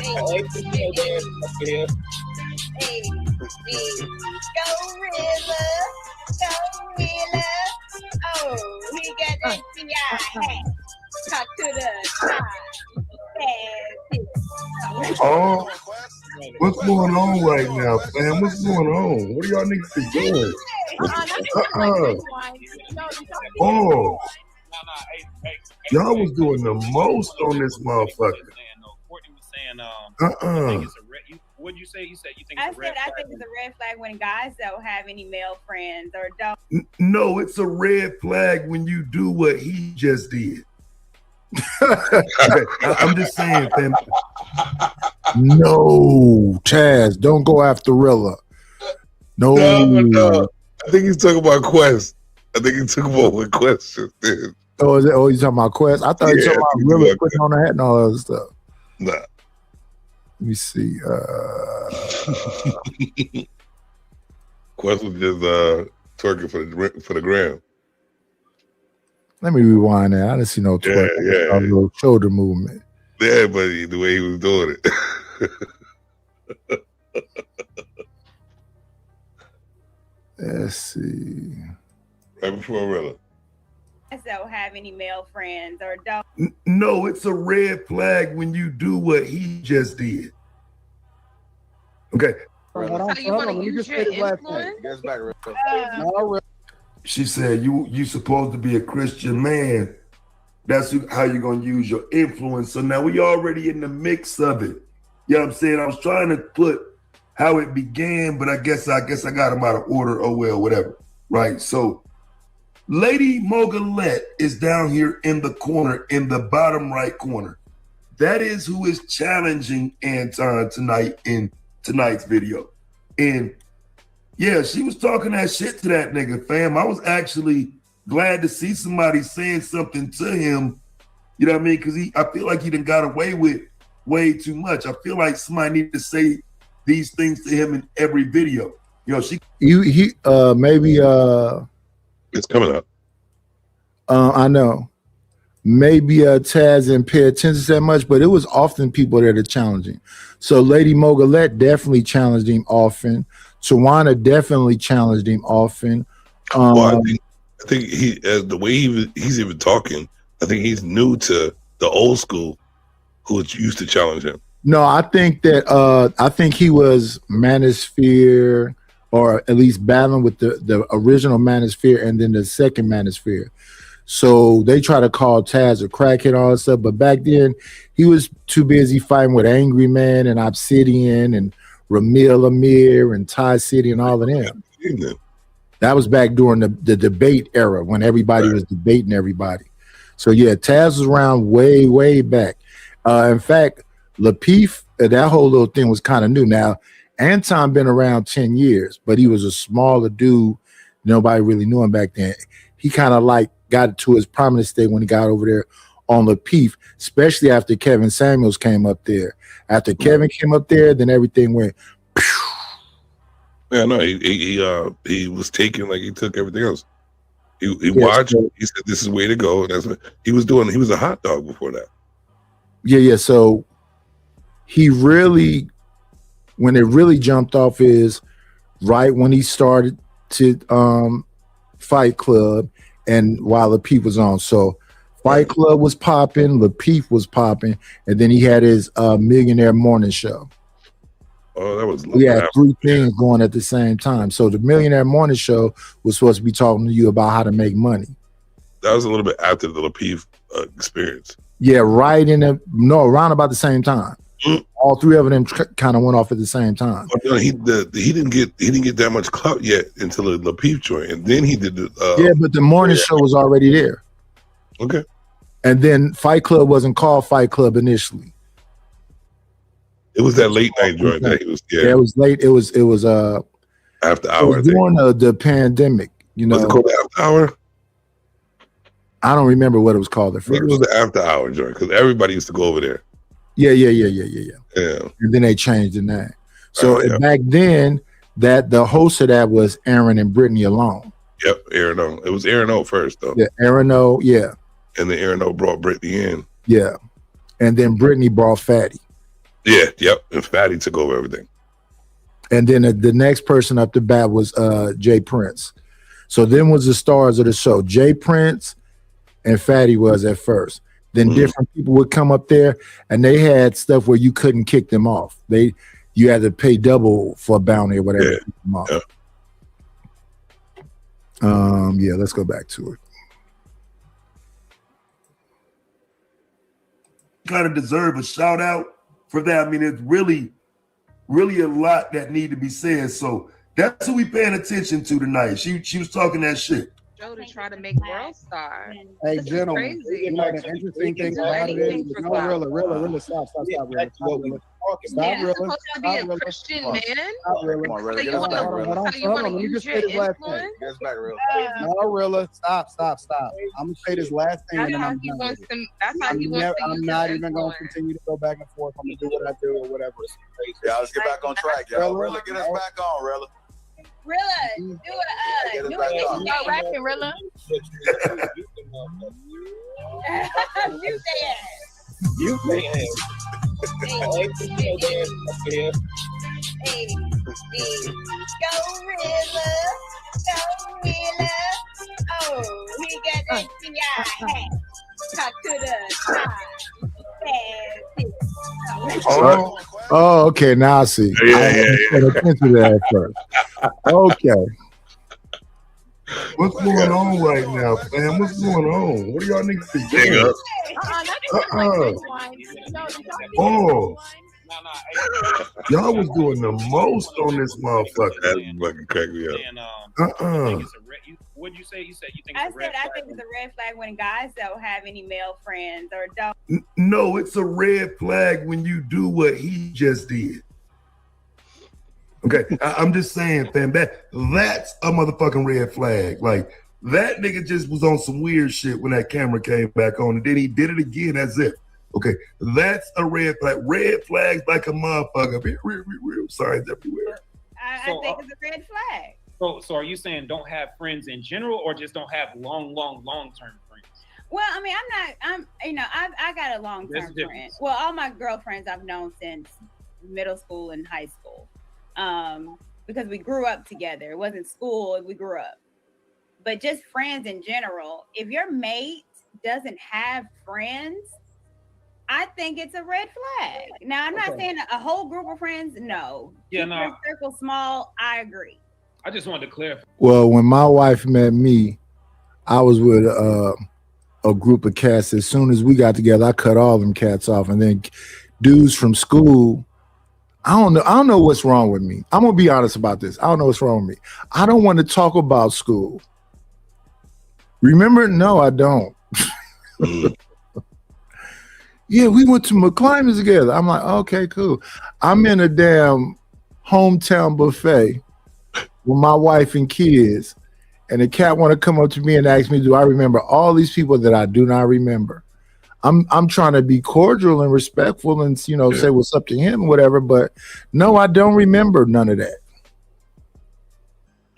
Yeah.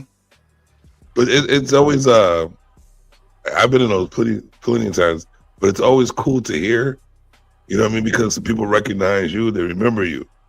But it's a certain time and place to do that shit. Not when I'm with my wife out to dinner or something. Yeah, because they be trying to, hey man, we need to exchange numbers and do. I'm not doing all of that. I will. You know what? It's actually beneficial too, because sometimes when you tell your wife stories, they probably don't believe you. And I've been through that before, where they don't believe you, and then somebody comes out the blue and tells a story about you, and they looking at you like you were right, because I've heard it. You were right. Like, so bitch, you didn't believe me when I told you. What the fuck wrong with you? Yeah, for the longest, I didn't even talk to my wife. She's like, you don't ever tell me anything. I want to say the whole talking about stuff kicked off when I was probably about 30. So we was together. We got married when I was 24. I left when I was like 26. So yeah, when we had my oldest son, then I started telling about stuff. So for the longest time, it was tell me story, tell me story, tell me story. Then when I told the stories, it was like, I heard all of this. Wait a minute. You spent all this time to get me to start talking. So that's the same thing I feel like when I listen to these panels. When I was younger, we was grunting. We was barely talking.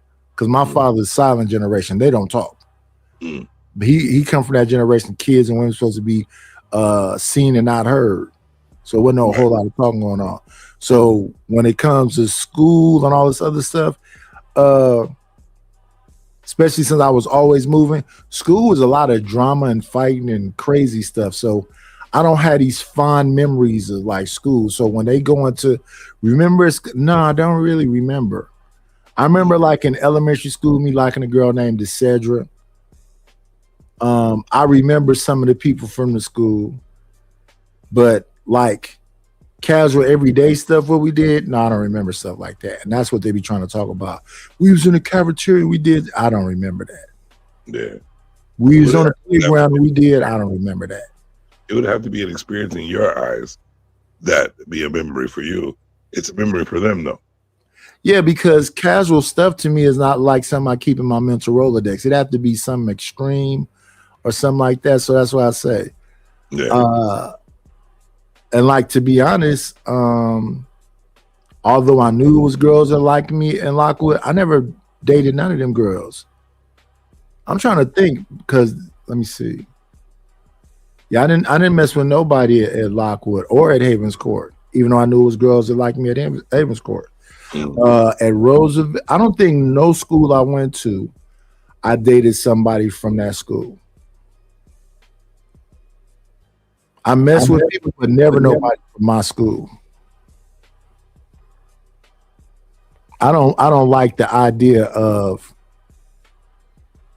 if I mess with somebody, I'm gonna see them at school the next day. Or I like mess with somebody at your job. But people do it, I know. I don't know. I can understand your point, but mine with like in that situation, that being said, I lived an extreme life.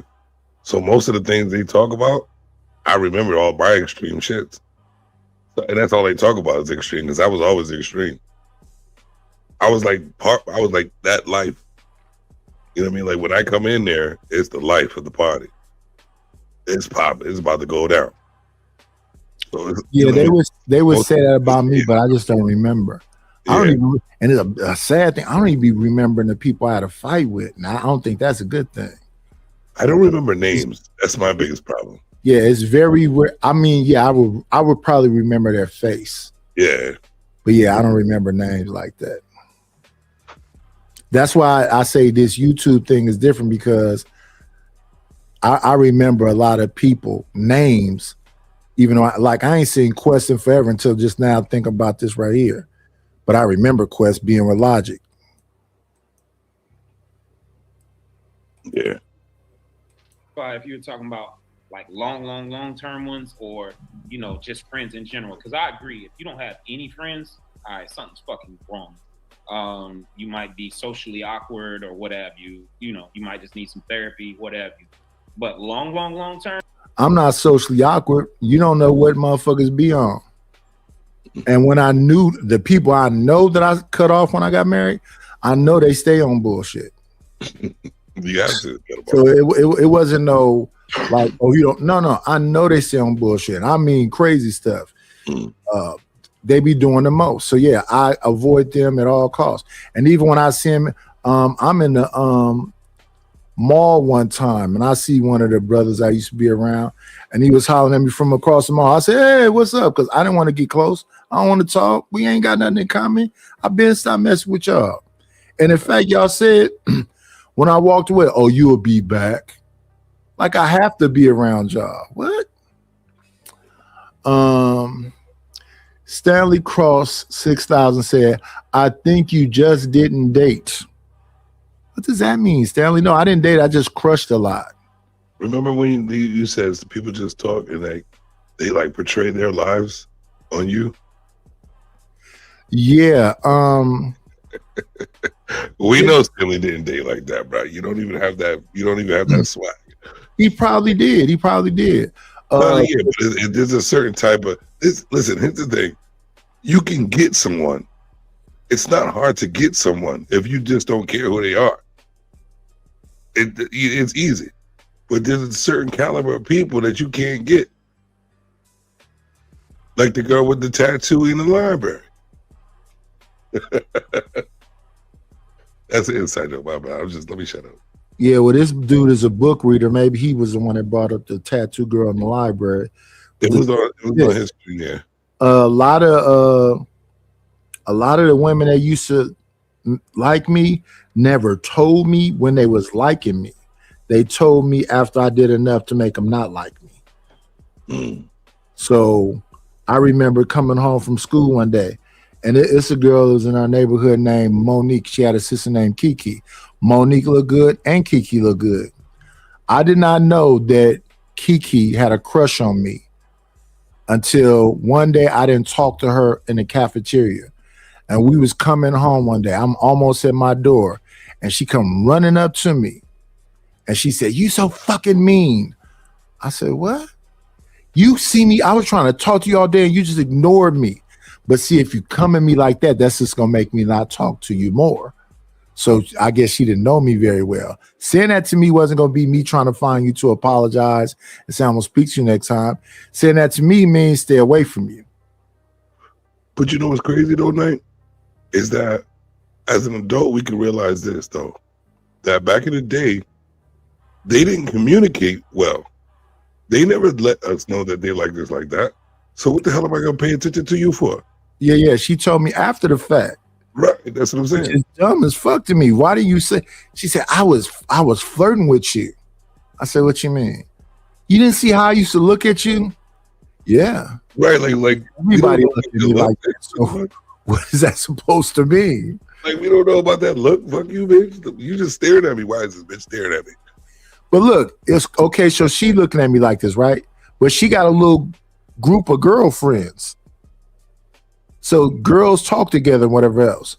So I'm thinking when she's saying this to me, okay, so you was looking at me like that, but your group of girls was looking at me like that. You and them, that group that you was with. So I was supposed to recognize you over them because they all looking the same way. Perfect. So that's what I'm saying. So now after the fact that you mad at me and I'm so fucking mean, why am I so fucking mean? Because you having a whole conversation about me and all this other shit to your girlfriends and all this other stuff. You probably told them that you was going to get me and all this other stuff. I don't know none of this. Right. You're not really mad at me. You mad that your ploy didn't work out the way you thought it was supposed to work out. I was just going to give him a little side eye. He's going to see that those are cues and signals. I didn't know nothing about none of that shit till I got grown. After I heard Alan Roger Curry talking about all choose and signal, but when I'm younger, I'm just looking at you like, oh, what's up? And why I'm saying what's up? They expect us to read their minds, and we ain't doing that shit. Oh yeah, I'm not a mind reader. And also, you knew how many girls at that school liked me because y'all was always hanging around each other. All the girls who said that they liked me was a lot of them was a part of that little group you used to be in. So I don't know what you're saying, man. Right. Yeah. After that day, she stayed mad at me, but I didn't care. It was no big old deal. I was probably about 15, 16. But yeah, you can't tell. I'm not a mind reader. I got a girl to this day that hates me to the core because I was friends with her, but she saw me date other people. I hung out with her as a friend because that's all she showed me was friendship. But she had the biggest crush. She was stupid in love with me, and I never knew it. So to this day, she will shit on me to the hardest core, like, because she was in love with me, and I never knew it. And you know, I was kind of upset about it because she is bad right now. She wasn't bad back in the day. She was nerdy looking, but now she's bad. But she's super mad at me because I didn't pay attention to nothing she didn't show me.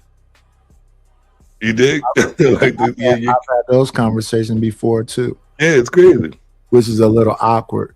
Like, you know, some of my partner's sisters and stuff, I mean, way later in life would be like, why you never try to screw?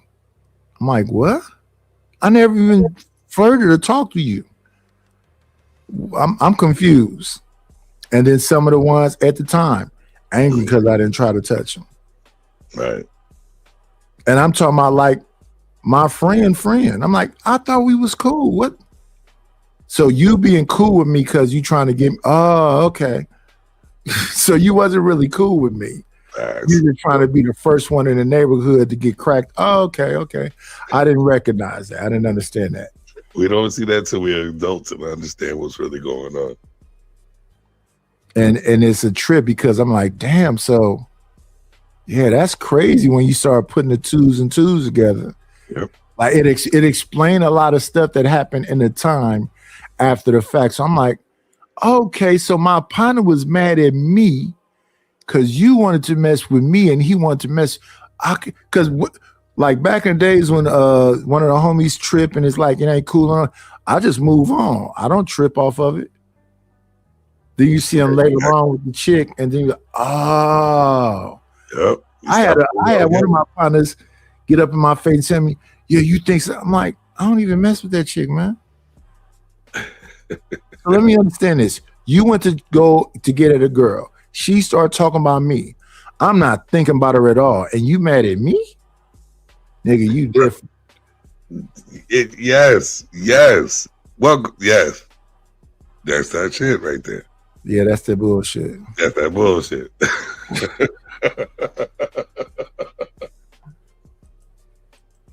I think I stick with what I said before, man. I think, especially men, like we evolve, especially when we're around people that may not be trying to climb that mountain at the same rate we're climbing.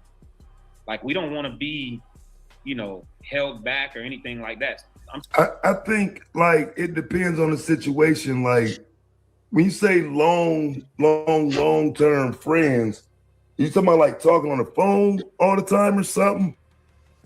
Or like just like you know what it is when you see him, that's family. You might not even talk to him that often, but when you coming in town, like y'all know what time it is. Like, well, I don't know. You know what I'm saying? Again, some of this be quite ambiguous. I'm talking about the ones that's really out here trying to get to that shit. You know what I'm saying? We evolve, and sometimes that means you got to change your circle up. You might have to change it up multiple times throughout your journey in this life. You know what I'm saying? And I guarantee, like the most successful men that are out here will probably agree with me. Thank you. You're muted, Courtney. Yeah. I don't think you got to change nothing up, though. I think when you start changing it up, that's how you start looking like Anton Daniels. You know what I'm saying? On some fraud shit, trying to be something you're not, trying to chase something that you're not, trying to live up to an image. You know what I'm saying? I think you should be the same person you've always been, but. You're muted. No. I just want to talk like this. Man, cut that shit out, Courtney. I think. Courtney, Courtney, you got a nice neck, though. I got to tell you that. I just had to compliment you on your neck. You got a nice neck. I appreciate that. Mm. Never mind. Oh, what's happening here? Yo, she talking like Quest. And it didn't really work out. What that neck do? No, I'm not doing that. What that neck do? Wait a minute. Right, goofy ass broad. That's what your stupid ass get. You stupid motherfucker. What you thought this was? Look. Dumbass walk right into that shit. That's why my people don't be playing with you. They'd have got at you immediately, nigga. Goofy ass nigga up there playing around, playing like he a stripper and shit. Now you want to take a shot at the women. Boy, please. They'd have lit your ass up. Courtney Michelle, though, she ain't got it, fam. We know who she is. She ain't got it. She cool with this disrespect. Island Girl Q laughing at that shit. Hell no. We talking about that? See where it go, though. Yeah, I'm being respectful. My bad. I was just playing. Bruh. Be respectful, Quest. Thank you very much. Bruh. Yeah, man, you don't check these niggas. That's how we get to 1 million subs. The look immediately turns into a smile, fam. You're smiling that quick. That's a shame. What that neck do? Wait a minute. Look, I thought we was gonna have a moment right here, fam. I thought she was gonna do some black woman shit. I thought she was gonna shine one time. Not Courtney though. Courtney ain't got it. She ain't capable. I'm being respectful. My bad. I was just playing. 10 seconds. I think we know Lady Margaret be sipping. We know Island Girl Q be sipping. We definitely didn't seen Courtney sipping. We have never seen Kay drink. I don't ever remember. Yes. There was I seen 2 episodes where she was drinking. She don't drink heavy, but she's a lightweight. She's such a lightweight. Okay, so you have seen her? Yeah, Kay's a lightweight. Okay. We have seen Kayla drinking. But I thought everybody but Kay. But check this, what I just seen, right? You know what's so funny? It's human nature though. And you can't really like have a bad perspective about it, but you have to bring it up. When people have a bias about someone and then they have a perception of what that person is, they seem to be biased about it. So it's like they don't get to see the surrounding picture of what's really going on because they're so focused on, I see that person this way. You know what I mean? So it's hard to, I wouldn't say it's hard. It's to see someone on the outside speak about another person and their perspective on a situation that's going on. It's hard to listen to that person speak about them because they're not really looking at an open-minded picture of them. Yeah. You understand what I'm trying to say? Yeah. Because what I'm listening with Taz, I feel like Taz has something against Courtney Michelle. No, he just know he been in a space long enough where he know all of these people. He knows, but and you know what I mean? I'm not trying to be biased with Courtney Michelle. I'm trying to see the bigger picture also. But it's just like you just think everybody have anything to do with Anton is corny. Well, that's true. Especially when they sit down and allow the type of shit that was going on. Just think about everybody on that panel he has tested. He's tested Chicago, he's tested Quest, he's tested Logic, mostly everybody that's been on Fight Club, he tried to come at me with. The only difference with me is I'm not finna go into no yelling match with you. Right, he said something to me and then he ended it with, you understand what I'm saying? You got a problem? Right. And I'm just listening to him because I'm nowhere near him. So I get it, but I also take it to perspective this, because in order for me to really understand someone, I have to put myself there.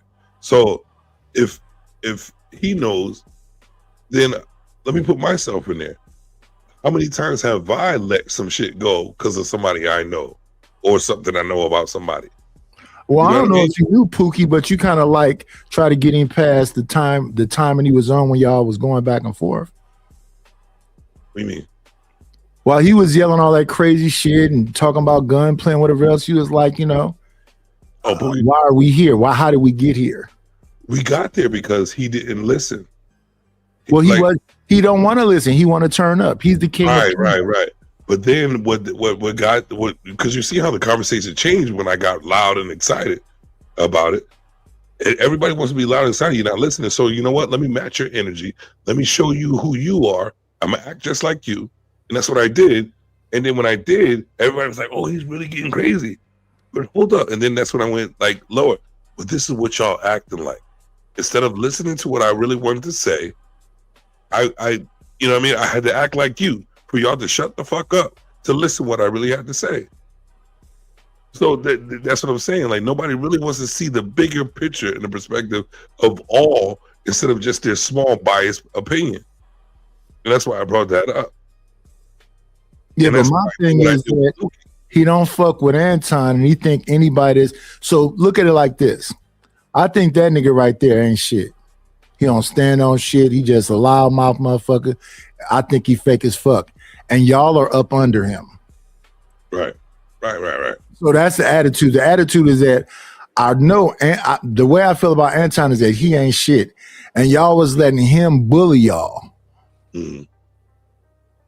So he came at everybody like that.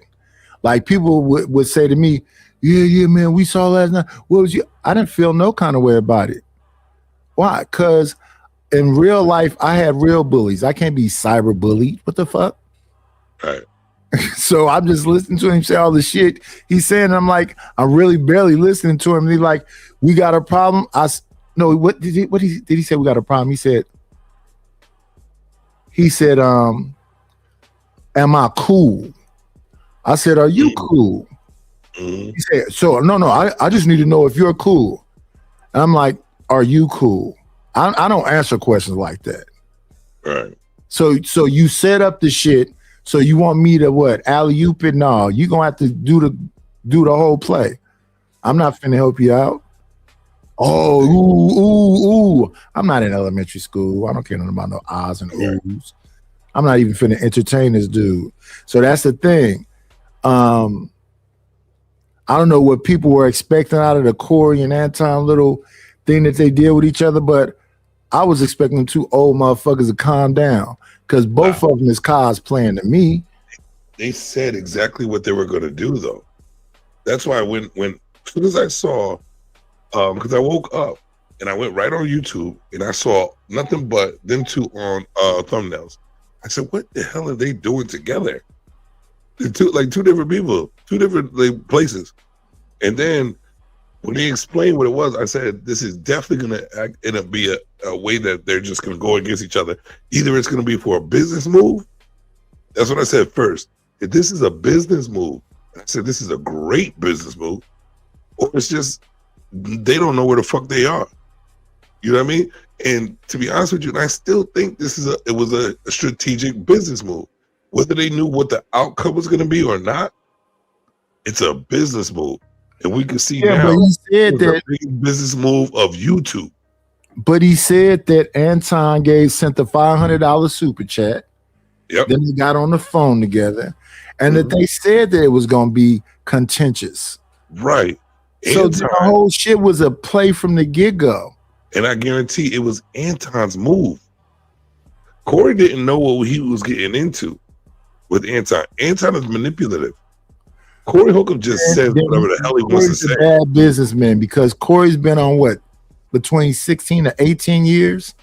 Yeah, from but you know what? He has radio. So if you're gonna be a lazy fucking businessman, that's your fault. Well, it is his fault, but he's fucking with Anton, which is a YouTube to the T. Doesn't matter. That's bad business. It matters when you have an agenda.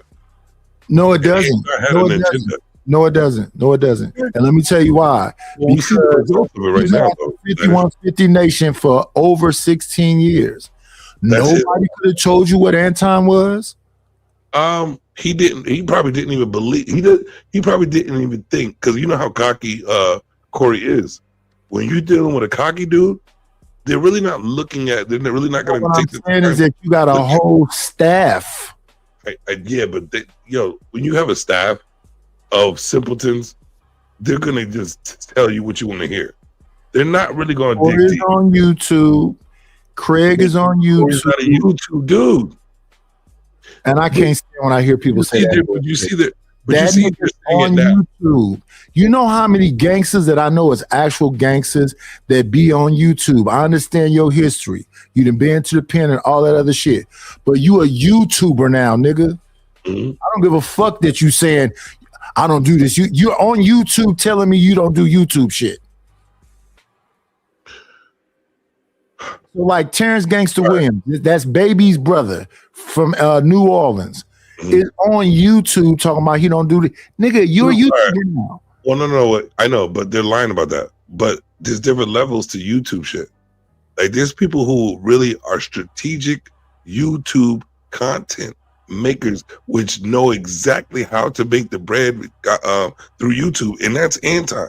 That's not Corey Holcomb. Argument between Anton and Corey. Between Anton and Corey Holcomb, Anton has the upper advantage of the YouTube content. Did you watch it? What did I watch? What? The argument between them two. I watched everything. Okay, so did you hear Corey say this nigga know how to make money on YouTube? Yes. That's the point. That's why I said it's all a business move. So you open up the door by saying you kiss white men's ass. You open up the door by saying that. But you know what Corey didn't understand was, like, yeah, Corey thought that he knew that Anton, he had an idea that Anton is that, right? But he didn't know how far Anton would really go in this YouTube platform. Then he lied to himself. Get it popping. As you can see, nobody has stopped talking about him. He lied to himself. Who? Then Corey lied to himself. Yes, I agree. So the way accountability works is you say it's my fault. You don't now 3 months, because we're talking about January 13th. It is now March 13th, and Corey's still talking about this man. Right. And that's exactly how I know that Anton had the upper hand in this content creating thing. He strategically did this because he knew what it would do. Then he's dumb too then. All of them. This didn't benefit Anton, and this didn't benefit Corey. It has not stopped. What this has done is fed the YouTube streets. Listen, so people got even everybody. What? It benefited everybody. It didn't benefit the two people. What are you talking about? The name, his name is ringing bells everywhere now with people that don't even know him. No. Maybe over time, it'll be a benefit for Anton. Maybe the thing with Corey though, if he can maintain, maybe over time it'll benefit him too. It's not benefiting them now. It's benefiting everybody but them. Name me one person that has been talked about this long on YouTube recently. Diddy. Diddy's not on YouTube though. Diddy is way beyond these two niggas. Okay, way beyond. Cat Williams. Cat Williams way beyond. I'm talking about YouTube. Anton is a YouTube. Okay, Adam 22. Okay, but not even close. Yeah, they've been talking about Adam 22 being a PDF file since he was with Lil Pump, and that had to be 10 years ago. Oh, that's 10 years ago. But I'm saying now, it's for the whole 10 years, Adam 22 has been in their mouth. Now it's you said who on YouTube have they talked about this long? Vlad TV. So now it's Anton's turn. No. What you no. The question you asked me was who have they talked about this recently, and they've been talking about that long. Vlad TV, they've been talking about that long. Adam 22, they've been talking about that long. O'Shea Duke Jackson, they've been talking about that long. Obsidian, they've been talking about that this long. Angry Man, they've been talking about this long. The whole concept of being a content creator on YouTube to keep your name relevant. If it's beneficial to you. It's people that know how to manipulate it, and it's beneficial too. So to me, it's beneficial to O'Shea. To me, it's beneficial. So Anton doing what he did, is it not? Was what Anton did with Corey Holcomb? Is it not beneficial right now for all of them? Plus everybody but him right now. Anton don't care if he's a villain. No, he don't. So let's have this discussion. Cool. Let's go here right here on YouTube. All those other times when he was a villain, it benefited him. This show we're looking at right now, where he's going out after Lady Margaret, being a villain is beneficial to him. But here's what Anton did wrong and Corey did wrong. When you open up, see, you done built all these enemies over time, right? That's Anton. Corey, you done built up all these enemies over time. So when y'all did this right here, all the enemies are now out. And you know what that is? That is the whole point. You see it happening. The whole point of you being relevant being relevant in life, you're gonna be the good guy, but so long until you turn the villain. It's inevitable. When was Anton the good guy? That's exactly. And you know what? You see what he's been doing. No, I'm asking you a question. When was Anton the good guy? It's so strategic. It's crazy. No, I'm asking you a question. When was Anton the good guy? When people didn't understand who he really is. So that means he's never really a good guy. But he's been a villain the whole time.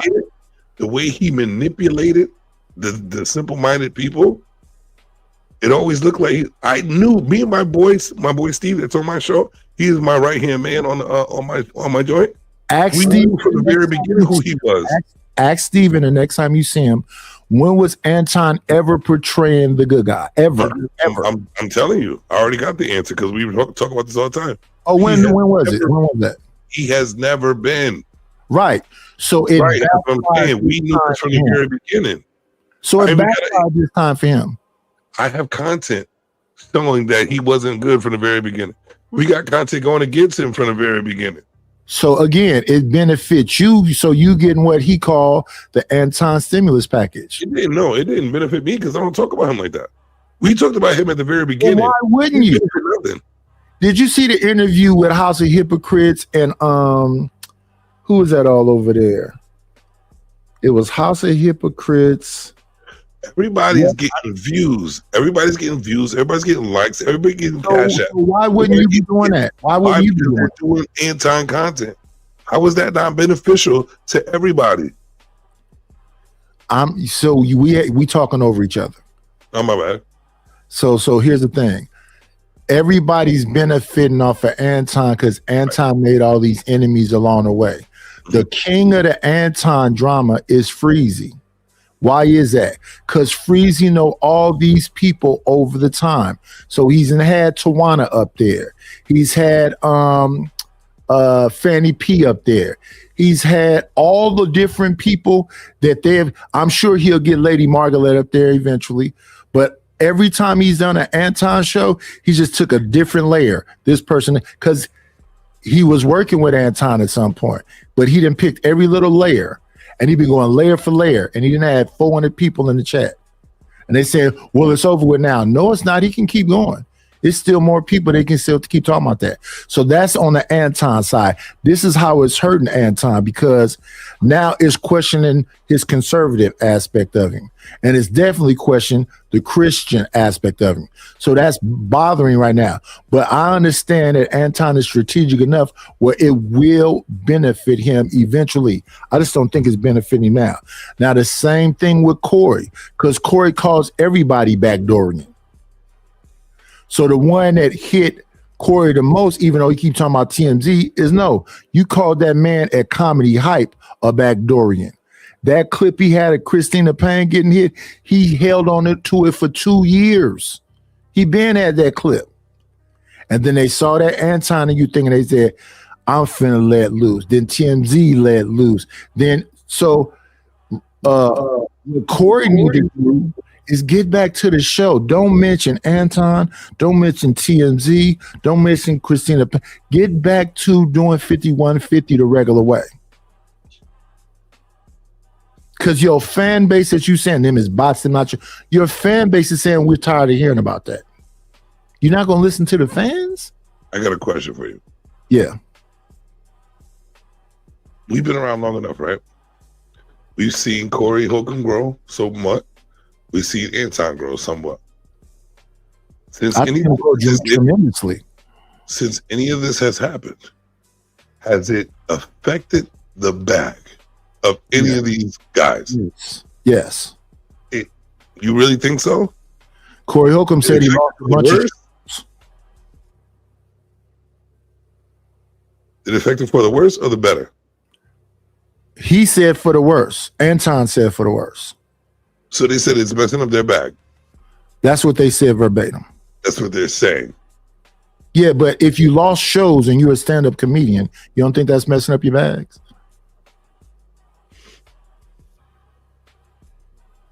If you can't get back into you every week, the reason why he was only doing a 5150 show one day of the week, because most of that time he's on tour.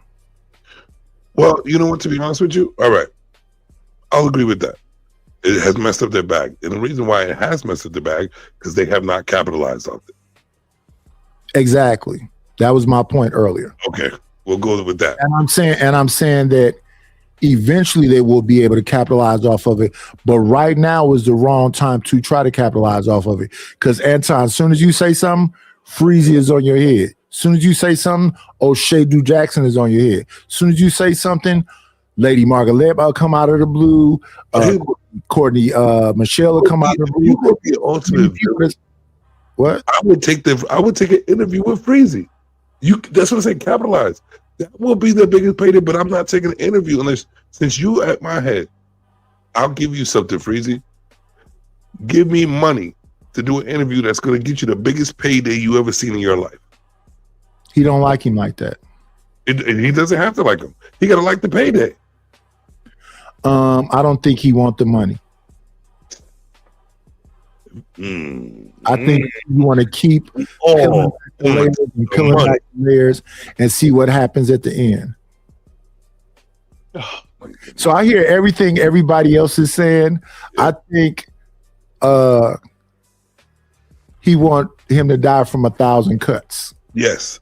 So he's not gonna do no interview. But I guarantee, and if it's suggested to him, he gonna put it on blast. He'll do it. He'll do it. He will do it. To have an interview with Anton Daniels, knowing they don't like each other, and Anton saying, "I'm gonna pull four force. I'm gonna tell you exactly what the fuck it is. Yes, these bitches was hoes. Yes, they was getting down. You gonna get all the info. That'll be the biggest payday ever." Yeah, you're not gonna do it. That's why I thought. That's what I thought they was doing originally with the Corey Holcomb joint. I don't really hear. Make a finale of it. Let's make a finale of it. Like, what's the point in sitting here? It ain't gonna be a finale. If we talk about the money, I think more. Yeah, I don't think so. I think Freeze got more people. If Courtney Michelle will come, if Lady Margaletta come, I think he just kill him with 1,000. You know what I would do before all that shit happens? I snip it in the bud. Hey, Freezy, what's good? Let's do this right now. You want to hear all the true stories? Because Anton can't wait to put everybody on blast. He's waiting. He got ammo out the ass. I can tell. Let me tell you how that could work. If Anton gave Freezy money to do an interview. Nah. That would work. Regardless. That would work. If there is an incentive, if I was Anton, I'd be asking Freezy, pay me for the interview. Yeah, I would never do that. I would. But I would give him an incentive he would have to pay me for. The only way they enemies. The only way that would work is if Anton paid. They are not enemies, man. This is YouTube. They're enemies. They are. If they were enemies, somebody ain't alive right now. Not enemies like that. YouTube. That's a real enemy. Well, we're not talking about real. We're talking about YouTube. I know. We're talking about content creating enemies. So no. Okay, so amongst them two, you think Freezy is as equal a content creator as Anton? Not yet. Right. So they're no. They're enemies. I know, but equal content creator, you said. Yeah. But I'm saying that because they're not. What I think is wanted from Freezy in the end is to conquer that dude. So the only way it could be like what you're saying is if Anton give Freezy some money to do the interview. That's never going to happen. Because if Anton give Freezy some money, that would make people's head explode. And that would make Anton look less than what he is. No, it wouldn't. For him to give money to that doesn't make any sense as a businessman. For me to give you money for my interview, I don't need to. I can just let you continue using my name and just sit back and make money off you. All right, so then there you go. You gotta die from 1,000 cuts then. But I'm not dying from 1,000 cuts because I want to be the villain anyway. That's what Anton wants to be, the villain. That's how he's making his money right now. Why do you think he battled back? Why do you think he's talking shit back? Because he wants to be the villain. He's not really doing that. He's not, but he is. How? All right, so that whole tour against when he started that whole tour against Corey Holcomb when he was like, "Oh fuck him," blah blah blah blah blah blah thing, and then the whole act when he used his daughter and stuff like that. He's playing the part. That dude has information that he hasn't even put out yet. Yeah, it don't matter. Not stupid. Nobody don't really want to hear him, and they don't believe him. But he has proof, I guarantee. Yeah, it doesn't matter. It does. How? Because you can see his strategic moves, bro. Just like when he was walking in the background on Mika's channel, on Mika's joint. You think that man strategically did something where Corey would make his daughter a monkey on a shirt? He's a lame. He's a nerd. Yes. Yes, I do. So he's willing to sacrifice his wife and his daughter. He already has. Never, he already has, never before now. He sacrificed everyone. He already did. Yeah, Bridget, I can understand why he would say this right here because Taz ain't got no filter. Taz is over there calling him every name he could think of calling him. Taz is way more sinister than Freezy. Freezy is slowly following the guidelines and doing all the stuff, under the radar where he can't really go after Freezy. But Taz is over there calling him all kind of goofies and lame. That's why I would do Freezy because Freezy a little more professional, so you can get everything out when it needs to be out. And also, he's like the way he is doing the content on Anton is great. I would go with Freezy. I know if I go to Taz, it's gonna be about a ratchet shit, cursing, because Taz, he does have his shit, but Taz will try to curse you out. So there's gonna be no show. Yeah, but Taz is gonna be a show. That's who he is. I guarantee. Oh my gosh, this is like a Mayweather move. It's a Mayweather move. They want it to be that. It's not that though. But it can be. It'll be the money making HBO. No, see, that's why I said we talking over each other. I said knowing Anton eventually, this is defeat. If he sues Taz, that's defeat. When they flagging people channels, giving them copyright strikes, that's defeat. You're trying to put out fires. I don't know why you why would he sue Taz for what? That's petty. If you really if you're a real bag chaser, you're gonna indulge in this shit. My name is ringing bells to everybody that don't really even know me. I'm gonna get paid for every single one. You give him more credit than he deserves. Come on in. Playing, it's always a treat when players leave. Judge. Oh, what's going on, Chicago? I knew it was really man. Church, synagogue, tabernacle, let me ask you, Chicago. I knew it was really. Have you been listening to this thing between me and Savage? And I don't know why me and Savage are going back and forth. We're not going back and forth. I don't really give these dudes that much credit. With all the strategery that Anton has, Chicago, do you believe his strategic plan would throw his wife and daughter into it? Do you think that was strategy, Chicago? Absolutely not.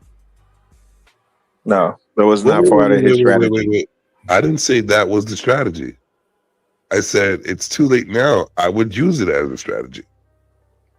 Cool. And I'm saying it because he already threw him under the bus.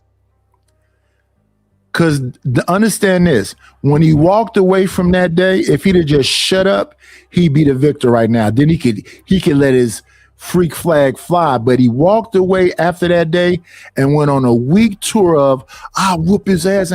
That's where he played himself. But that's what I'm saying. This is the entertainment business. He already went that far. That's not entertaining. All right, let me explain. He already went that far. None of these dudes knew what was going to happen when they did what they did. It's pride, cockiness from men. Exactly what happened. Now they're seeing the results of their actions. But since you're in the game of entertainment, you're going to keep going. Capitalize off this shit. And it's the perfect opportunity to do so right now. That's why I be asking you, are you paying attention to the moves? I stopped paying attention once Anton waved the white flag. He waved a white flag once his wife and daughter was on them T-shirts. Now or somebody, it's either Mika or him or whatever else, is giving people copyright strikes and doing all this. That's defeat. That's not strategy. That's defeat. You trying to put out fires. And you got House of Hypocrites, O'Shea Duke Jackson, Taz, and Freezy on your head every turn. Is he really waving the flag? No, he literally said, Corey won. I don't want to fight no more after that T-shirt came out. What do you say, Chicago? The T-shirt came out, then everybody else got in full mode and started pulling all them different people out of their hat. What do you say, Chicago? What? Oh shit. I'll see what he thinks about it. What Chicago thinks about it? Yeah. And then he got dropped. No, he probably lost the signal. Oh. Yeah, I had to step outside real quick. All right, let me, because I'm at the gig. Number one, Nightish, thank you for bringing my morning back, sir. I appreciate that. And then, yeah, so I agree with you, Nightish. Between both these two goofies, right, they cancel each other out. Yeah. Like, none of them are the strategic masterminds that, and I don't hear Corey saying, I hear the old boy from Detroit saying it more than anything. The strategic mastermind, I planned for all this. No. Corey is losing views, so he's not winning. He's losing views. Family dropped down from 15, 18,000 in the box to last show had like 7 or 8,000. That's not a win. And he said he was losing shows. Yeah, See, what people need to understand about the power of the internet also, they're paying attention to your internet presence. Yes. And you just a little too hot right now, Corey. Hey, you know what else I saw, Nightish? You know, I hate it. I wish I would have listened to my boys when they were younger. They were telling me about streaming and people watching, you know, other people play games. I didn't want them doing no parts of that, right? But anyway, I was watching something the other day where they were talking about how streaming is boring now. And how those numbers. So when you think about the Casanats, you think about, like, when I look at iShow Speed numbers coming off the Africa tour, he's not been able to sustain the numbers that he was getting, but I also understand, like, that was for a time, if that makes sense, right? Yeah. And so all of that to say, the Hammerhead from Detroit, I don't know his numbers. I don't watch his content, so I couldn't tell you what his numbers look like, but from what I understand, he was only getting 1,000 to 2,000 in the box during his shows anyway. Yes. What most people give him credit for is that he just posts a lot. So they say, oh, he works hard. I mean, and I ain't no content creator, so I don't want to take nothing away from nobody, but, you know, I don't see him winning either. Because I honestly do think, regardless of what, I do think that man love his wife. He love his daughter. He would do anything to protect them. He do not want them in the spotlight. And guess what? Not only are they talking about the Mika chick, like that's your side chick, now the accusations, these accusations of whatever their lifestyle is and what people perceive that to be, that's not new. That came out years ago with honestly with Q. Yep. Yeah. Tyranny made a big deal of it on a Fight Club. Yeah, that came out years ago with Q, right? So now that's at the forefront again. So what does that do? Compromise your whole brand of you being a conservative Christian. Now people are calling the BS into question. You portray one thing and none of your actions line up with that. That is not a win. Right, because that's what I'm trying to get across here. Right now, it's not benefiting Corey and it's not benefiting Anton. Because why? People think your social media presence don't really matter.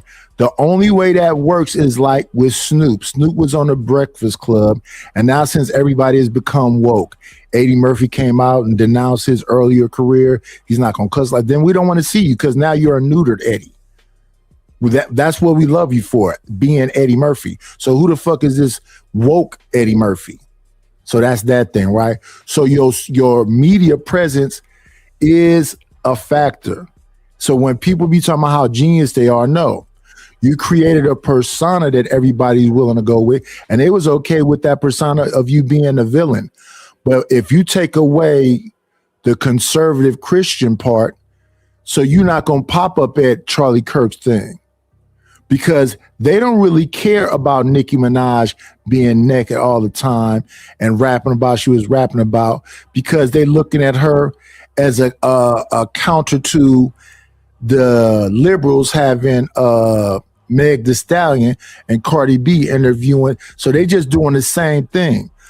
Whether people notice or not, your media presence, your social media presence gets a lot of doors open. And let me tell you why. Because all of television is trying to come here. So even though we think, oh, Anton is just a little bitty dude, he ain't big in the larger scheme of things, but look at who he's been rubbing shoulders with. He messed around with the white girl, and all of her success came from controversy. Who talking about, the Pearl chick? Pearly, yeah. Because everybody had a problem with her when she came. That's what got her numbers up. Yeah. That's a strategic thing you got to do. See, if Anton came out like a Charleston White, then you can keep reinventing yourself. But what did we just hear Charleston White go off on Say Cheese about? You keep wanting me to get back and forth with the rappers when I'm trying to get into this corporate thing. So we can still have interviews, but don't make me go there because that's gonna make me have beef. So what has Charleston been doing recently? I want to make up with Woody. I want to make up with this one. I want to hook up with 607 Unc. All these people that at one point was like people he was going back and forth with. Now he's trying to work with, bring them on comedy tours, do 20 versus ones and all the other shit. Why? Because for him, he's peaked when it comes to talking shit. Right. And is that going to work? It's working. Okay, so remember what I just said. Let me explain to you. You stopped me in the middle of my bill. My bad. Anton has been being a fake ass villain that nobody believes all the time. And he was allowed to do that because he could say he's a conservative Christian that's going up against the community that ain't shit and all the other shit. Now we found out that you're the community. Now we can wait and see how he bounced back, but he can never go back to saying he's this Christian conservative like that. That's over. And what's the best thing Corey can do? Get back to the jokes. The problem with Corey and the problem with Anton is you got too many villains you made over time. So now what is I say that? Oh, well, we almost hit the 6 hour point. If y'all want to extend the show, y'all, after the 6 hour point, y'all know what to do. If you want to, it's nothing you're going to be able to. So to me, it don't make no sense for Freezy to take the interview and pay that man when he getting paid off that man's name. So death of 1,000 cuts. If we can get Courtney B to go up over there on Freezy, if we can get that's exactly what's happening, Nightish. What? No, death by 1,000 cuts is exactly what's happening to old boy right now. Exactly. So to your point, and also understand this.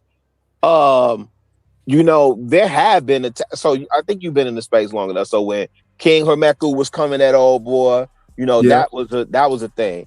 The Young Lion, Daryl was doing his thing, right? Yeah. And then the potato head dude, real estate dude, he was doing his thing, and I think LTTV even did something on him. Yeah, that was a phase, right? And he withstood that. And I think he thought he like grew some type of invincibility or some type of power from that. Yeah. With the way that he's moving right now, because I ain't gonna hold you, this one does feel different. Freezy is literally doing a 30. Shout out to E Black. Freezy is doing a 30 for 30 on this Joker top. And then you got House of Hypocrites. Then you got Taz is really cooking with what he's laying out, because it's entertaining, but it's also, you know, some fact-finding pieces. And listen, when you put this stuff out on the internet, all this stuff is available. It belongs to the game. Yeah. So all this stuff is starting to resurface. It's like, oh, wait a minute. You were saying what, when, and whoop. That don't add up. And you don't have no response for it, because the only thing you can say is, I'm me, I'm him, you know, and I'm the best thing since sliced bread, the closest thing to God, and none of it's adding up. So yeah, anybody can get it. Ain't damn one of y'all finna sit on the throne forever. And maybe he having his day, maybe he could pivot. I don't know. I don't see him pivoting. I think he's way too comfortable being the villain. And so you gonna die by 1,000 cuts. I agree. That's a perfect analogy. If Freezy get along with we got almost a minute left. Well, not even a minute. If Freezy get along with LTTV, bring him over there. I know you're okay with Taz, bring him over there. It's just it's still more interviews to do. That's all I'm saying. So I don't think he's prepared, because the only way that works is if he pay Freezy. And if he pay Freezy, all Freezy got to do is say, he paid me to do the interview. And that's it. And I don't know no reason why Anton would pay him, but it is no way if I'm doing it, there's no way it makes sense for Freezy to pay Anton for an interview. That don't make no sense at all. At all. And I don't see no end, no time soon, as far as all the people he could bring up there. Shit, if he could find Quest, bring Quest up there. It's so many people. Quest ain't going. Oh, you said Quest on Freezy? Yeah, Freezy. I don't know that Anton and Quest fell out. I don't know that they fell out. Remember, Anton called Quest a bitch, and Quest damn it stopped the whole show. Yeah. Quest got but Quest ain't gonna come up for that stuff. He's so far removed from the space now. But yeah, he squashed that real quick. So yeah, that dude know better. Quest showed that video of him going out with them people playing that music in front of his house. Ain't nobody want no smoke after that, man. Ain't everybody, you know, that's Quest. I think I'm gonna bring a seal or something. Yeah. Special Green Beret, I think. Yeah, he wanted them, and he played that video. Yeah. So he don't. Yeah, I don't think he'll come out of retirement for that. I do know the brother is doing good though. I still keep in touch with him from time to time, so I know he's solid. He's doing good. But to your point though, Lakeisha still going in, right? And let me say this: shout out to the people on Freezy. And shout out to all the people that got their issue with Freezy, and they eating off him too. I mean, he up for grabs too, so they gonna eat off him too. But let me tell you something: the payday that you gonna get off Freezy is way less than what he finna make off Anton. Yeah, I don't think it's that many people that's on Freezy like that though. Yeah, it's like a handful. And I don't think it's gonna work the same way. It's absolutely not. No. It's way more because now all these other smaller content creators, I gotta fix my algorithm after this season is over, man. Because all these smaller content creators are coming up in my timeline now. Like all up and down my feed is something about old boy from Detroit, man. And it's crazy. But to your point though, perfect analogy. Death by 1,000 cuts. I think that's what's happening to him. Hopefully he can pivot, and hopefully he could really focus on like get back to the MAGA stuff and whatever happened in Detroit, get back on that stuff. And maybe that'll, you know, but Corey Holcomb, you got to get to the jokes, man, because nobody's finding you funny. And then all the stuff that you said out of pocket, that's egregious, all that's resurfacing. And I even broke down the Corey thing. The Corey thing is very simply this. Cat Williams, the interview of the century. And I try to explain to people, Cat Williams and Monique, both on Shannon Sharp. Difference is this. Nothing that Cat Williams said was even in the last 5 years.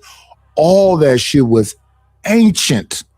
What made it pop is he was funny about every single thing. When he said a fat freeze-on lie, when he talked about Cedric Entertainer's arms being too, every single thing was a bam. That was a better stand-up than his stand-ups. Then Monique came on there talking about Oprah, old stuff still, but you were funny.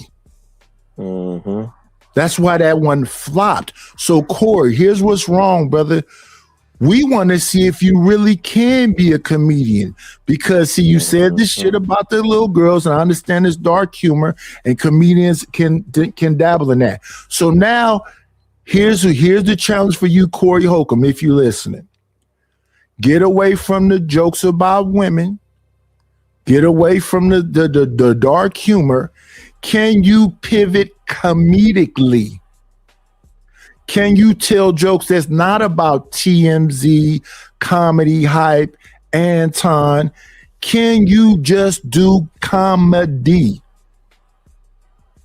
Because going back and forth with a man who already waved the white flag, that's flawed. That's all. Get to the jokes. You get to the jokes, and Anton, figure out who you're going to be outside of MAGA and Christian. Because they killing MAGA and Christian for you with all the things they pull up. So that when they talk about Mika, you just saw me playing a clip of Taz talking about Island Girl Q.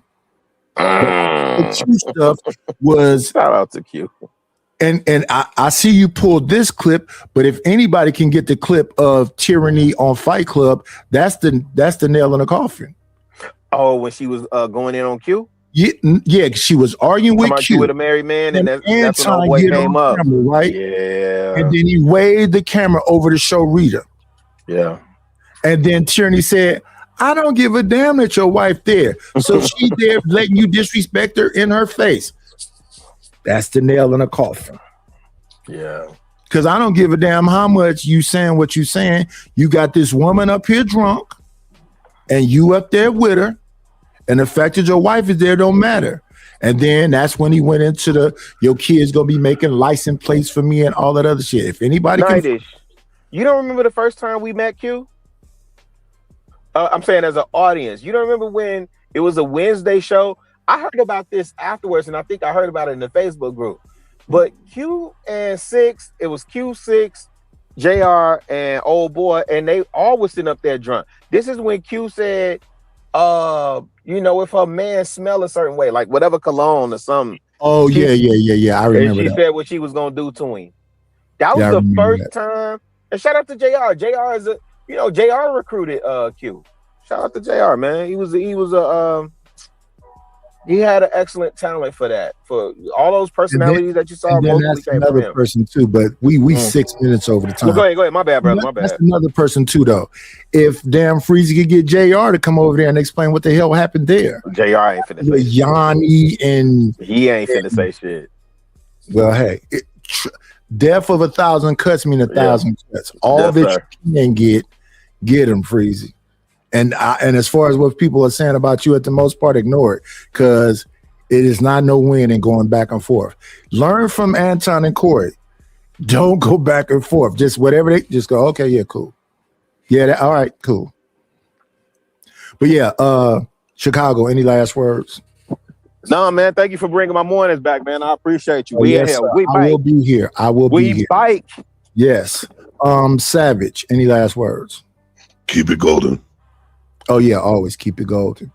And y'all know what I like to do at this time. I got this very special clip that's made just for y'all. It starts off with Mr. Aaron Hall. Like I always say, be great.